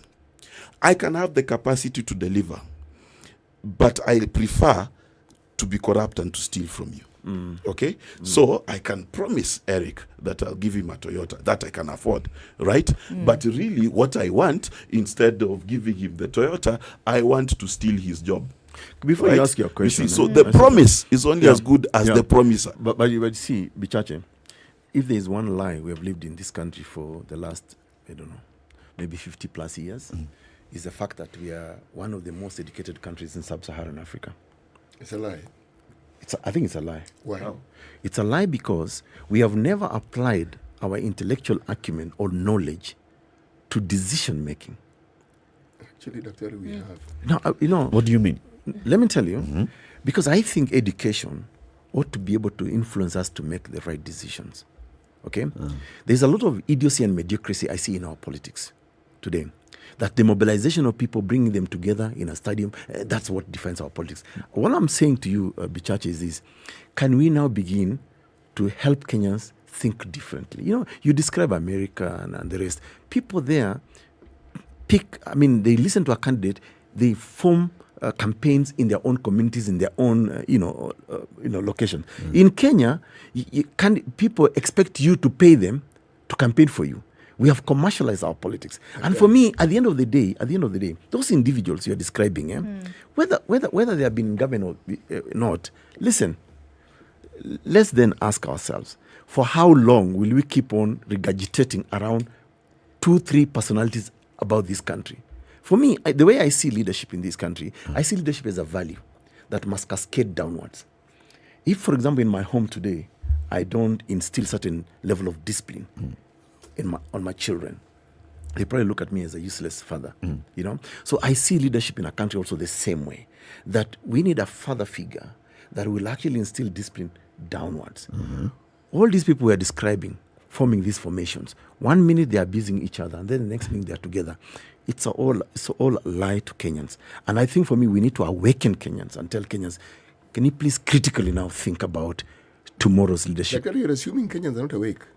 This is what I was going to say. And I think Kenyans are awake. And I think Kenyans are awake to the reality that there's so many competing issues right now that are you going to be able to ask somebody who is hungry, for example, to make or interrogate somebody who's standing in front of them in a rally, who is offering them something that could take care of the hungry situation today? And I think the examples that we are giving about the United States, the United Kingdom, you're dealing with a system for whom people's welfare has largely been taken care of. Exactly. So when you're asking them to interrogate something, really, truly, they're not thinking about what they're going to eat that day, so they can sit down and say, okay, actually, let me think about what this individual is saying. But here's somebody, because of a broken system, unfortunately, there are people who are listening to these things thinking, okay, this is great, but then what am I going to eat today? These are the same people. Who really is in a better position to interrogate? These are the same people. Hold on. These are the same people that we're asking now to interrogate. Yeah, and that's why, I mean, maybe then the rejoinder question for me, and I'd like to hear your view, is why then is an hungry person thronging these rallies? Because let's just bring dignity back to the Kenyan human. Number one, the United States, this country that we talk about, has people who believe the earth is flat. It's a big movement. It has people who believe Hillary Clinton eats babies. It's a big movement. You see, foolishness is not domiciled in Africa. Let's just be honest. So when we talk about our people with less dignity simply because they want to follow Raila Odinga, it is not out of foolishness that they do, and it is neither out of foolishness that they follow William Ruto or anybody else. The truth is this, that for the Kenyan person, when they look at Raila Odinga, he symbolizes certain hopes and aspirations that they also believe in. And you, believe you me, a lot of the time when you talk to people, you talk to Kenyans, and I have talked to many of them, they have a reason and a logical one for the reason for which they support the candidate they do, and the reason why they do not support another person. And you can argue and say that Kenyan politics is tribal, but I have worked in many countries. My friend, in the United States, there's a tribe called Bible Belt. It is a tribe. Believe it or not, if you go to Germany, all of those different states, Bavaria, Saxony, and the rest are tribes. They're tribal clans. If you go to the United States, what is this Irish, Welsh, and dynamic? Italian. Yes. At the end of the day, it is only in Africa where we want to negatively ethnicize ourselves. Let me finish. Okay. There is nothing absolutely wrong with me identifying as a Luya. There is nothing wrong with it, because if I identify as a Luya, there are interests that I have. Even if those interests are about how many chickens are in this country, they're my interests. And therefore, do you have a responsibility, even as you are looking at your candidate and saying, I identify with this candidate because A, they come from my region, my tribe, and because they represent some certain aspirations. But do you get to a point where you start interrogating their capacity, the same way you've talked about their capacity? Yes. So is it okay, the way Ekuru is saying, that let's interrogate these people and look at their actual capacity based on the promise. The assumption is that the Mwananchi doesn't interrogate. You know my view on this one. They do interrogate. But do they interrogate the capacity, or do they get to a point where, like you are, like City has already told us where he is. City is at a point where he's actually looked at the politicians, and then he's revised his reality. And his new revised reality is, this guy is never going to deliver. Latiff, Before Mark answers, City. Yes. Let me give you an example. I was in the committee of experts that wrote this country's constitution, and one of the things that we analyzed is the question of marginalization. Yeah. Like me, I come from Turkana. And we used to say in the NFD, the Northern Frontier Districts at the time, that us guys have been relegated to the periphery of this country. Nobody cares about us. And actually you were. Yes, we were. It's a reality. It is true. Yes. We were. And I remember under KANU regime, they used to say, kama huko kwa KANU, hakuna maendeleo. So we used to beg to be Kenyans. Yeah? Let me tell you, when we were writing the country's constitution, we said, okay, how do we fix this problem of marginalization and bring a little bit of equality or equity in the development of this country? That's why we went back to the 1992 Provinces and Districts Act of 1992. And we said, we are going to create 47 counties of this country. Then we created Chapter 12, Public Finance. And we said, we are going to redistribute money equitably. Now, to the question of whether we interrogate or not. And the truth for the matter is, even if maybe in the next 20 or so years, only a Turkana can be a governor of Turkana County, or a Luo can be a governor of Siaya, or Kisumu and the rest. But, yes, we pick our own. But our own actually starts stealing from us. Letting it down. And that's the question I'm asking Kenyans now today. Yes, even if one of your own is president, of this country, ask critical questions. I am married to a Kikuyu woman, Wanjiru Wamadhenge, from Nyeri. People will think because she's Wanjiru, she probably benefits because of President Uhuru's presidency. It's complete balderdash. And let me tell you. So that's why we need to begin to interrogate. Let's conclude the conversation there. We've run out of time. Give me 10 seconds. No time. 10 seconds. No time. Asante sana. We have got to conclude on this because we have to hear the day's proverb from CT, and I've got to remind you, this weekend, you play golf, don't you? Yes. Yeah, but it's happening. It's happening from Thursday, and this is the Magical Kenya Golf. It's taking place, part of the European tour. APSA has been supporting this. The Birdies for Good initiative will take place tomorrow, the 1st of March, and we'll see APSA donate 1,200 for each birdie to plant and grow a fruit tree in select schools. This is Kenya's biggest conversation, The Situation Room. We thank you very much for joining us. We need to come back. We really must come back to continue this conversation. Oh, yes. Let's end it there, right? Shall we? One hand cannot clap. One hand cannot clap. Days